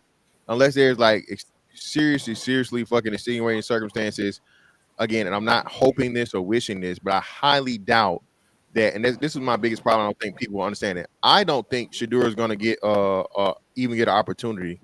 It's so easy to fucking shelf somebody in the NFL. That's the easiest league to do it, right? Because you have you got free agents, you got already people where you were drafted at, all these different things. So that's why I'm saying I don't think he'll even get the opportunity to show what he can do. Now maybe hopefully, like I said, if he gets a shot, the only shot he will have is if he's just lights out in the fucking preseason. Even if they give him a shot, though, you feel what I'm saying? That'll be the only way that it's to the point now where But then at preseason, he's playing with even the least of the least. There's stringers and the people that ain't gonna make. And that's another thing, though. He was picking the 5th round. I don't see this happening. but don't be surprised if he get cut, bro. That's all I'm telling you, bro. Because I got a bunch of homies that got drafted in the 4th and 5th round. I hope you know past the 4, you're not guaranteed, bro. You got to fight like hell to get a spot on the team, bro. I'm just saying, I'm not disagreeing with that sentiment, especially with the Pete Carroll thing. But we've again, coaches who are trying to preserve their jobs sometimes break away from what the so-called directive from the GMs, maybe from the Nah, owner, what it's supposed to be. Because we've seen it. Remember Baker if he Mayfield? do it, he lose Remember his job. Tyrod? Yeah, if he do it, he's gonna lose his job though. He's gonna get if you go against the motherfucking phone call, you go against the call that motherfucker made on that red phone, bro. That will be your last motherfucking coaching job. Right, but if you sit in that situation, if you sit in that situation, you were the coach that said, "Yo, we got Shadeur here. Joey Flacco's own whatever. Put Shadeur in. You get 6-7 wins off of that. Not to say you're gonna make the playoffs, but you raffle out, you get fired." What he's saying is, Games, you missing my point, Reaper. You're not gonna be the coach for game number 2. he As thinks, soon as you know what they say, hey, Reaper, this ain't Die Hard, my nigga. You don't scale a building with no shoes on, bro. Yo, no, I'm not This ain't like, no, they be in agreement, bro. You don't just I'm throwing them in. Nah, that ain't. Yo, my man coach for the Saints, right? And coaching the NFL is just different. Like he's like what's with the cornerback they had, Lattimore, remember Lattimore? Lattimore, it was real good. Yeah, he played for Redskins now, right? I think. Yes.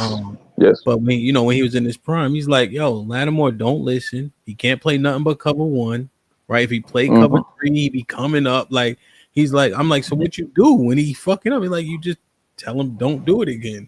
Like he's saying, you just coach him. Like you don't yell at him. He's like the dude making $15 million a year. The fuck I'm gonna say to him? You know it's cover 3. You get Lattimore. Yo, Hamp, you always get Lattimore in the double move. He always going to bite. He always going to bite, bro. Yeah. That's how you get him. That's why they lost that. Remember that playoff game? The Saints against they caught him with a bomb in the last seconds of the game. Yeah, the back? There you go. Yeah, that was Lattimore. That was him. He always staying short. And my man, like, you just coach him. Like, he like, yo, bro, he got caught with a gun in Cleveland, nigga. Like, he's like, okay, Ham, I gotta ask you this, right? he was but that wasn't the only. But this is the one, right? He said so. They got Jenkins. Remember, Malcolm Jenkins.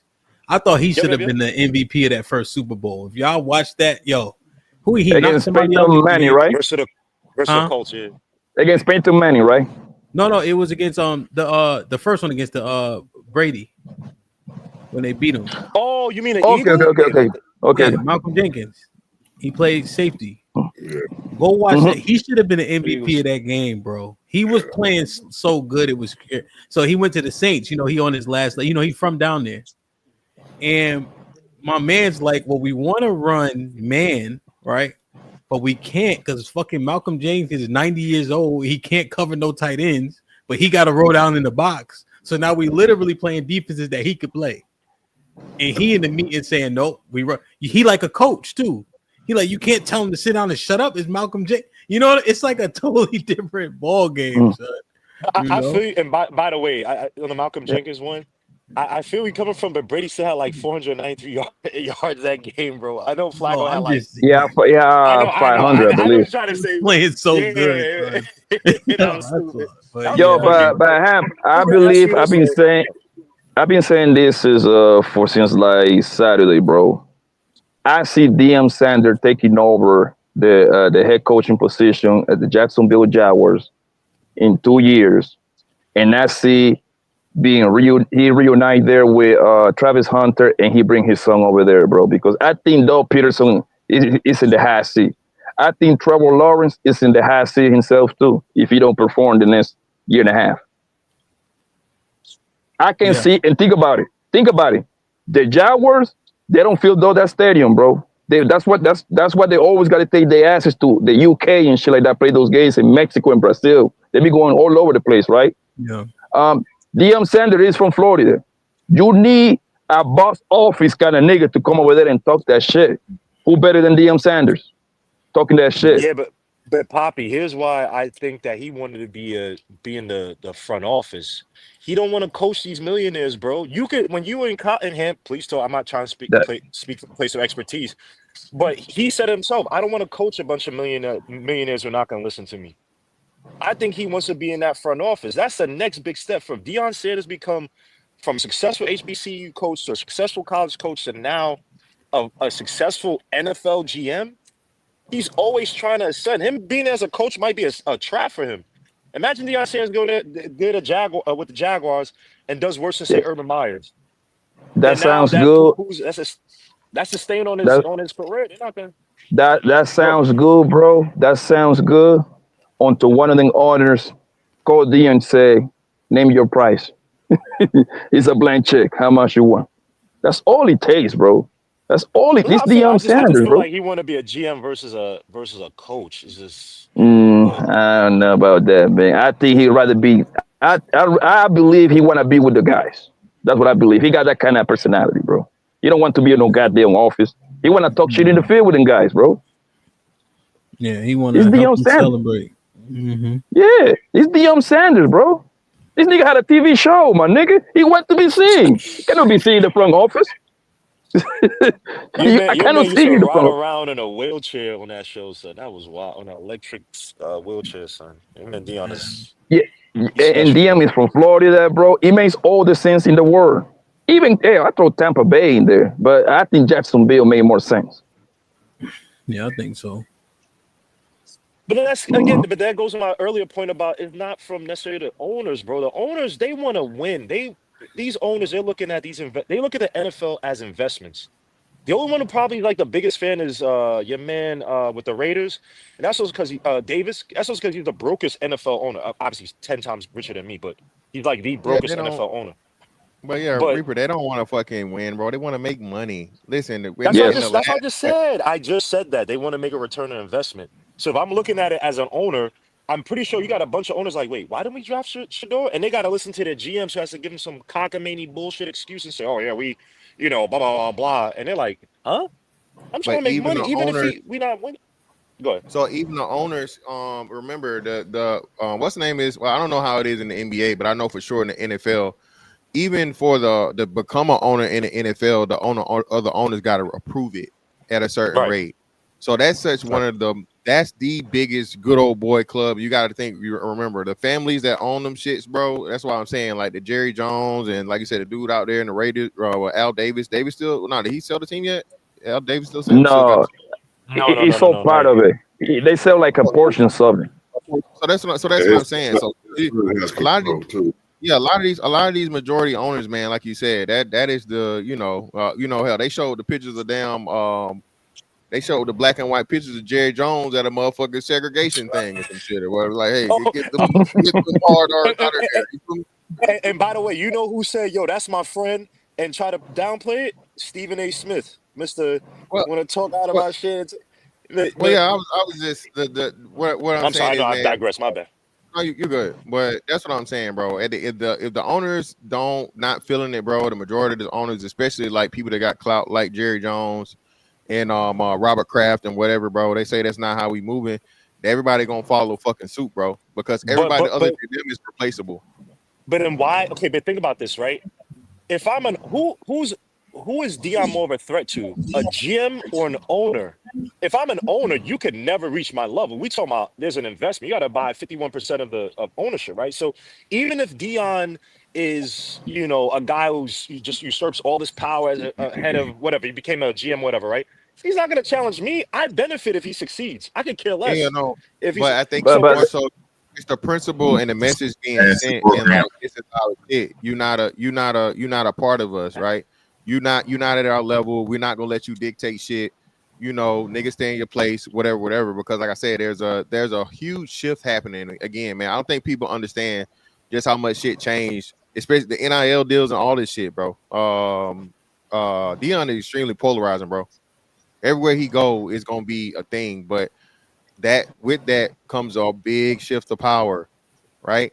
We got like Magic Johnson's in the background, but Magic Johnson's in the background. As charismatic as Magic was, I think Magic is a part owner of he's the a Dodgers, consortium. The Commanders, the Dodgers and the Commanders. So not just baseball and this, but Magic. He in a group, fantastic. He in a group. He like Magic is part of the investing group. I know, but they put him out. This is They crazy. put him out there in the face because he's Magic Johnson. So I think what's happening. What's good, Hamp? Crazy work you doing up here. What I do? Man, you got half of these dudes you have on the show don't know shit about football, and they just talking about football because they watch ESPN for one goddamn night. This is some nasty work.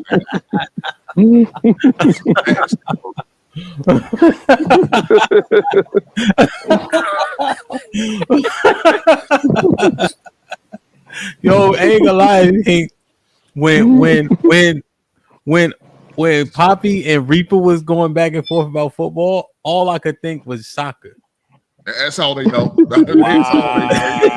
That's all they know. They don't know about the grown man. This fake Orlando patient face ass nigga, man. That was very, very racist right there, man. And that no, man, you know what? It's okay, Reaper. Don't. This nigga Hampton because he a little fat. Ham, this nigga was a lineman, nigga. So they didn't even draw plays for him. They didn't even draw plays for him, man. This nigga's some goddamn lineman, bro. Man. Yo, Poppy, it was 30 pounds ago, my nigga. Yo, I was not a lineman. Yo. Hey, you know what? You know what's diabolical? If you take this beard. Where Reaper go? Reaper, come here. If you take Poppy's beard with Reaper's mustache, you got a full. You got a Yo, I'm out, man. I gotta go. The struggle's real with that. The struggle is real. No, man, but look, I think the Shadeur Sanders thing could go one or two ways, man, with this situation. He's gonna have a hell of a story to tell if he becomes successful and do what he needs to do, or else he's gonna prove all these pundits right. That's why he got drafted in the first round. That's either way he's gonna go. It's gonna go one or two ways. He's gonna have a hell of a story, or he's gonna look real. They're gonna look real right by saying, "Well, that's the reason why we drafted in the fifth round." I know y'all might think he's this or that, and you know another thing is, man, how's Shadeur gonna respond to criticism somebody other than his father?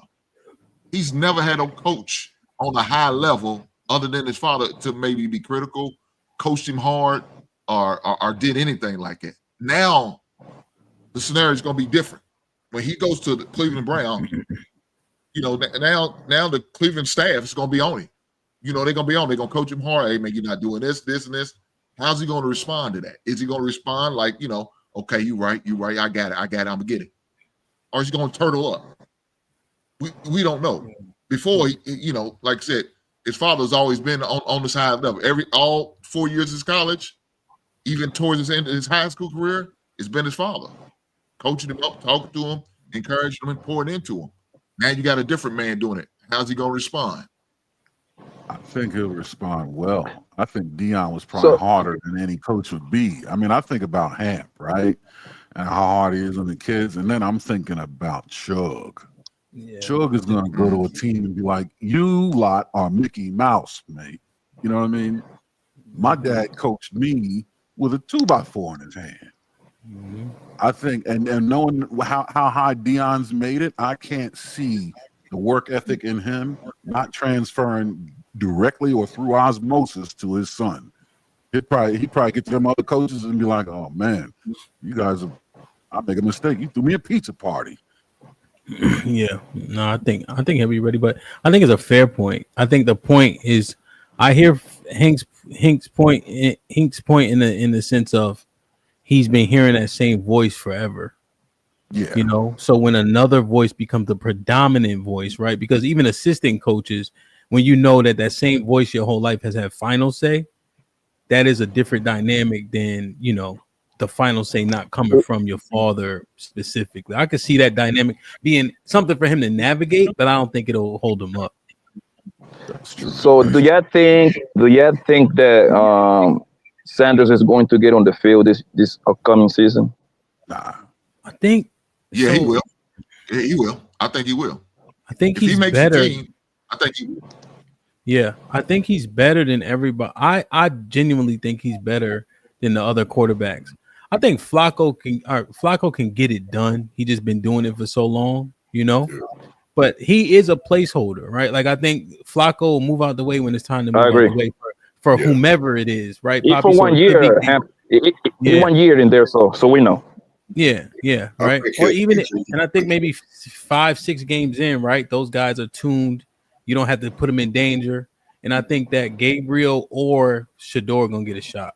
I think Pickett. I never liked Pickett ever. Like I think the Yeah, only thing he ever did was fake he's slide. soft. Remember at Pittsburgh, he did the Yeah. fake slide and then kept running. That's all we remember him. He's ass, my nigga. Yeah, he's crap. And Do yeah, and ya then do y'all see it? Do y'all see an SNL? Oh, I'm sorry. I thought you was done. Go ahead, boss. Go ahead. well, no, just real quick. Like Deshaun is done, right? They just Yeah. restructure him 35 million, right? His Achilles still torn, you know. So I think but that was all I was gonna say. Do you see in that scenario? Let me answer that. Let me answer your question. If you watch last year, Cleveland went through like 4 different quarterbacks. So the chance of him getting on the field is great. They went through 4 different quarterbacks last year. Every quarterback on the roster played. So yeah, he's going to get an opportunity. Now, what is he going to do with that opportunity? I mean, is it going to be set up to be successful or not? I don't know. You know what I'm saying? I always talk about the receiver. The receiver core is terrible. If Judy's your number 1 receiver, yeah, you in trouble already. You know what I'm saying? I mean, I know Judy is decent though. But I guess his point is if he's the number 1, that's bad. Yeah, if he's your number 1, though. Yeah, I get your point. He's a good number 2. He's not a number 1. I get it. I think the joke. I won't argue. Yeah, they're gonna be relying on their defense, man. Yeah, the joke. But the defense is not that bad at all. Exactly. That's what they're gonna need help with. I mean, think about it. You got Flacco. So yeah. Do you see a scenario where Sanders has to be released and force his way out of town? That'd be easy for him to get out. That wouldn't be a good thing. That wouldn't be good for him to do, though. Then they gonna prove the narrative what they trying to put out there. If he does something like that, he'll be proving the narrative that that some people believe about him. Yeah, that he's got a bad attitude if he forces his way out. That would be a mistake for him to do. I think he'll fit in. I think he was raised to adapt to his environment, man. Yeah, I think his father gonna stay quiet, right? And I think he gonna let the boy play so he can prove it, right? I don't think he can try to force himself out. I think he was genuinely happy to get his name called, even though they was doing the shouting. I think they was playing church music, but I think they was genuinely happy, right? Just to get that off their back, like, all right, boom, it's on now. You know, I think that's how they'll handle it. Hopefully. Y'all about to get out of here, man. Hamp, I see you later. I gotta make some moves, man. Hamp, always good seeing you, Hank, my guy. Honey Pat Williams. Keep taking those honey packs, bro. Aaron, my man Marvelous, man, fantastic, man. Yo, well, I was gonna say something, but I ain't gonna say it, man. But I'm going to go ahead and say, fuck you, Hamp. I'm reporting your channel, man, for racism, talking mad shit about soccer, nigga. The number 1 sport that produced the most money, nigga. So shut up, all right?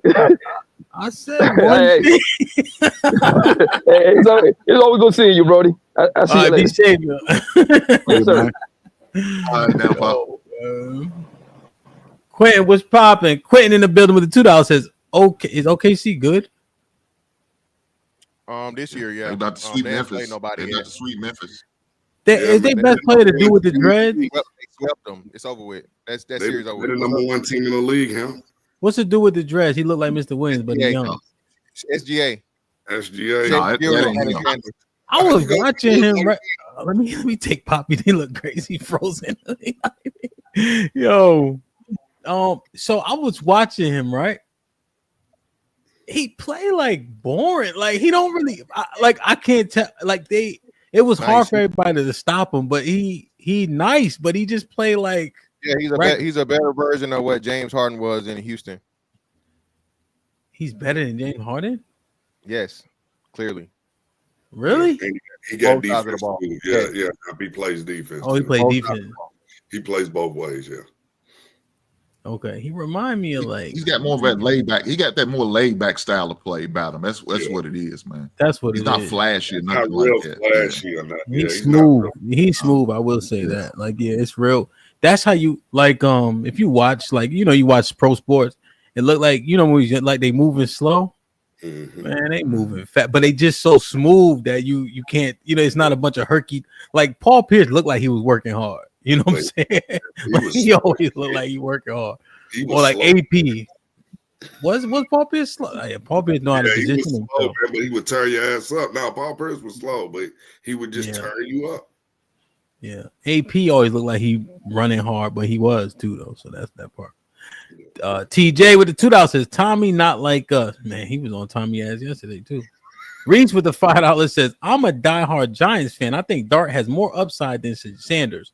Loved our draft, and Sanders' arm talent didn't warrant him skipping the combine or Senior Bowl. Aaron with the $2 says the ones that throw parties at work, everyone hates. DC Slim with the $5 says, What time do we talk about another black players that dropped in the draft? I guess Deion's son is special. Shaking my head. I ain't arguing with DC Slim no more. Aaron with the $2 says the Ritz hate when you don't do it how they want. Mike Davis with the $5 says they don't want us to take our rightful position, and this was another example of that. Miss Gloria in the building. Salute for being a member for 1 minute. Says black men have to stay in line. Otherwise, it's crazy. The Bell with the $5 says you square niggas would have hated Muhammad Ali. Every gay athlete looked up to him. Marcus Antonio Castillo with the $2 says the Sanders boys need to be grateful they are drafted. Sean Brewer with the $2 says Nick Nash is hurt, bro. Marcus Antonio with the $2 says people need to understand those QBs you used are employees. Sean Brewer with the $2 says Trey Lance destroy any argument. Trey Lance, man, he's a nightmare. I got nightmares about that nigga, man. The Bell with the $5 says the simple fact a 5th round pick is the talk of 2025 draft. It's a problem. There is no justification. Reese with the $2 says also he skipped the combine and the Senior Bowl.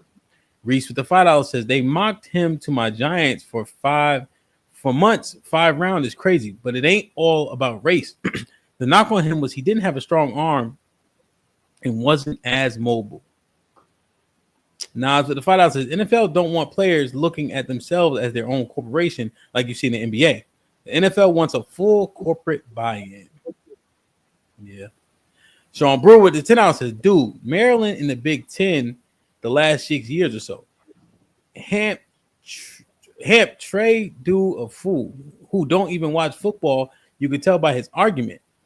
Vanderbilt in second in the SEC beat Bama and they went crazy. Yeah, man, that's what I'm saying, man. You know when you beat a team you ain't supposed to beat. You know what I'm saying?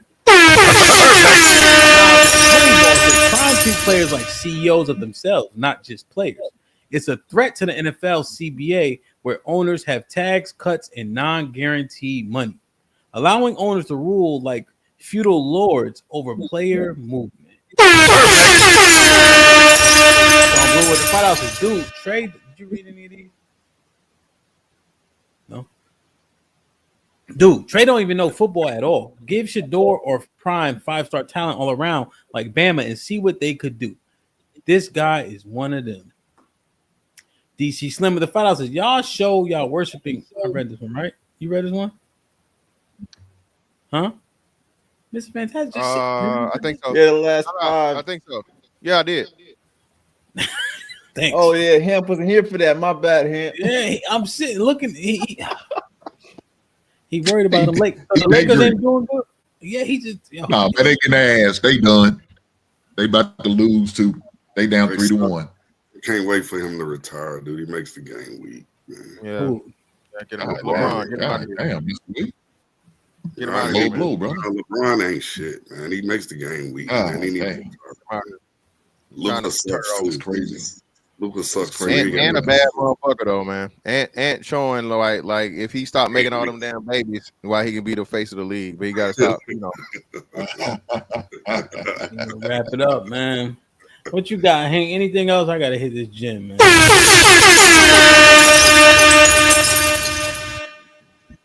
Man, look, for the most part, I thought it was a great draft for a lot of teams. I thought a lot of teams did pretty good. Shout out to Cleveland because, man, they made some great moves on their part. Even though Shadeur fell in the 5th round, they got a lot of great picks, man. They got a running back. They got a defensive a tackle. You know, so they made a lot of moves and got a couple picks for next season with that trade with the Jacksonville. So, hey, man, they did their thing. Now, whether they're gonna come out on top and do something with it, that's a different story. So, look, let me say this: good luck, Shadeur. I wish him nothing but the best. I want to see that young blood be successful. I want to see him be succeed, man. So, and live up to whatever his goal and aspiration is. So, I'm gonna leave it there. Indeed, Marv.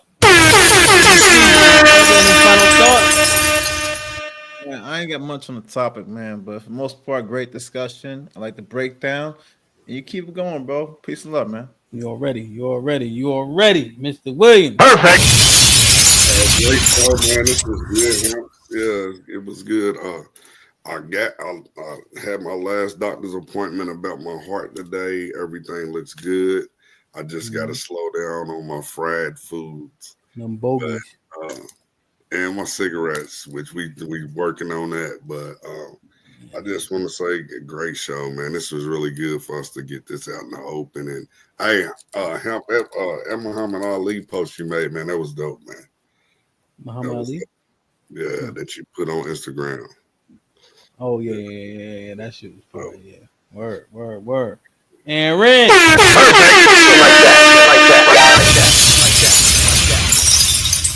Least the greatest. Go Navy. Go Terps. Go Birds. LMP1 has my heart. GT3 has my soul. Mr. Fantastic. Brother. Hey man, as hard as y'all go in these chats, man, go hard in real life when you see some shit happening, bro. Okay, been there, done that. Somebody's got to drop their motherfucking nuts and say the shit everybody else scared to say. And if it's gonna help other black men get ahead, bro, hey, be the one to do it. Yeah, that's a fact, though, man. Great conversation. It's been a 2-day conversation. What we simply saying is this, man: keep your opinions authentic, right? But keep it tall, even if you disagree with yourself, right? If somebody says some better shit and it makes more logical sense, go with that. If we see something, say something. If it's obvious, then say the thing, right? Regardless of how your constituents feel about it, right? And let it just be the right thing. I think that's the key, right? If we can't reconcile and it doesn't make sense, then we have to reassess our opinion, right? Regardless of how we feel, what makes the most logical sense, and I think we'll be better for it moving on, and again, even if you don't like it, you got to say it. That way you're more credible in the long run. I think that's how we get the greatest results. Tomorrow, shout out to Sherelle. I was in the Discord. I said, we got to have this conversation in real time when I'm not halfway asleep. Men have never evolved, man.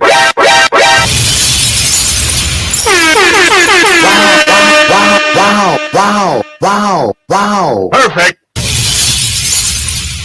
said, I'll be goddamn. We the same as the niggas that was wearing lion pelts? He said, you goddamn right. Wow. I said, I take exception with that.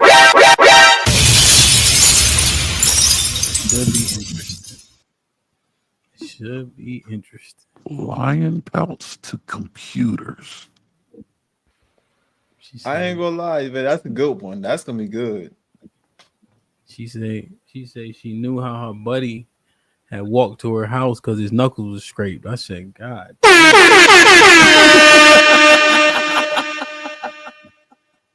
Perfect. That should be fun. That's a fantastic. This nigga be doing everything. It's a fantastic be doing everything but pay attention to the show. You on mute. We closing out. I said my final thoughts, nigga. Hey, it is what it is. Yo, man, we also got something upcoming, man. Mr. Fantastic first stand-up comedy appearance. Man. If he ain't gonna do it, I'm gonna have to make him. Fuck it. I done looked up places in Jacksonville, all types of shit. I told my wife, listen, man, I gotta go to Jacksonville on a Wednesday. That's the only time they do the open mic. I'm gonna be, hey Hank, I'm gonna be laughing. I don't think he's gonna be funny, but if you just keep the camera on me, it's gonna look hysterical. Perfect. Nigga, I got you would be crazy how much material I got on my phone. Don't play with me. So how much material you think you got, nigga? That's I got a lot. Fantastic. You ain't, can't, don't, won't. And fantastic. Just make sure you go up there with a Travis Hunter jersey on stage. You'll be fine. You'll kill it. You'll never see me in a Jacksonville Jaguars jersey. Wow. Man, I could You have imagine to these support the jokes. black man. Come on now, Hey, man. Fantastic. You be all right, man. All right, Listen, Mr. Fantastic, before we go, tell us a joke. Huh? My son finna make me spend a whole bunch of money on fucking Travis Hunter. So I'll make Nah. All right. Shout out to Baby Boy. Tell us a joke, nigga. With that phone full of jokes, let us get one. Hold on. See, you nervous, nigga? Boy, nervous. Hold on. You can't be on stage with them reading off their phone, Santa. You gotta memorize them. I gotta pick one because I got so much material on here. I gave y'all for free. Don't discourage him. Go ahead, man. Tell us a joke, Right, nigga. okay. Don't discourage that nigga. He already nervous. Is a terrible sign, nigga. Hey, Mark. Nigga nervous. Hey, man, if you Yo, just tell us a joke, man. Nobody wants. All right, so fuck it. All right, cool. So hey, you want the big screen? Huh? No. I don't need the big screen. We like it is what the big. Right. So your boy like going to Golden Corral, right? I'm in Golden Corral, doing my thing, sitting around, eating my little bourbon street chicken and shit, all of that, all the big girls in there. You know what I mean? The big girls at the motherfucking chocolate fountain, putting chicken grease, chicken legs on it and everything. I'm minding my business. Okay. So, Golden Corral, one of the few restaurants that come along, happy birthday to you. Happy birthday to you. Right. So, hey, man, grandma having a birthday at motherfucking Golden Corral. I'm eating my little food. This nigga get up, man. He get aggressive. Say, hey, nigga. You ain't gonna clap for my grandma motherfucking birthday, nigga. You gonna sing along? I'm like, whoa, brother. What's going on? I don't understand what you're saying, brother. Hey, man, I said, nigga, you gonna motherfucking clap for my grandma birthday? You sing along to the song. The nigga turned the motherfucking he turned the whole motherfucking Golden Corral into a robbery, man. He ended up robbing the place because I refused to sing motherfucking happy birthday to his grandma. So you know what I mean? It was kind of, it's kind of bad. It's kind of shaky, man. You feel me? Everybody's scared. Everybody's scary. Everybody motherfucking running around. Is what it is. Fuck y'all niggas. Fuck y'all.